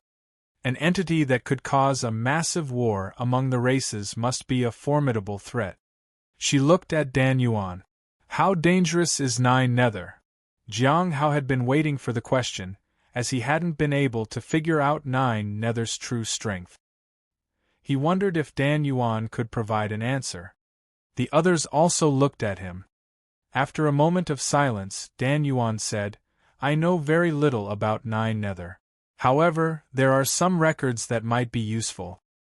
Jiang Hao and the others listened attentively. The anger of the fallen immortal clan spread across the entire province, and a blood-red shadow appeared in the night sky. It caused fear, but no apparent harm came to the living beings day after day. 9 days later, the light of salvation was gone, Dan Yuan softly said. By the 10th day, someone had passed by and saw 1,000,000 corpses, with no one left alive. This included many powerful sections. All of them died. It's probably the work of 9 Nether. Jiang Hao was speechless. After 9 days, the light of salvation was gone? After 9 days, the inhabitants of an entire domain could no longer see the sunrise. For 9 days, anyone within the area would die unknowingly, feeding on spirits and attacking them while making it difficult to detect? It was no wonder they needed to go after it. If this continued, the fallen immortal clan would eliminate anyone they wanted. Feeling the dread of 9 Nether, Gui looked at Jing again. For a moment she felt that it was too dangerous to stay in the southern region. Now that she was here, why let Jing appear? How do you plan to deal with 9 Nether, friend Jing? Dan Yuan asked. 9 Nether was too terrifying, and they were all rightfully concerned about it. So, how should he answer? Jiang Hao thought about it. I put it together with the heavenly fate. Misfortune Pearl. Everyone wondered if that meant he would put it in the heavenly note sect together with the heavenly fate Misfortune Pearl with that golden core realm cultivator, Jiang Hao. Gui was curious. Did that Jiang Hao person know what he had received? Although the others were puzzled, they didn't say much. Now that the person already had the heavenly fate Misfortune Pearl, having one more thing like 9 Nether didn't matter. After all, 9 Nether couldn't compare to the heavenly fate Misfortune Pearl. But they should still avoid the heavenly note sect in the future.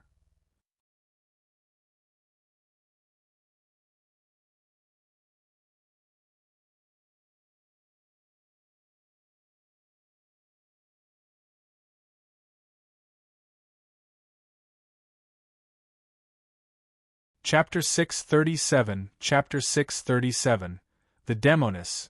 How long have you been here? Chapter 637, The Demoness. How long have you been here? Sheng was surprised, and he understood that 9 Nether had been sealed. Everyone knew the state of the heavenly fate Misfortune Pearl. Putting them together meant that they were in the same state. After some hesitation, he went on to explain the details. Jiang Hao only realized the origins of 9 Nether after hearing the story. The fallen immortal clan gathered, the human emperor took action, the heavenly spirit tribe was suppressed, and the true dragon guarded the 9 Nether. Madame Gong was indeed lucky. Maybe she was right. Someone might have weakened its seal. After Sheng finished speaking, Jiang Hao said in a low voice, "Someone in the overseas region has taken Madame Gong's token. The Heavenly Tower may be facing a crisis." The overseas Heavenly Tower? Gui was surprised. The tower has a significant influence. It is said to be related to a reclusive senior from the Astronomical Academy. The Heavenly Tower's Great Master is indeed a reclusive senior from the Astronomical Academy, but no one knows exactly who that is. It is said that he left the Astronomical Academy due to differences in opinion, Lu said. When I was in the Bright Moon sect, the Astronomical Academy said they had a great senior there and had been searching for him for a long time. I wonder if it's the same person, Gui said. Jiang Hao lowered his head. He felt that Gui's speculation was a bit far-fetched. However, the Heavenly Tower was indeed remarkable. By the way, Madame Gong knows a lot about many things. She might have more information on Fenghua and the end of all things, Lu suddenly said. Jiang Hao understood that Lu was speaking to him. Because of the ancestral dragon's heart, there should be a lot of events happening in the overseas region, right? Gui asked.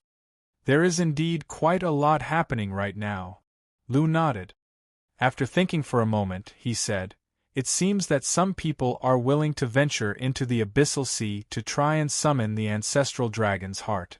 They all want to obtain it but don't know exactly what the ancestral dragon's heart is. There may be people from the Saint Bandits involved too. Recently I found some of their tracks. Apart from that, the name of Smiling Sand Sheng has spread far and wide. It's said that some people who are against him are waiting for him to come out of Chaos Stone Island. But I heard recently that he has already left Chaos Stone Island. It shouldn't be long before people targeting him show up." Lu looked at Jing. He wasn't the only one. Both Sheng and Gui did the same. Everyone knew that Smiling Sand Sheng was related to Jing in some way. Jiang Hao had anticipated this situation, but Lu's information was accurate. Jiang Hao had barely left Chaos Stone Island, and he already knew about it. This also showed that Lu had quite a lot of influence in the overseas region. After a brief silence, Jiang Hao said, "I could be Smiling Sand Sheng. What does that mean?" Everyone was puzzled. Jiang Hao did not elaborate. He left them guessing. This way, it wouldn't raise too much suspicion. He wasn't strong enough by himself. However, if he was with Hongyue, he wouldn't mind accepting his role as Smiling Sand Sheng. This would make people less suspicious. Even if they did become suspicious, with Hongyue's help, his aura would be strong enough. He had nothing to fear. The concern was during the gathering and while in the sect, where he could only rely on himself. "What do you plan to do, friend Jing?" Gui asked. Jiang Hao felt that Lu should be cheering in his heart. After a moment of silence, he said, "I plan to go take a look at the Abyssal Sea." "Are you interested in the Ancestral Dragon's heart, friend Jing?" Sheng asked. Jiang Hao shook his head.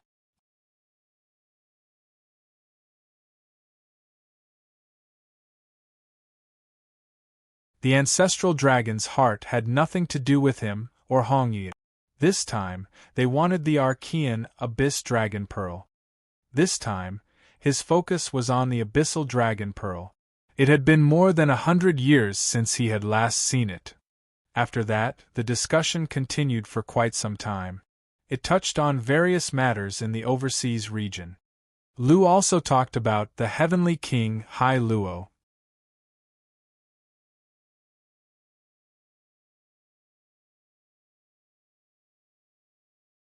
He mentioned that many people were wondering what he was up to. Some thought he had gone crazy, while others believed he was up to something big. Most importantly, some wanted to control him. Sheng mentioned that members of the Clear Sky School were in the southern region, looking for Shang'an. Gui expressed that she had recently felt the presence of mysterious, powerful individuals and wasn't sure if they were from the Clear Sky School. At Madame Gong's mansion, Jiang Hao slowly opened his eyes. This gathering took quite some time, and they discussed various matters. While they gained some valuable information, it seemed the most pertinent was about 9 Nether and the fact that someone might come after Smiling Sand Sheng. Jiang Hao reached for a notebook to jot down the details of the meeting. However, just as he was about to start, he suddenly remembered something. He had entered the meeting while Hongyue was still bathing. He looked behind to see if she was done. The screen could block his line of sight, but he could still see some faint silhouette. He spotted a figure leaning by the edge of the tub. "Has she not come out yet?" Jiang Hao hesitated a moment. "Senior." There was no response. After waiting for a while, he took a few steps toward the screen. "Senior." Still, there was no response. "I'm coming in, Senior." With those words, he went around the screen. She was as fair as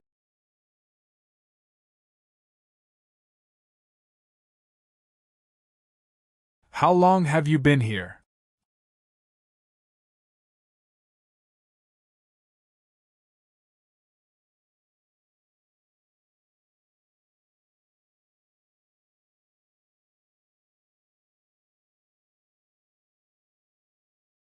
Chapter 638 Chapter 638 The Silent Demoness. Chapter 638 The Silent Demoness. The water in the bath was still steaming. The temperature in the room wasn't particularly hot, but it wasn't chilly either. However, Jiang Hao couldn't feel the warmth. Despite the comfortable surroundings, he was breaking into a cold sweat. This situation was different from before. If she decided to hold him accountable, he might not survive. Faced with Hongyue's question, he didn't dare hesitate to answer. "I just entered. I didn't intend to." Before he could finish his sentence, a vast aura erupted and overwhelmed him. It came crashing down upon him like a tidal wave. In an instant, he felt enveloped by this immense pressure, and a sense of powerlessness overcame him. With a loud crash, the folding screen was shattered, and he was sent hurtling into the wall. When everything finally came to a stop, Jiang Hao felt like he had narrowly escaped a disaster. He couldn't even tell where he had crashed. He was completely disoriented. He patted his body and found no visible injuries. He was just in a daze. It was indeed a close call. Repair the folding screen, she said. Her voice was calm and indifferent. Jiang Hao couldn't guess what she must be thinking. He touched his face and realized that the change in his appearance was likely due to his transformation into smiling Sand Sheng.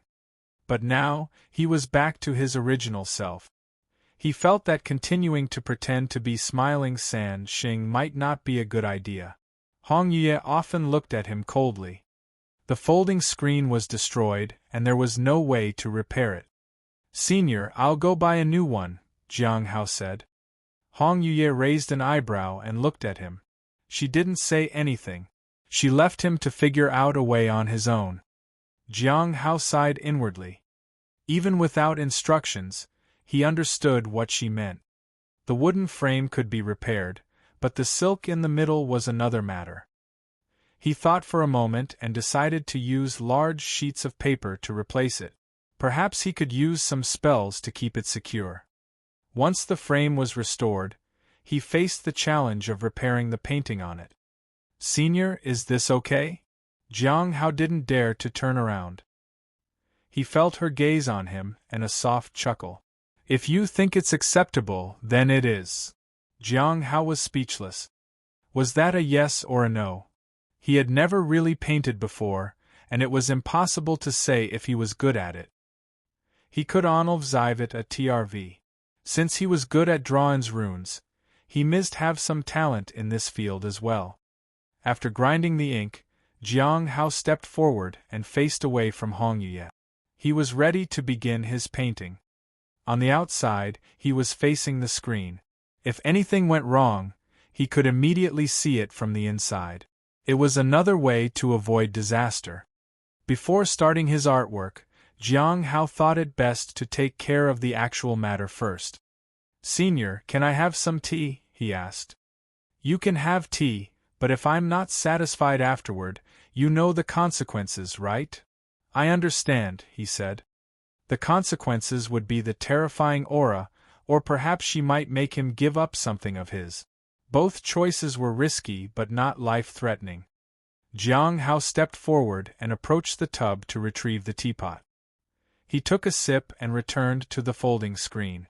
He held the ink in his left hand and the brush in his right. After some thought, he began to paint. He started from the left and painted a landscape.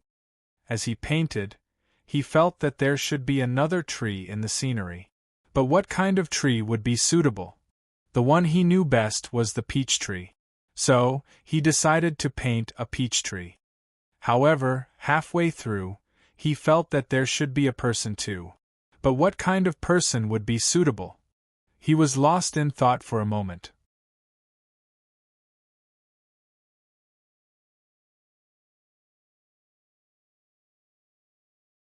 His mind felt exceptionally clear, as if he could see through the endless mist. His vision was vast, and his state of mind was sharp. Drip, drip. It seemed that something was appearing in the landscape of mountains and rivers. It was just an ordinary courtyard with a peach tree swaying in the wind, and beneath the tree sat a woman in a red dress. Her hair swayed with the breeze. In the next moment, he began to paint. This time, he painted quickly.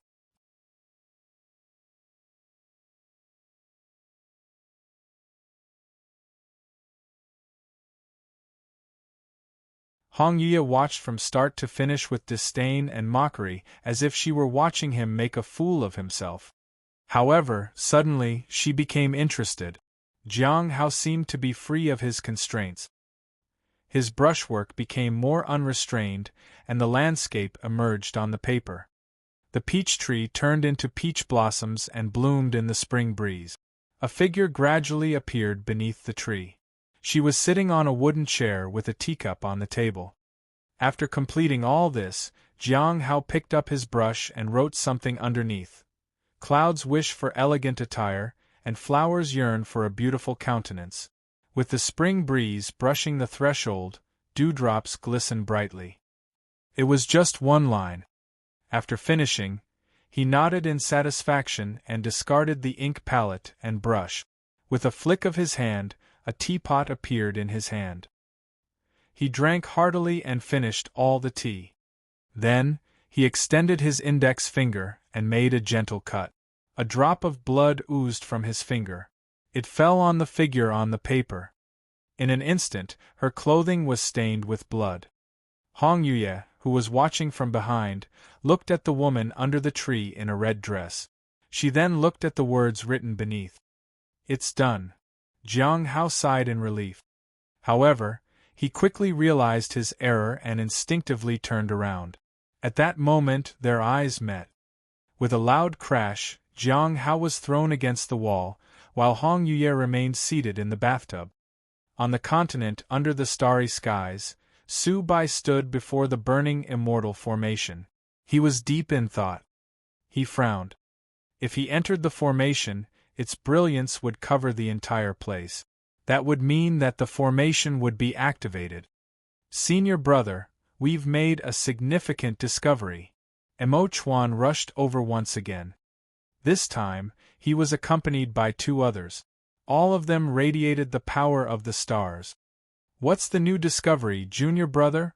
asked Su Bai with a smile. He paid closer attention this time, as it was no longer just Mo Chuan. There were 3 people this time. "We've found information about the burning immortal formation," Mo Chuan exclaimed. "We entered the 2nd floor, and there was a room that contained records of the burning immortal formation. It's in a room in the secret chamber, so it's unlikely to be fake." "Information about the burning immortal formation?" Su Bai was surprised. "What does it say?" "According to the records, whoever activates the burning immortal formation can control the formation," he said earnestly. "Moreover, the burning immortal formation serves as an auxiliary formation to enter deeper into the secret palace. So, obtaining the control of the burning immortal formation will enable us to explore more of the palace." "Activate the burning immortal formation?" Su Bai inquired. "What's the plan, junior brother?" The other person said, "We're planning to enter the formation and activate the burning immortal formation."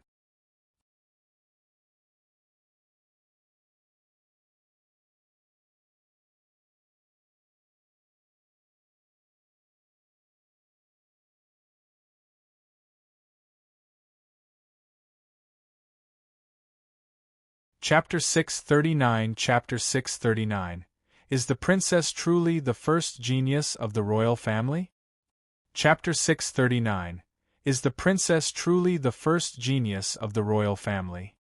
Enter the burning immortal formation? Su Bai looked at his fellow disciples. "How is the information recorded? I know you have doubts, so I brought all the information to check if there are any issues," said a senior in a blue robe. She took out some jade slips and bamboo scrolls. Su Bai received them one by one and inspected them. The more he read, the more his brows furrowed. The records explained how to control the burning immortal formation and how to mitigate the dangers that came with activating it. Everything involved risk, but if done properly, it would grant complete control of the formation. Furthermore, some books contained detailed examples, both successful and failed attempts. The records were exceptionally detailed and left no room for doubt. Even he had to admit that he couldn't find any issues with the information. "How about it, senior brother?" Mo Chuan asked. "It's very detailed and objective," Su Bai said.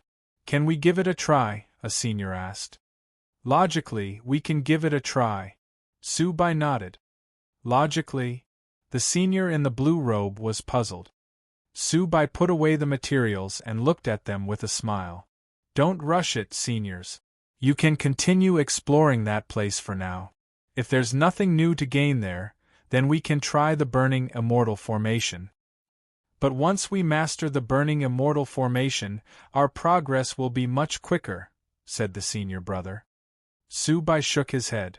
"Let's explore that place first. We'll put the burning immortal formation aside for now." But the blue-robed senior didn't understand why this junior was hesitant. "Seniors, there's no need to rush. Sometimes, jumping to conclusions too quickly isn't safe. Continue to explore and you will find out more. We can make a decision later, Su Bai said. But what if we miss the opportunity? Wouldn't that be a shame? Said the senior brother. Su Bai pointed to the sky, where a figure sat cross-legged and resonated with the stars and the universe. As long as junior sister Chu doesn't encounter any accidents, we will have made significant gains. Not to mention that after the yin-yang formation is activated, there will be much more to explore. Let's set the burning immortal formation aside for now, all right? Su Bai looked at them with a smile. After some hesitation, they all nodded. If it were someone else, they might not have agreed, but this was Su Bai. He was young, yet he not only surpassed them in cultivation but also had a broader perspective. Since he suggested it, they would wait a little longer and collect more information. In the south, in a city near the front line, Princess Baizhu sat in front of an artificial mountain with her brows furrowed in concentration. "What are you thinking about, Princess?" Qiao Yi walked in. "Aren't you going to rest, Auntie Qiao?" Baizhu asked with a smile. Qiao Yi shook her head. "This isn't a safe place. I must guard you against any potential threats." "Aren't you supposed to be looking for Yin Zichen? We've got some information, but trouble has arrived too." Baizhu sighed. "There's news that he joined the Mountain Sea Sword sect. It seems he has a remarkable talent." "The Mountain Sea Sword sect in the north?" Qiao Yi was surprised. "Yes, that's the one," said Baizhu. "Auntie Qiao, please tell me the truth. Do you have any grudges against him? Why are you so insistent on finding him? If you want to kill him, it should be relatively easy. All you need is something he carries with him, and some relevant information, and it won't be long before he dies. If you had a drop of his blood, it would be even better." Qiao Yi looked incredulous. "Is the princess joking again?"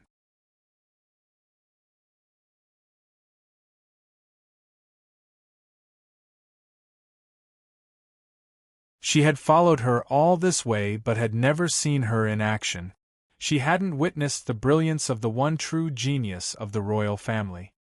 However, her information was usually accurate. She didn't know where Baizhu got her information. She was worried that the princess was deceiving her, so she accompanied her to this dangerous place. She couldn't let her guard down. "We aren't enemies. He helped me escape from the Heavenly Spirit tribe."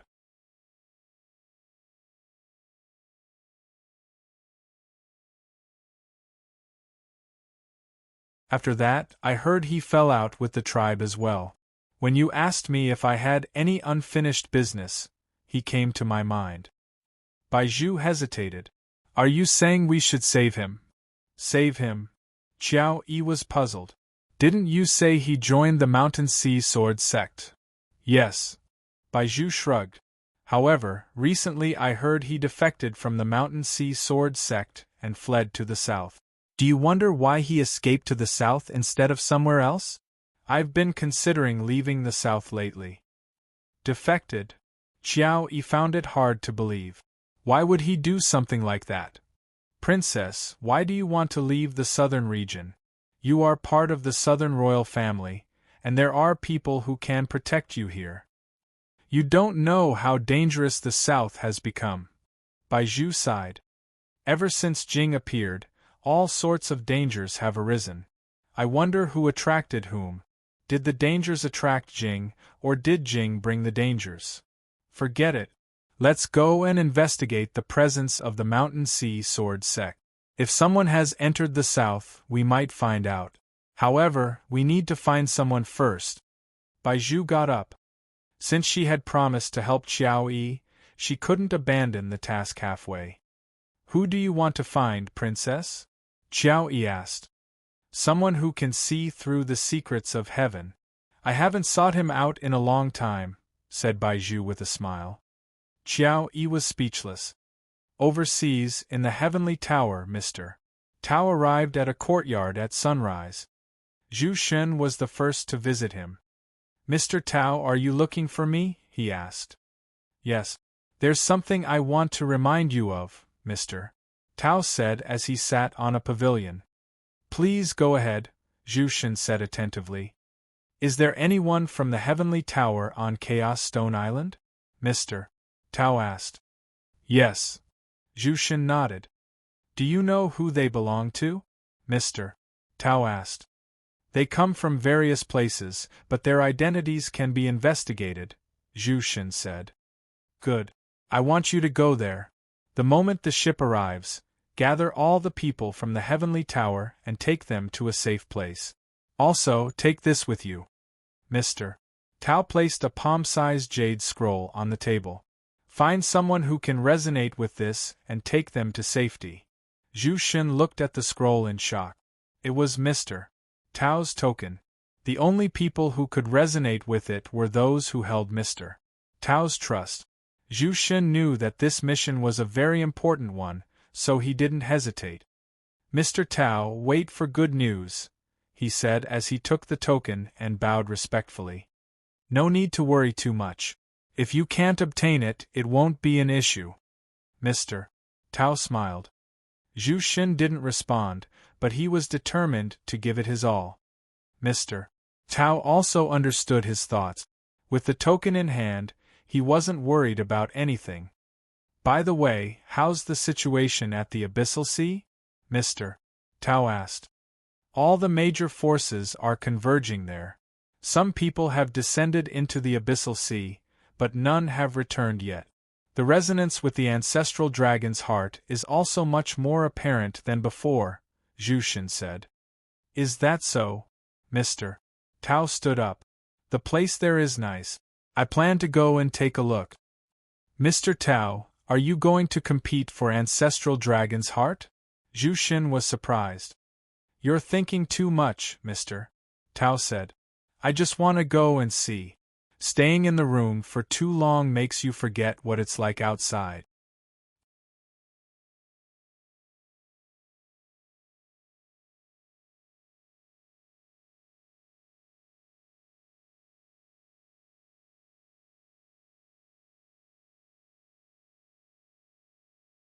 Chapter 640 Chapter 640 The Demoness enjoys discussing matters of the heart. Chapter 640 The Demoness enjoys discussing matters of the heart. Have you finished your tea? Hong Yuye sat in her chair. At that moment, she was dressed in a red gown. Her long black hair flowed down her back. Jiang Hao stood nearby. He felt sore all over. The gathering was over, and he needed to inform Hong Yuye of the content of that gathering. The work here was almost done, and they would be able to leave tomorrow. He had to decide whether he would go to Abyssal Sea or Chaos Stone Island. I'll prepare another pot of tea for you, Senior, Jiang Hao said respectfully and picked up the teapot. However, this time it was not the September spring but just ordinary tea leaves. It had only cost him 250 spirit stones. Compared to the September spring tea, it was indeed very ordinary. He collected the soaked tea leaves and planned to take them back for the spirit beast to eat. There was no need to waste them. After the tea was brewed, Hong Yuye took a sip and looked at the man in front of her coldly. It seems you've grown accustomed to being evasive. Jiang Hao was taken aback and said respectfully, Senior, you must be joking. It's just that I haven't found suitable tea leaves for now. You're full of lies. Hong Yuye held her teacup. Tell me about the gathering. Jiang Hao sat down, took out a book, and planned to record the content while talking. Last night, he had wanted to write everything down, but he spent the whole night working on the screen.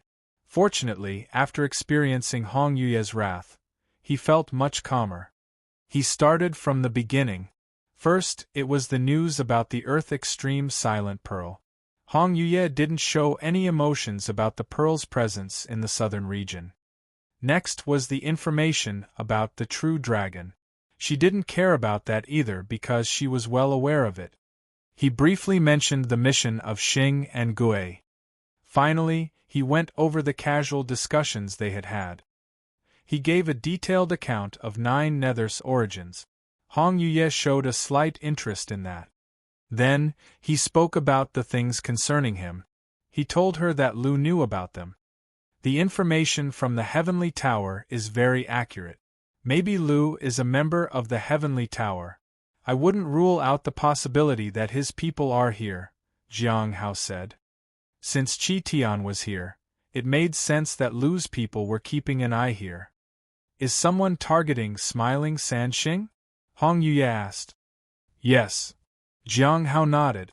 It might be related to some past issues. Hong Yuye looked at Jiang Hao and smiled. I didn't see anyone targeting you on Chaos Stone Island. It seems the real Smiling Sanxing isn't as bold as you. You are right, Senior. I have been too reckless in impersonating him, Jiang Hao said humbly. Hong Yuye chuckled and gestured for him to continue. There wasn't anything particularly important after that, but Jiang Hao still told her everything sincerely. To be interested in some things. Heavenly King Hai Luo? The one who is willing to give up his position for his beloved? Yes. He is now in the Lawless Tower. Do you think he has other intentions? Other intentions? Such as abandoning his status as a heavenly king to gain insight into the heavenly path. Huh! Jiang Hao was stunned. Was there such a possibility? However, he felt that was unlikely.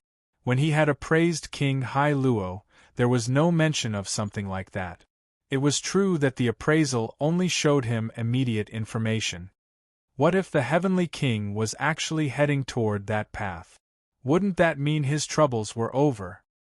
He thought he should go to the Lawless Tower to check. If there was a real breakthrough, it would be difficult to make him obey afterward. After talking about Heavenly King Hai Luo, Hong Yuye brought up Sheng.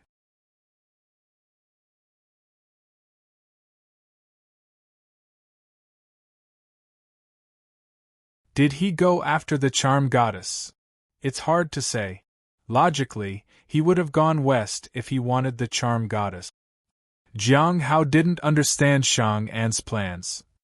The corpse realm was likely to open in the west or north. Since Sheng came from the western region, he would be familiar with the place. There was no need to head to the unfamiliar south.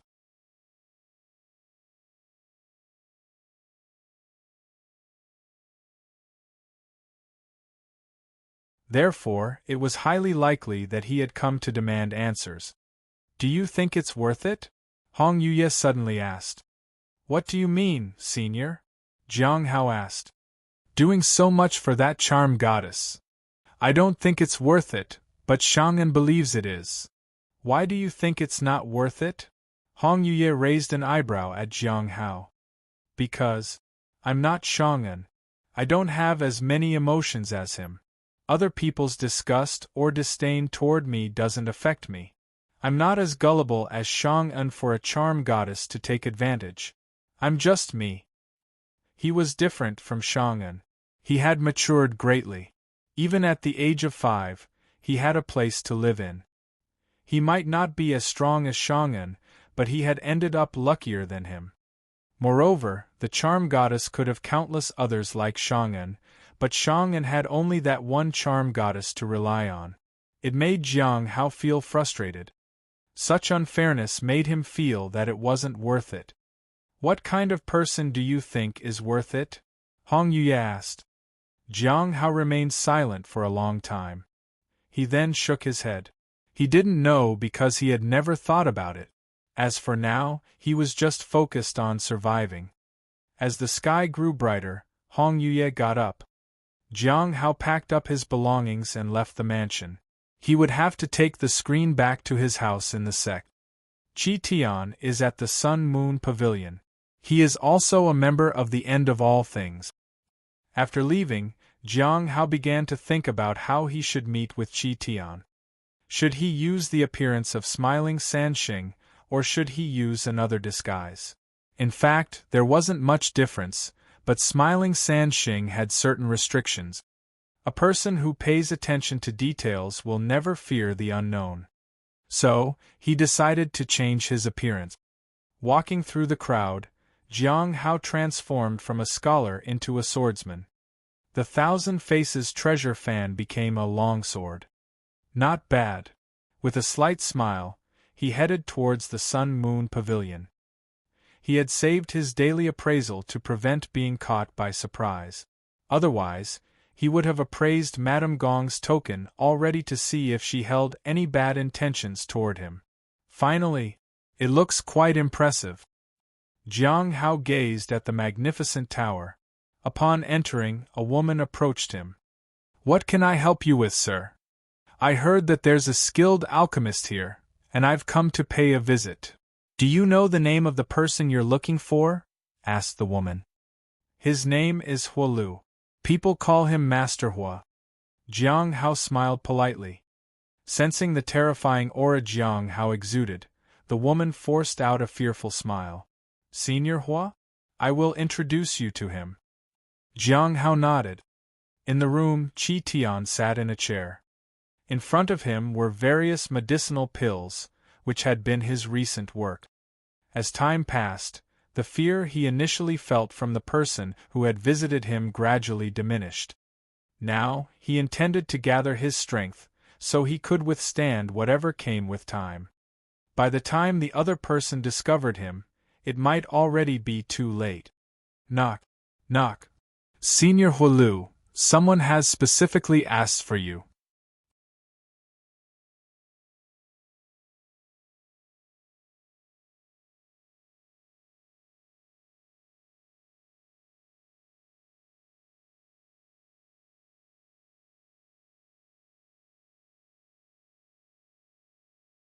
Chapter 641. Chapter 641. Do you not recognize me? Chapter 641. Do you not recognize me? Someone came to visit? Qi Tian frowned.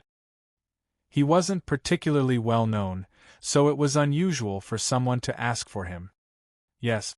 It's a senior with quite a high cultivation realm," the woman said. Qi Tian's heart sank. "A senior with a high cultivation realm? What does he look like?" he asked.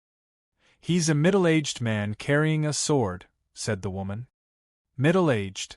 Qi Tian sighed in relief. At least it wasn't the same person who delivered the letter last time. "Let him in," he said. "Of course. Please wait a moment." Qi Tian sat in his chair and examined a pill. Even though someone had come to visit, he continued to do his work. After some time, there was a knock. "Senior Huolu, the guest is here." With his head down, Qi Tian said, "Let him in." The door was opened, and the woman escorted the guest inside. Qi Tian glanced at the middle-aged swordsman. He didn't seem familiar, which put his mind at ease. "Please make yourself comfortable. I need to finish up some work," Qi Tian said as he picked up a pill to examine. Although someone had come to visit, he didn't want to neglect his duties. The woman gestured for the guest to take a seat. He then poured him a cup of tea. After that, she left the room. Jiang Hao found it amusing as he sipped his tea. However, he thought that the tea was quite ordinary and not even as good as the low-quality tea he had given to Hong Yi. As for tea like the September spring, only important people could afford it. He had consumed quite a bit of it the previous night, but it was used for his artwork, and it hadn't improved the mountain sea seal. Nowadays, he often encountered dangerous creatures, so it was important to strengthen the mountain sea seal. He knew he would need to invest more time in it. The universe in a palm technique grew with his cultivation realm, but the mountain sea seal strengthened with his mental state. He could rely only on the mountain sea seal to seal important and powerful things. "Fellow disciple Hua, are you busy every day like this?" Jiang Hao asked. "Not every day. These few days I've had a lot of people here," said Qi Tian. "Did you recently advance to the primordial spirit realm?" Jiang Hao curiously asked. The first time he met Qi Tian, he was at the golden core realm, and now, he had reached the early stage of the primordial spirit realm. It was quite an achievement. "I've recently refined my cultivation," Qi Tian said casually. Jiang Hao wasn't bothered by it. Is the Sun Moon Pavilion treating you well? Chi Tian was puzzled. What do you mean? I'm not implying anything. Jiang Hao smiled gently. I'm just curious if you've ever thought about going somewhere else. Perhaps a place that might suit you better. This time, Chi Tian didn't ignore Jiang Hao but set down the pill he was examining and turned to him. Aren't you here today to test the pills? Maybe. Jiang Hao leaned back. Would you like to hear me out? Please go on. Chi Tian wanted to know who this person was. Although this place is nice, it's rather small. Jiang Hao sipped his tea. The Sun Moon Pavilion may seem good, but in the context of Ancient Spirit Island, it's still a small place. Ancient Spirit Island is nice, but within the vast Heavenly Rive Sea region, it's still relatively small. Being small means that information doesn't flow well and there's limited room for development. I think someone as capable as you shouldn't be confined here. Chi Tian said, You've only seen the surface. You don't understand the true scale of this region. Jiang Hao was unfazed. No need to overthink, Senior Hua.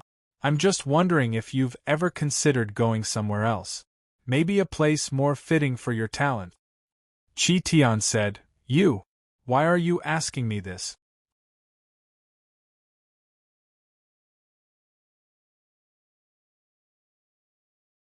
Aren't you going to ask me where I want you to be instead? Jiang Hao asked. Where? Chi Tian asked. Judgment Heavenly King's domain to serve under King Taomu, Jiang Hao said as he put down his teacup. I must decline, Chi Tian said without hesitation. Decline? Jiang Hao feigned ignorance. Why wouldn't you want to go? Chi Tian was surprised by Jiang Hao's words.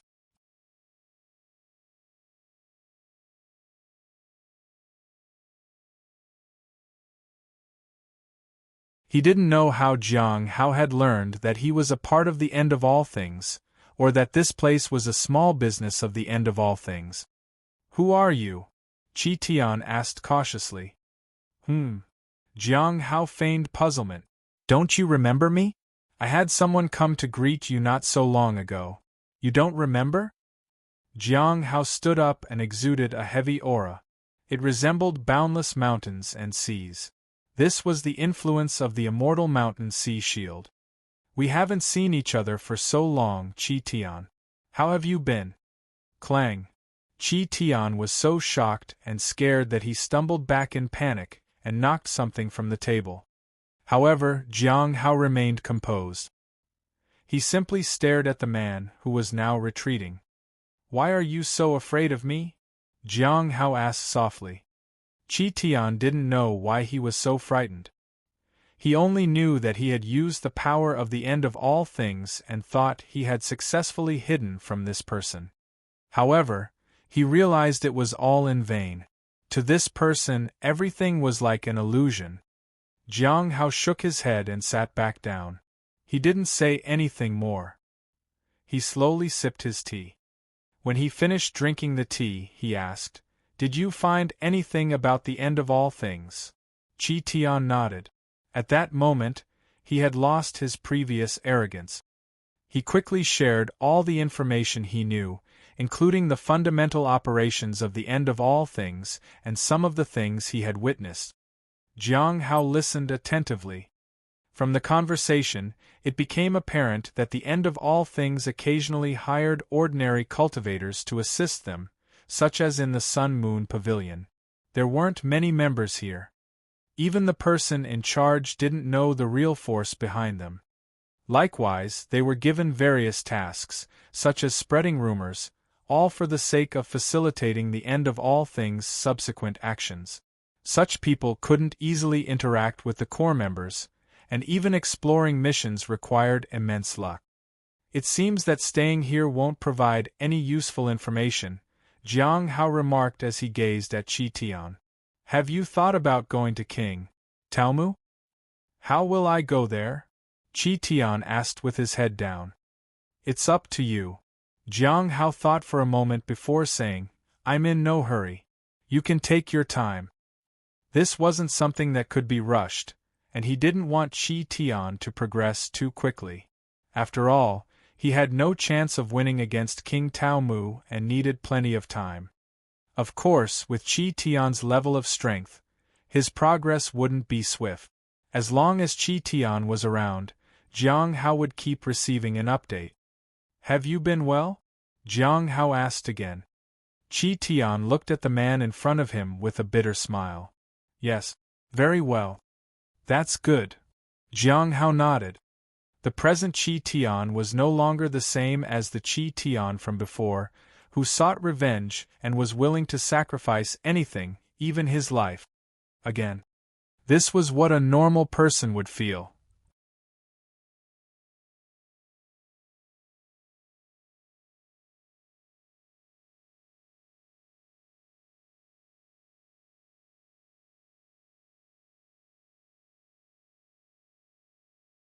Chapter 642 Chapter 642 A Bit Far from the Mines.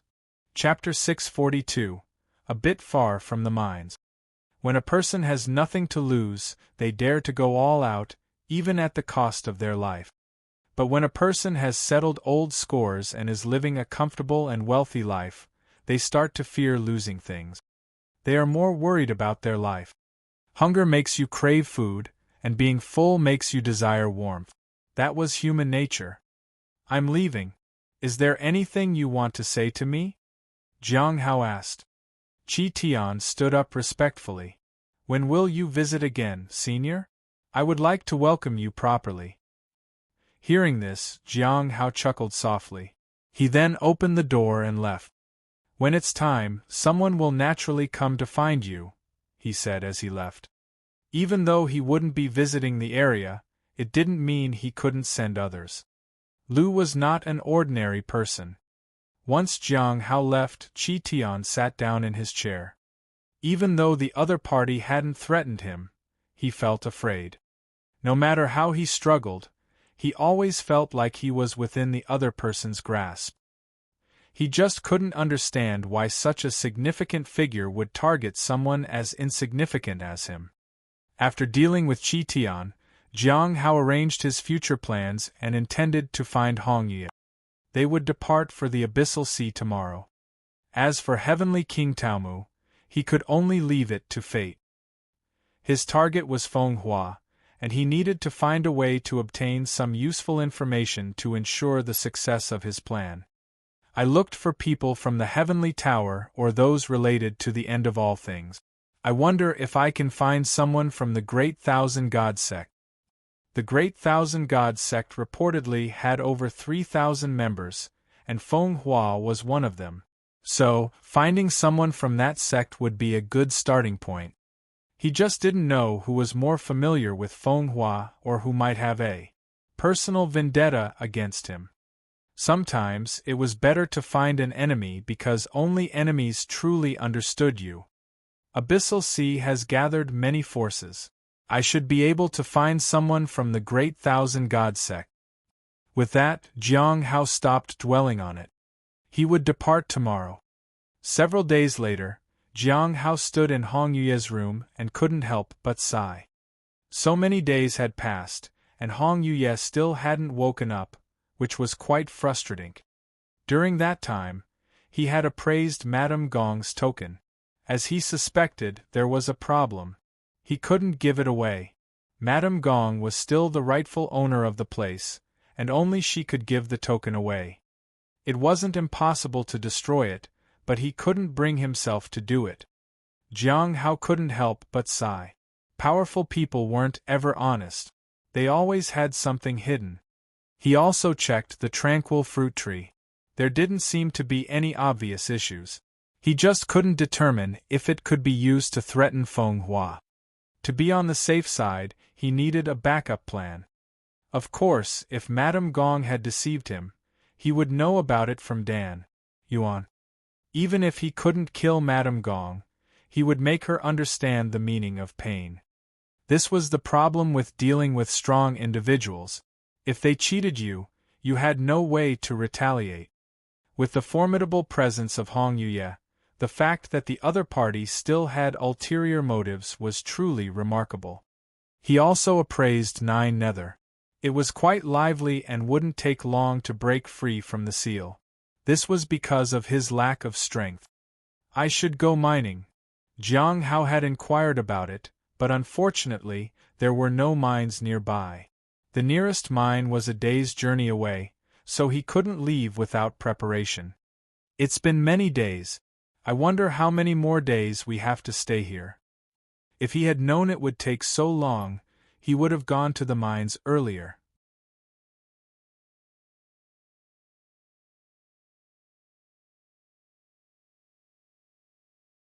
However, many people had come to Ancient Spirit Island. They were looking for Smiling Sand Sheng. He needed to be cautious. Around mid-October, Jiang Hao woke up from his meditation and found that his body was exuding the aura of a sword and the essence of the mountains and seas. This aura was not something he could normally possess at the return to Void Realm. He extended his hand and the mountain sea seal appeared.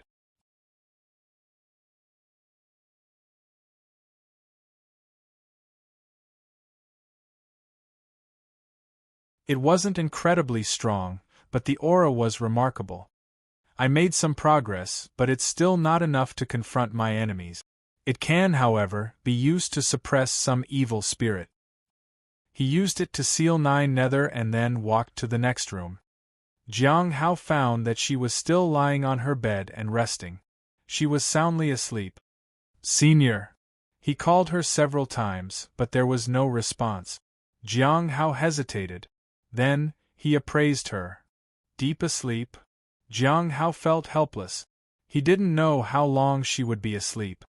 If she continued to sleep, they would miss the events at the Abyssal Sea. 3 days later, Jiang Hao put away 9 Nether. Over the past few days, he had been attempting to communicate with it. Unfortunately, 3 days seemed insufficient, and there had been no changes. On that day, he entered Hong Yue's room and found her sitting on the bed. Her eyes were slightly closed. Jiang Hao stood still. He had never seen her like this. Then, everything went black, and he almost passed out. At noon, the two of them left the ancient Spirit Island and headed to the Abyssal Sea. Jiang Hao left behind a golden ring in case it was needed later. In the sea not far from the Abyssal Sea, there was an island that remained uninhabited throughout the year. Even though there was a city, only a few dozen people were guarding it. Anybody who stayed was undoubtedly there to explore the Abyssal Sea. However, every year the number of people here would decrease, but the sea area was never lacking in adventurous cultivators. So, the numbers kept filling up. The appearance of the ancestral dragon's heart suddenly brought many people to this island, and now it was bustling.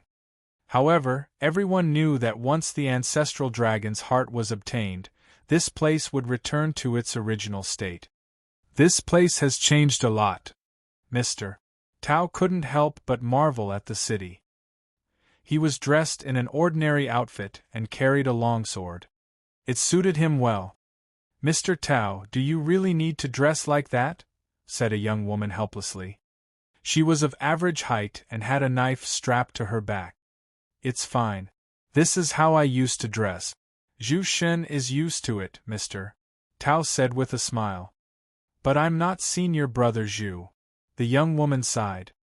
Mr. Tao chuckled. "Then, get used to it. Why did you come here, Mr. Tao? It's easy for someone to recognize you, and then they might suspect that the Heavenly Tower is also involved," the woman asked in confusion. "If they want to suspect, let them suspect, Mr. Tao said nonchalantly.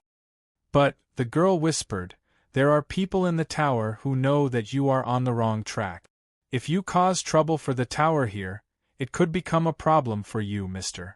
Tao." Mr. Tao smiled mysteriously. "It's all right. Let's first gather some information about this place." "What information do you want to gather, Mr. Tao? Do you think Smiling Sand Sheng is worth investigating?" "Not really. Is he?" "Let's ask around."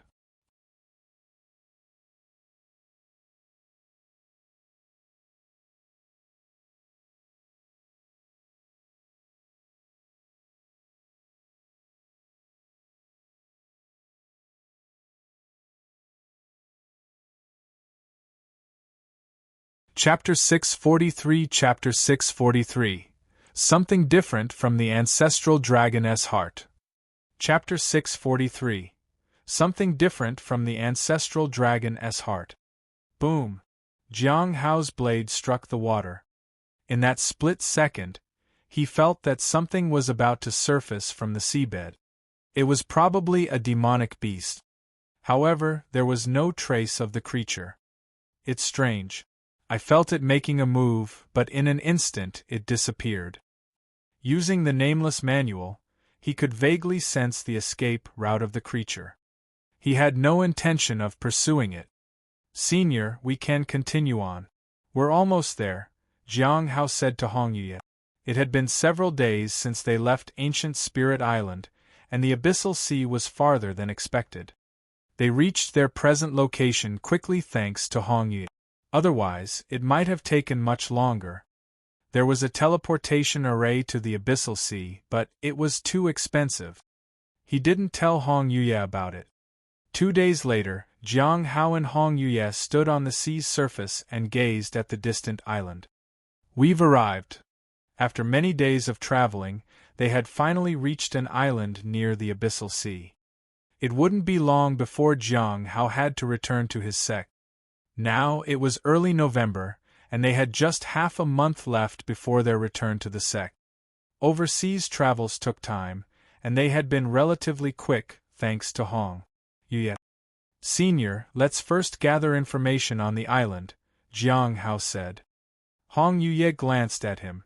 Her eyes were calm. It was hard to guess what she was thinking. After a while, the two of them landed on the shore, where many people were fishing. Jiang Hao felt that there was a type of elusive demonic beast in the surrounding waters. It was similar to what he had encountered before. Are these people here to fish for that thing? Jiang Hao wondered but didn't ask aloud. First, he needed to settle in and then inquire about the members of the Great Thousand God sect. He wanted to see if he could make contact with them. If they were too strong, he might have to take Hong Yuye along with him. There was no need for a queue to enter or exit the area, and Jiang Hao took some time to find an inn. It was rather simple, but not run down, which was a relief. However, when he entered the inn, he couldn't shake the feeling that someone was watching him. He saw a young woman. She had a restrained aura, but her presence extended far, and her spiritual energy was vast. This was another powerful individual. Jiang Hao sighed inwardly. There were quite a few strong individuals overseas. Do you recognize me, disciple? He asked. The woman seemed somewhat surprised but said, I do. I have one question, the woman nodded. I'm Tangya, a guard on the 6th floor of the Heavenly Tower. The Heavenly Tower? Jiang Hao was surprised, but it made sense that they had found him so quickly. Yes, if you answer my question, I'll answer one of yours, Tangya said seriously. Please ask. Jiang Hao smiled. Since someone from the Heavenly Tower had come to him, it was an opportunity he couldn't pass up. I remember you went to Chaos Stone Island before. How did you leave before the ships came out? Tangya asked. Jiang Hao smiled and said, Why take a ship to leave? But for someone at the early stage of the return to Void Realm, there is no other way to leave than the ship, said Tangya. Jiang Hao smiled but didn't say anything. His companion was not in the early stage of the return to Void Realm. Of course, it would be impossible to possess a magical treasure without sufficient cultivation, right? These matters could only be speculated. Alright, I'm not a fan of playing guessing games, but if you want to play, I can't help it. People I know like to play guessing games, so they're called seniors or juniors, while I'm just a guard.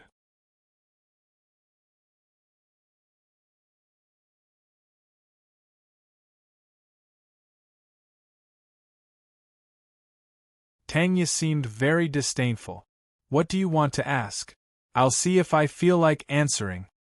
Is there a Great Thousand God sect with over 3,000 members here? Jiang Hao asked.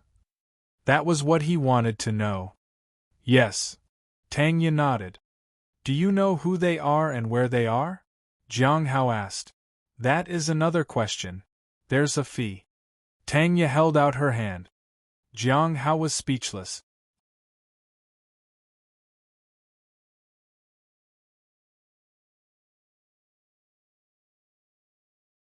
He had a feeling that he was back in the task hall of the sect. In the end, he paid 1,000 spirit stones. Don't complain about the price later. You get what you pay for. While you might find out this information through investigation, it would take a lot of time, and there's no guarantee of accuracy. Moreover, investigating the members of the Great Thousand Gods sect carries a significant risk of discovery. I'm taking care of all that now, Tanya said. She made it clear that his spirit stones were well spent. Jiang Hao didn't say anything. 1,000 spirit stones for information was either a good deal or a ripoff. Either way, 1,000 spirit stones was quite a sum. Is there anything you want to know? I have a lot of contacts here, and I can help you, Tanya said. About the southern region, Jiang Hao said. The southern region? Fenghua? Tanya asked. Why is Fenghua so famous? Jiang Hao was curious. Why does everyone keep mentioning him? Jiang Hao thought. Oh, her. She's quite famous in the southern region. I checked, Tanya said. Is there anything special about her? Jiang Hao asked. Nothing special, and she's not here. I can recommend someone who knows a lot about that, Tanya said as she looked outside. After a quick scan, she pointed in the direction of the coastline. She should be over there. One of the Great Thousand Gods sect's top 3,000 members. A covert elder who roams the northern regions. She appears to have a contentious relationship with Fenghua, but in reality, they get along quite. 1,000 spirit stones, she should be able to tell you something useful. Of course, if you're not looking for Fenghua, it's better not to ask her. You can inquire with someone else who has better knowledge of the southern region. Tanya then pointed to someone on the street. This person is the elder responsible for liaising with the southern region and is well informed about many tasks. This individual is tough, so you need to find a good approach, preferably by identifying their weaknesses. It's quite challenging, so I recommend starting with the first option. Fenghua has made quite a few enemies. Having some information on her can be used as a bargaining chip. In that case, I'll go with the first option, Jiang Hao said. All right, here you go. Tanya tossed a jade slip to him and handed over a bell. Remember to take care of me the next time you have business. This can be used as long as you're in the sea. My people will find you as soon as possible. It won't work once you leave the sea area. After speaking, Tanya turned to leave. Jiang Hao looked bewildered. Were people from overseas usually this accommodating?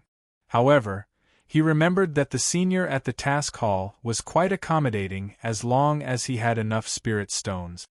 Oh, by the way, Tanya suddenly said, I'll tell you one more thing.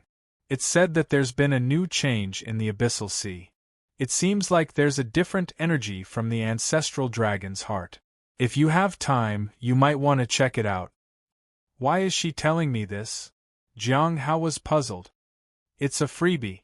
I hope you'll be respectful to me the next time I find you, Tanya said. Jiang Hao was perplexed. But it didn't matter. For now, he was smiling San Sheng. When he returned, smiling San Sheng would have nothing to do with him.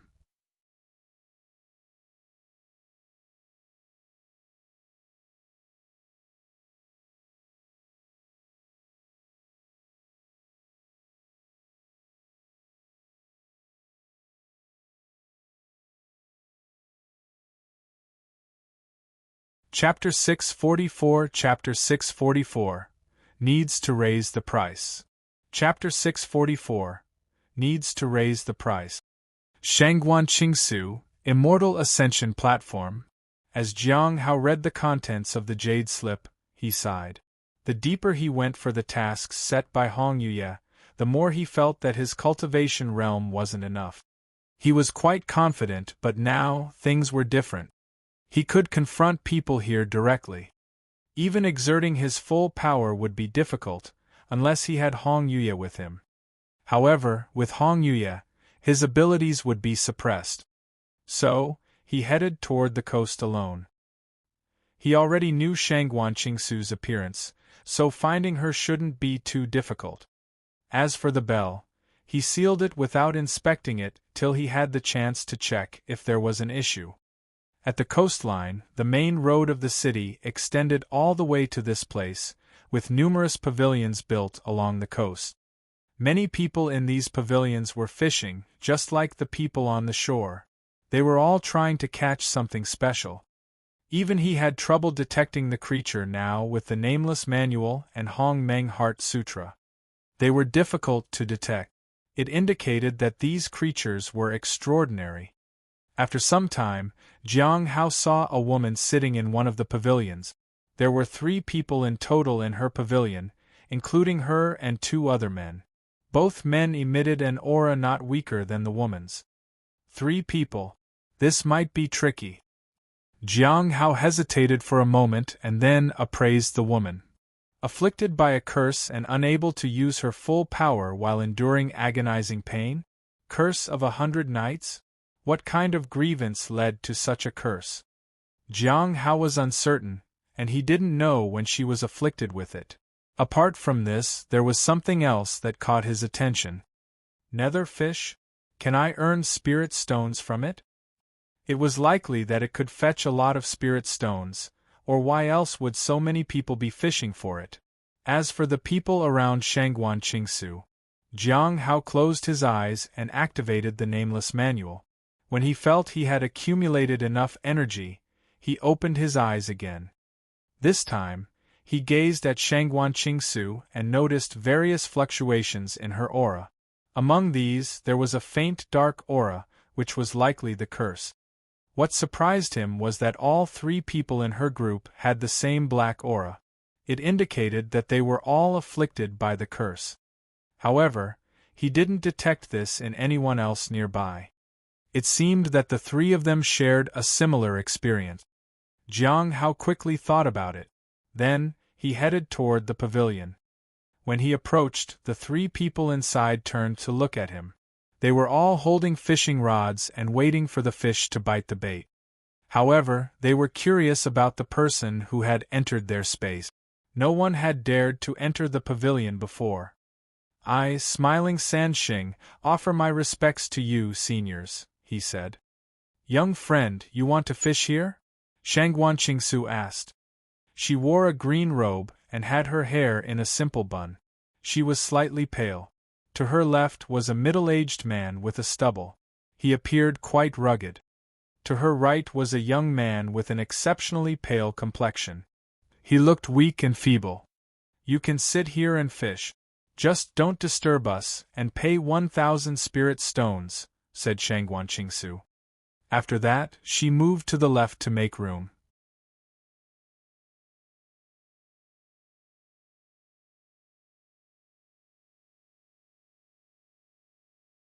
The place was quite spacious, and it could accommodate 4 more without a problem. Jiang Hao smiled and handed over 1,000 spirit stones. Then, he took a seat.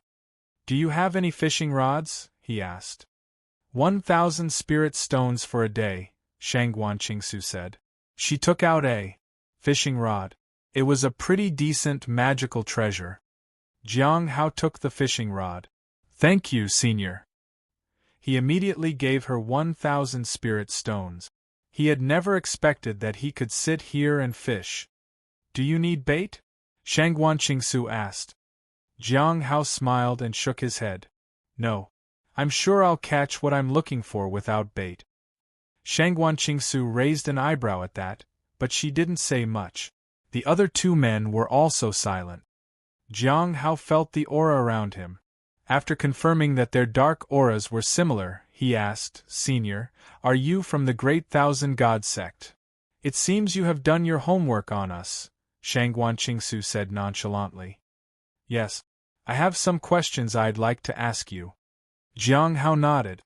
Since he was confident, there was no need to hide anything. Although he wasn't sure if he would succeed, he had to give it a try. Shangguan Qingsu gazed at the sea. You can ask, but you'll have to pay the price with spirit stones. The more you pay, the more I'll answer. I don't intend to pay spirit stones, Senior. Jiang Hao smiled.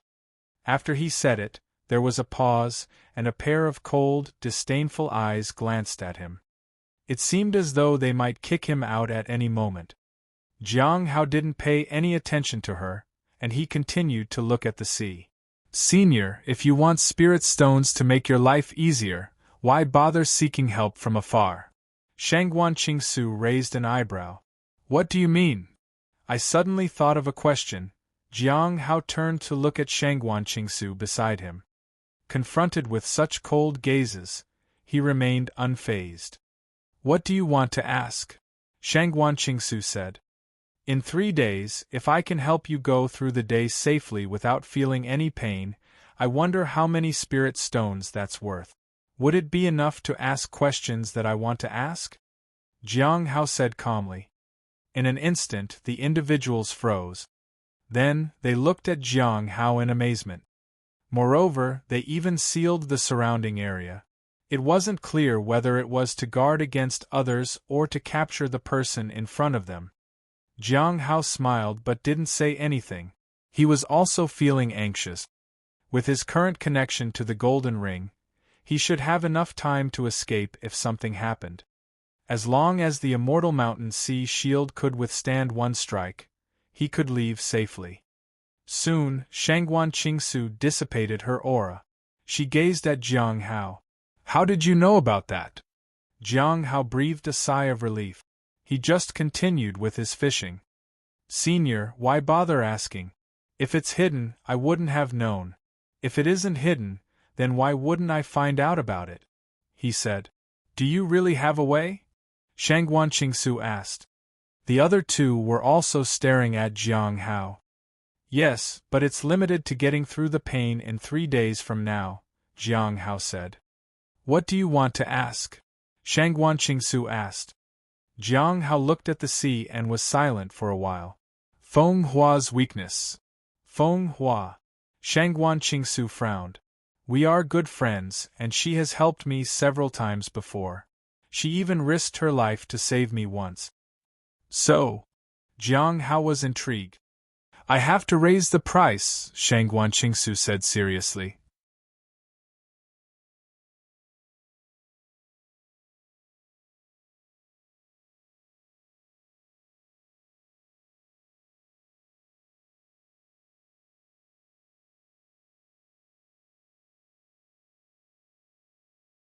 Chapter 645 Chapter 645 Taking along the 3 people to meet the Demoness. Chapter 645 Taking along the 3 people to meet the Demoness. Raise the price. Jiang Hao looked at the person in front of him and frowned. That hadn't crossed his mind, but after a brief moment of hesitation, he slowly said, Add 1 more person. He didn't want to give extra spirit stones, and twice the relief wasn't possible. The former was because he was short of spirit stones, and the latter was because it was impossible. So, he could only make a concession in terms of the number of people. Shangguan Qingsu extended 2 fingers. 2, and I'll answer your questions. Jiang Hao lowered his head. He didn't immediately respond.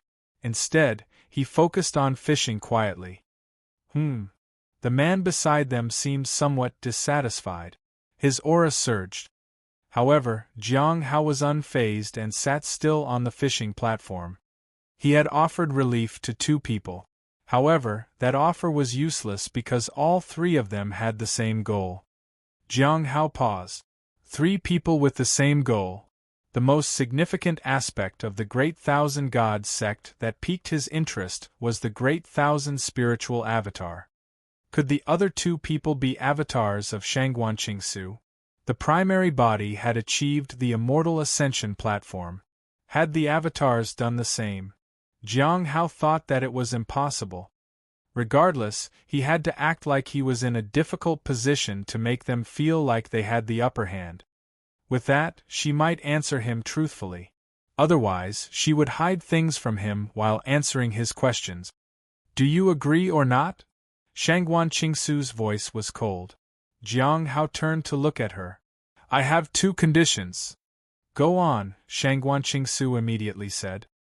1. I have to see if the information you provide is worth my help. If the information isn't worth my assistance, it would put me in a difficult position, Jiang Hao said. Shangguan Qingsu was silent for a moment.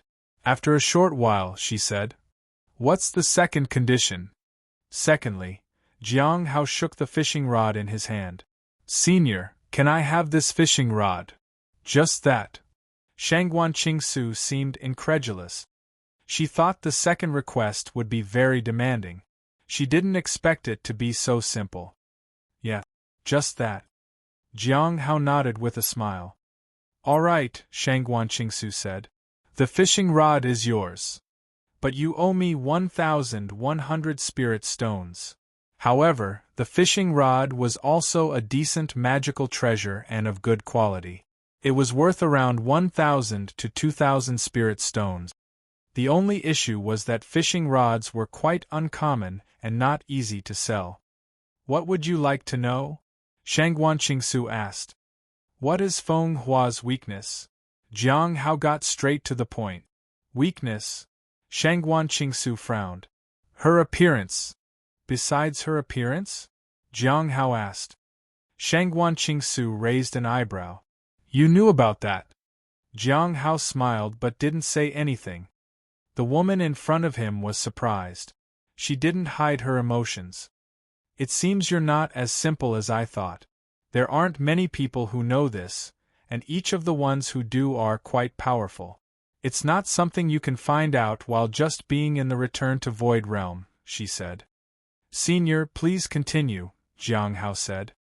Besides her looks, she's also very concerned about a particular avatar located in the Sunset Immortal sect.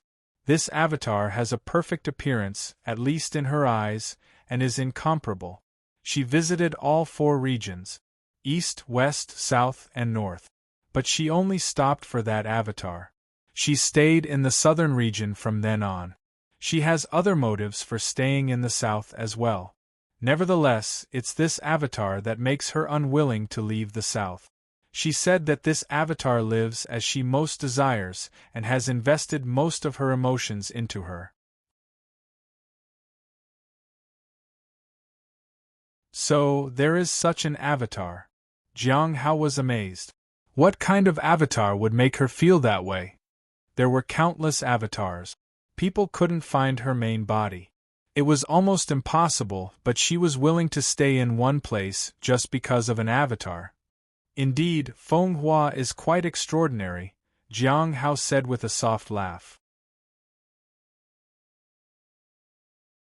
For both her appearance and her obsession with that particular avatar, she's truly an emotional individual. He couldn't help but wonder whether these emotions might be a bit twisted. Indeed, she's quite unique, Shangguan Qingsu said. Her recent behavior in the last few decades has been especially strange. It seems she has been in contact with someone remarkable. Someone remarkable? Jiang Hao made a mental note of it. Who is the avatar? Jiang Hao asked. Shangguan Qingsu didn't hesitate to answer. She's a young lady, Yan Sheng, the daughter of an elder in the Sunset Immortal sect. Jiang Hao was somewhat frustrated because he didn't have anyone that he knew in the Sunset Immortal sect. In fact, he had enemies there, which would make it challenging to gather information from there. Nevertheless, having some information was still better than having none. Is there anything else? Jiang Hao asked. Nothing. Shangguan Qingsu shook her head. How many weaknesses do you want? A couple isn't enough? Jiang Hao nodded.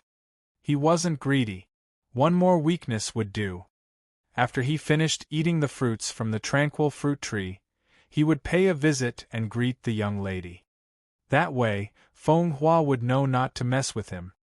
Of course, he would do it as Smiling Sheng. After completing that, he would need to return as his old self and wait patiently. He had to become stronger. Only then would he have a safer future. As time went on, it became increasingly difficult for him to communicate on an equal footing with others, let alone with Heavenly King Taomu. Even though he could have a good conversation with Shangguanqingsu now, he was still limited in his actions. If she made a move against him, he didn't know if he could even escape safely. "Is there anything else you want to ask?" Shangguanqingsu asked. "Are you looking for a reward, senior?" Jiang Hao asked with a smile. "If you can't do what you promised, I will kill you," Shangguanqingsu said bluntly. "Then, let's go. I'll take you to a place where you can wait for my arrangements," Jiang Hao said. The three of them looked at each other and agreed with Jiang Hao. Their plan was simple. They would capture this person if he really had the ability to help them. If they could seize what they wanted, they would. If not, they would imprison him for life. Jiang Hao put away his fishing rod. Although he didn't know what these people were thinking, greed was basic human nature, especially when powerful people were concerned. Plundering someone's belongings was merely because they had caught their eye, and it wasn't their concern if the owner couldn't defend them. Jiang Hao just assumed that people would act that way. So, he would take them to the inn and ask for Hong Yuye's help. As for suppressing their pain, this was even easier. Even the most formidable curse would be negated by the mere presence of the heavenly fate misfortune pearl. "After we're done, what are your plans, seniors?" Jiang Hao asked as they walked. "Many people are fishing here. Is the catch decent?" "Some are offering 50,000 spirit stones for one nether fish," said Shangguanqingsu. Jiang Hao was so stunned that he stopped in his tracks. Should he go back to fishing?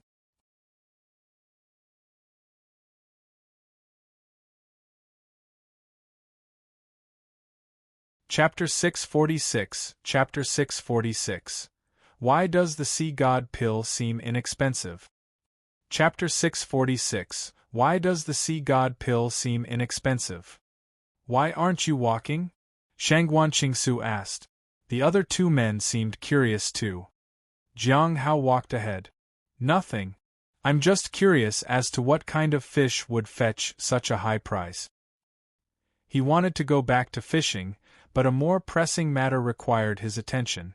No matter how many spirit stones they had, it wouldn't matter if they didn't have their lives. This place is close to the abyssal sea. The nether fish can enter and exit it safely. Some people who want to enter or exit the abyssal sea offer high prices to get the fish to study how it does it, said Shangguanqingsu. "Is it for the ancestral dragon's heart?" Jiang Hao asked. Shangguanqingsu thought for a moment. "You're quite well informed. But some people seem to be after more than just the ancestral dragon's heart. There are rumors that the abyssal sea holds the secret to becoming a heavenly king. Some say it houses the true rebirth of a dragon, while others claim it's a sanctuary for the true dragon clan. Recently, rumors have been rampant. It's difficult to verify the truth. One thing is clear. There have been changes in the abyssal sea, which have led to various speculations. The nether fish is the key." Jiang Hao nodded and recalled what the person before had said. There were changes related to the ancestral dragon's heart. Now, it seemed he had a vague answer, although it was still unclear whether this was the case or not. Nevertheless, it was better to know something than nothing. "What kind of person can enter the abyssal sea and return alive?" Jiang Hao asked.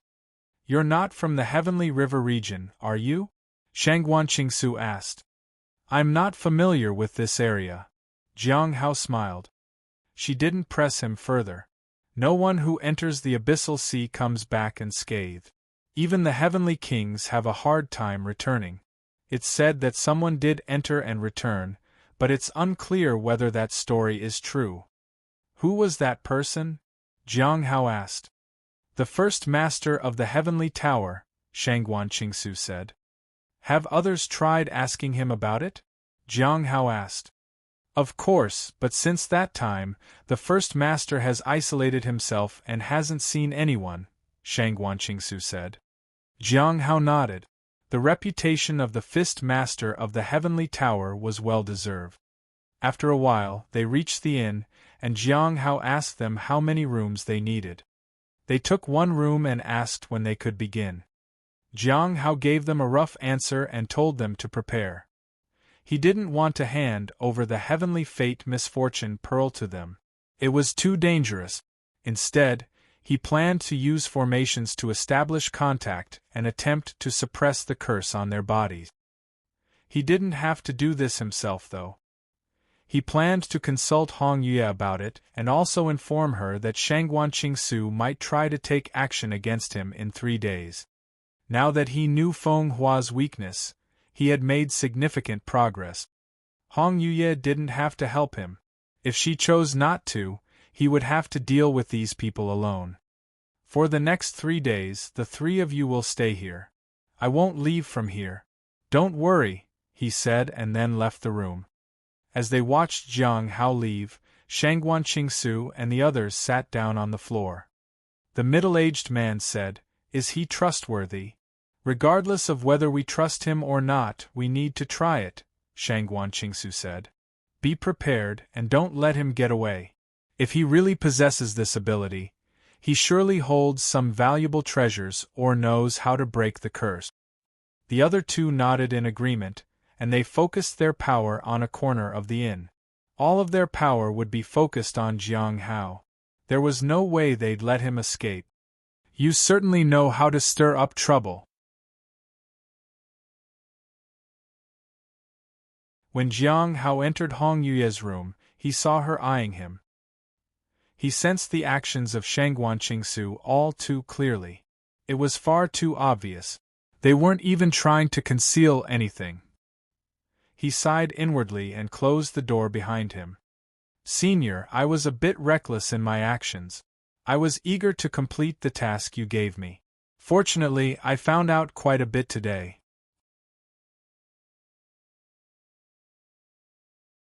It was rash to provoke someone in the Immortal Ascension platform, especially with Hong Yue present. No matter how brave he was, he wouldn't willingly take on such a task. "Tell me about it." Hong Yue turned toward the window.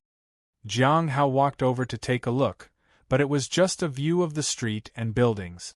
He couldn't understand what was so interesting about it to her. After brewing some fresh tea, Jiang Hao explained everything. "An avatar in the Sunset Immortal sect?" Hong Yue was also surprised. "Have you thought about how to deal with this avatar?" "I haven't decided yet. I'm considering whether I should confront the avatar in person or use some other method," Jiang Hao said.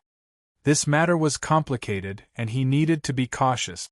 Since Feng Hua valued the avatar so dearly, she must have made thorough preparations. "How are you so certain the curse will erupt 3 days from now?" Her sudden, brilliant smile caught Jiang Hao off guard, but he quickly regained his composure. He just remained silent because he didn't know how to explain it. Hong Yue didn't seem to mind.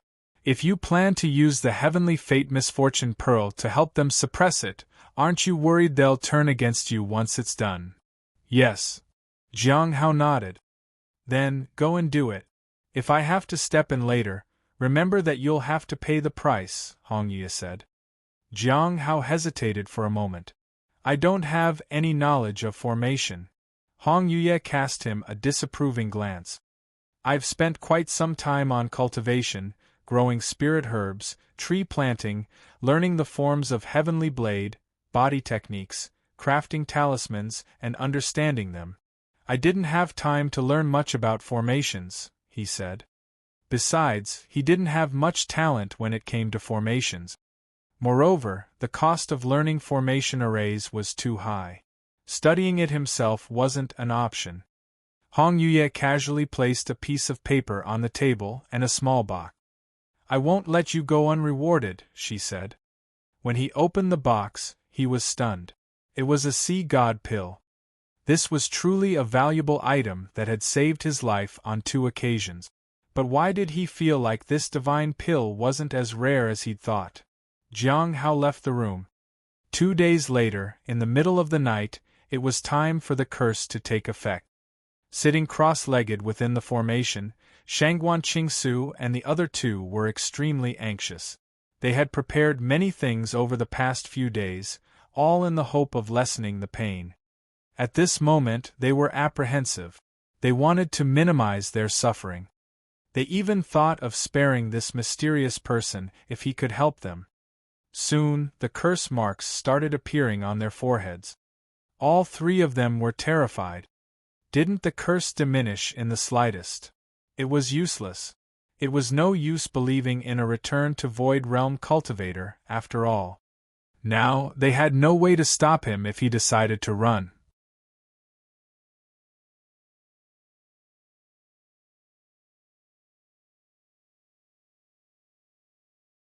Chapter 647 Chapter 647 The Demoness in the Inn. Chapter 647 The Demoness in the Inn. Jiang Hao was in the room adjacent to Shangguan Qingsu and the others. He sat within a formation and was able to perceive the changes in their curses.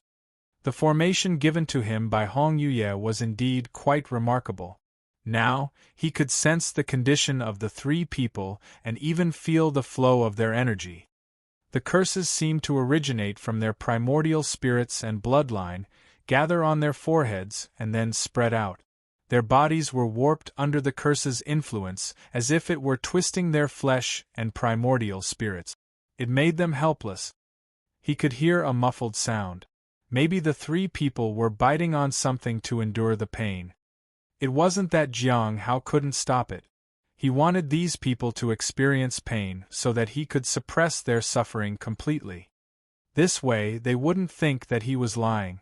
It would save him a lot of trouble. About a quarter of an hour passed, and Jiang Hao calmly took out the Heavenly Fate Misfortune Pearl.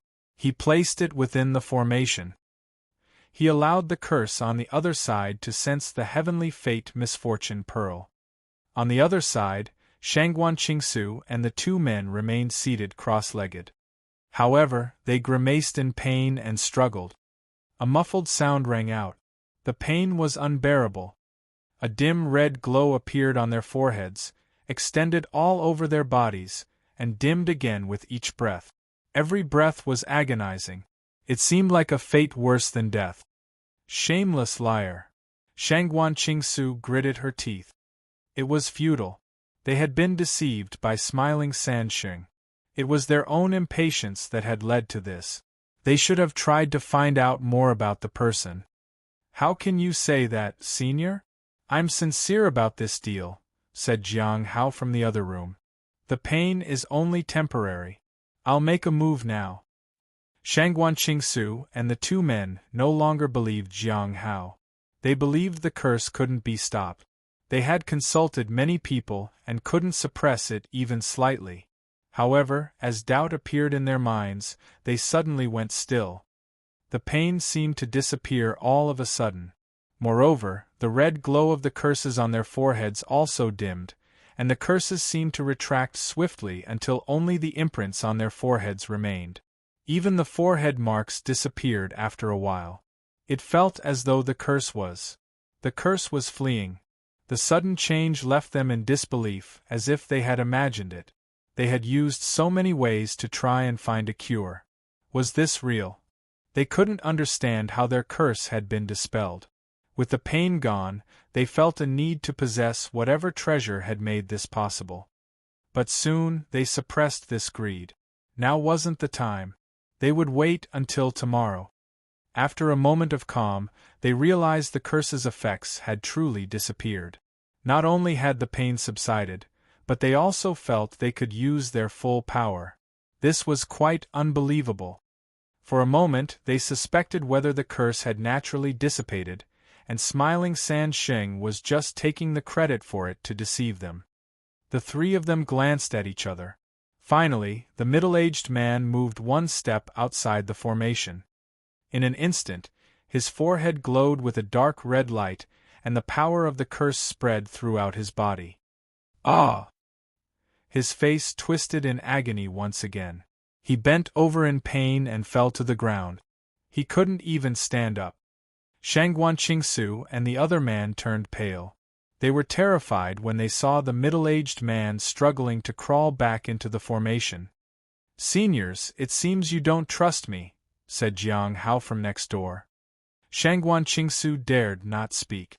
When the middle-aged man crawled back into the formation, the curse was once again suppressed. They confirmed that Jiang Hao indeed had the ability to nullify the curse. After much hesitation, Shangguan Qingsu suddenly asked, "Fellow disciple, do you have a way to remove the curse from our bodies?" "I don't." Jiang Hao shook his head. He had asked Hong Yuye about it, but she hadn't responded, which meant it was impossible. He could also ask Gui, but he was hesitant to ask her. What if she demanded a price that he couldn't pay? What about further suppression? Shangguan Qingsu persisted. Naturally, there's no way to do it. I can only do this once, Jiang Hao said. Giving them hope would only make them cling to him. Shangguan Qingsu looked at the middle-aged man writhing on the ground and fell silent. There was no further exchange between the two sides. This situation had to be maintained for a full day and night. They would have to wait here until the next night. In the adjacent room, Jiang Hao sat cross-legged in silence. He took out 9 Nether from his pocket. There would be problems if it was away from the heavenly fate misfortune pearl for too long. Jiang Hao waited for the right moment. He wanted to appraise Shangguan Qingsu and see if she had any intention of making a move against him. If they decided to make a move, they would learn that there were always stronger individuals out there. Even within the inn, there was Hong Yuye. The next morning, on the coast, Mr. Tao sat high on a fishing platform accompanied by a young woman, Tangya. "Mr. Tao, what's the point of fishing? It's so boring." "Fishing can help cultivate one's temperament." Mr. Tao smiled. "Zhu Shen would have been quieter than you if he was here." "In that case, Mr. Tao, please don't bring me along next time." "I didn't want to come out," Tangya said helplessly. "Your conversation is too hard to follow, and there's too much scheming and no fighting." "Did you see smiling Sanxing before?" Mr. Tao suddenly asked. "Yes. I gave him a bell. I thought he was a good business partner," Tangya said. "Do you want to get to know him? He is only at the return to Void Realm. We don't need to worry, right?" "What do you think my cultivation realm is?" Mr. Tao asked. "Return to Void Realm. You suppressed it as a part of your disguise," said Tangya without hesitation. "In that case, Mr. Tao smiled meaningfully. "In that case, what?" Tangya asked curiously. Mr. Tao didn't explain further. "Never mind. When is Senior Zhu coming?" "I want to switch with him," Tangya said. "It should be soon, but you can't do what he can. Bear with me for a while." Mr. Tao laughed. "Mr. Zhu, all the people have been brought aboard." Zhu Shen stood on the deck and gazed into the distance through the fog. At that moment, a large ship in front of him was forced to stop because people from other forces had also arrived. He had to get on the ship before the others. Entering the fog was a bit risky, but it was worth it. There were too many people outside. He glanced at the people on the deck, and among them, the leading figures were an old and a young woman. They looked at him in shock. "Mr. Zhu, what do you mean by this?" the old woman asked warily. "It seems you've met a formidable enemy. Your surveillance eye is gone." "This saves me some trouble," Zhu Shen said calmly. After that, he took a step forward and headed toward the large ship. "Everyone, gather on the deck. Or else, don't blame me for being brutal." Zhu Shen's voice reverberated throughout the ship.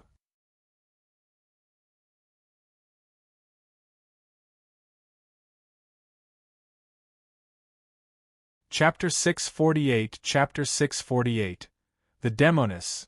Explain then, I'm listening. Chapter 648 The Demoness. Explain then, I'm listening. Zhu Shen descended from the sky and positioned himself at the highest point of the deck. He looked down at everyone below. Senior, may I ask what brings you here? Li asked respectfully. It's a minor matter. Don't worry about it, my friend, Zhu Shen said politely. At that moment, he looked at everyone on the deck. Something seemed to activate in his hand, as if he was searching for something. Mi Lingyue was extremely surprised. The first disciple of the sixth master of the heavenly tower. Why would someone this powerful come here? Madam, be careful, said her maid. They were worried. Such a person was beyond their ability to confront. Don't worry. The others are fine. People from the heavenly tower, on the other hand, won't dare to harm me, Mi Lingyue said. She couldn't help but wonder. If it weren't for something significant, Zhu Shen wouldn't be here. He had even ventured into the fog and intercepted a large ship. Our people should have received the message, and they'll be coming soon, one of the maids said. There are more people who are afraid of us than we are of them, especially the people of Heavenly King Budong. They even have the blood of true dragon. Mi Lingyue chuckled. However, she also knew that everyone here had sent for reinforcements. The people should be waiting just outside the fog and would arrive soon. But to Mi Lingyue's surprise, Zhu Shen walked straight up to Jing Fengyun. Why was he doing this? Even Jing Fengyun was bewildered. Why would such a distinguished senior approach him? His cultivation problem had been resolved, and he had left Chaos Stone Island. However, he hadn't expected to encounter someone of this stature right after leaving. Young friend, are you free? Would you be willing to join me for a chat? Zhu Shen asked politely. Did Jing Fengyun dare to say no? Jing Fengyun was led away by Zhu Shen. I apologize for any trouble we've caused. Please go about your business. A loud voice resounded on the ship.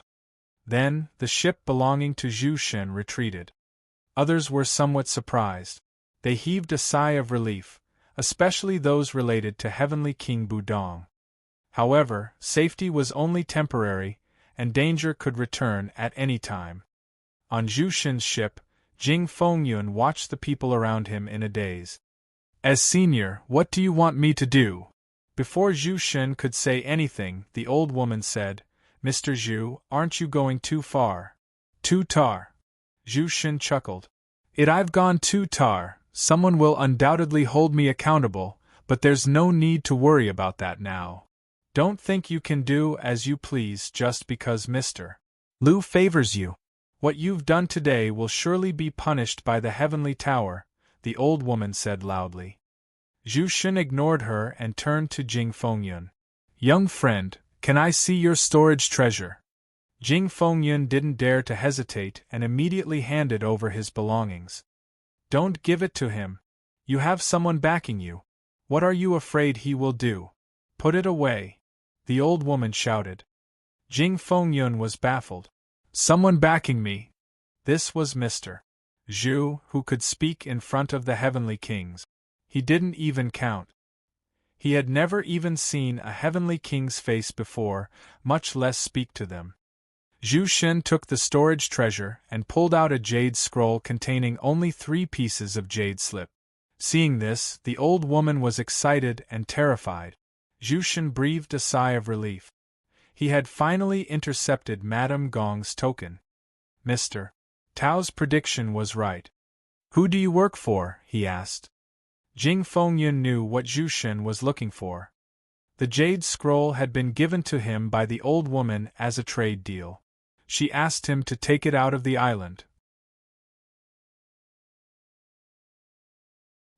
He hadn't expected to run into someone of Zhu Shen's caliber immediately after leaving. The person behind him isn't someone you can provoke. Go and ask your people if Chaos Stone Island has encountered a force that made it tremble. Jing Fengyun was working for that person. If you ask your people, they will tell you everything, said the old woman. Zhu Shen looked toward a man in the corner. He was the one who had given Jiang Hao 2,000 spirit stones.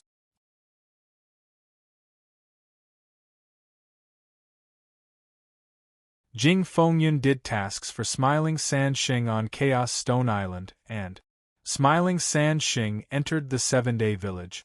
He met Madame Gong there. We saw a terrifying force that shook the whole island. It might have been Smiling Sheng trying to intimidate Madame Gong. Mr. Zhu, you should be careful in handling this, the man said truthfully. Zhu Shen nodded. In that case, I'll take him to Mr. Tao. Since I've crossed paths with Smiling Sheng, I believe Mr. Tao has as well. This should help clarify the situation. Then, Zhu Shen looked at the others. The rest of you should return. They nodded. Zhu Shen disappeared into the sea with Jing Fengyun. Jing Fengyun realized that nobody cared about his opinion. Not that he had any particular opinion to offer. These people said whatever they wanted and they knew best. After all, their status was much higher than his. More importantly, he seemed to have unknowingly found a backer. All of this was because he had done a job for Smiling Sheng. Is he really Smiling Sheng and not an imposter? What have I done? Jing Fengyun was filled with remorse. He had had a way out, but he had carelessly lost it. Jiang Hao opened his eyes and touched the wall lightly. At once, he saw the three people, Shangguan Qingsu and the two men. They also noticed him. He appraised her. Jiang Hao sighed. He planned to leave with the Heavenly Fate Misfortune Pearl. Senior, feel the pain a bit more. I'll be waiting for you. Jiang Hao's voice reached Shangguan Qingsu and the others, and he disappeared in an instant using the golden ring. At this moment, agonizing howls filled the air. Meanwhile, Jiang Hao stood in Hong Yuye's room. He saw her drinking tea. He sat down as well. Is it over? Will they come up? Hong Yuye asked. Jiang Hao nodded. Judging by their condition, they should. Hong Yuye lifted her teacup. Have you thought about what price you're willing to pay? He couldn't afford another September spring. He'd already spent his spirit stones on the beast and the immortal peach tree. He only had a little over 100,000 spirit stones left. Still not sure. Hong Yuye's cold eyes flickered. I will brew you a pot of September spring, senior, Jiang Hao quickly said. Hong Yuye smiled. When there's no urgency, you can't afford it. When needed, you can buy it multiple times. It seems you're becoming more and more bold around me. Jiang Hao was surprised. Senior, please don't misunderstand. Please allow me to explain. Explain then. I'm listening, she said with a smile. Jiang Hao was speechless. You're tuning in to the Phoenix Knights YouTube channel. Don't forget to subscribe and join us on this journey to catch the most captivating stories.